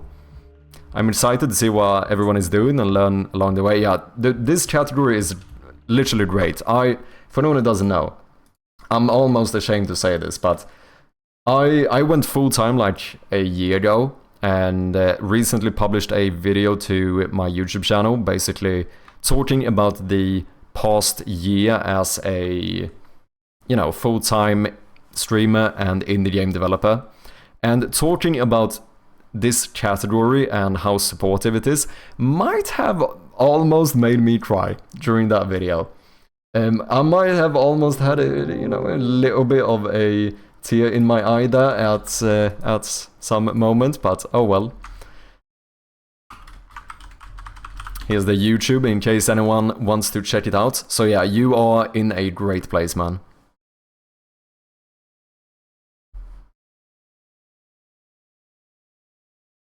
So the GD is under the marked ones, then the marked one. Oh, okay, I see. Funny and nice addition for sure, yeah. Irish John James, the man, is in here. I showed my crew earlier. Oh, did you? Cheers, man. Yeah, it was actually... Irish John was one of the guys that I was talking about. And, you know, I'm so mad. I really didn't think it was gonna happen. Like, it was... Whoa. It took me completely by surprise. Do you know what I mean? I don't know. It caught me so off guard, man. Big shout out to Irish John as well, yet another game developer on Twitch, whom you should go and check out if you haven't. Working on his game Rise of Piracy, coming soon to early access. Go and check it out, people, if you haven't. Ameripon, welcome in, man, and also Nebsy, thank you very much for the follow. I did miss that one. Welcome in. Yeah, go and support our fellow developers, people.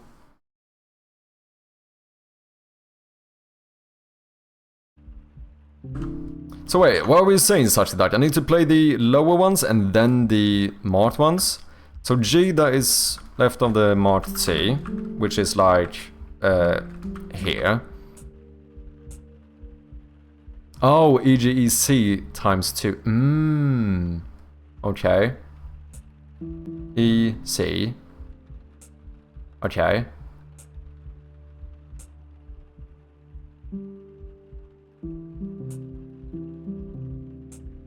Okay.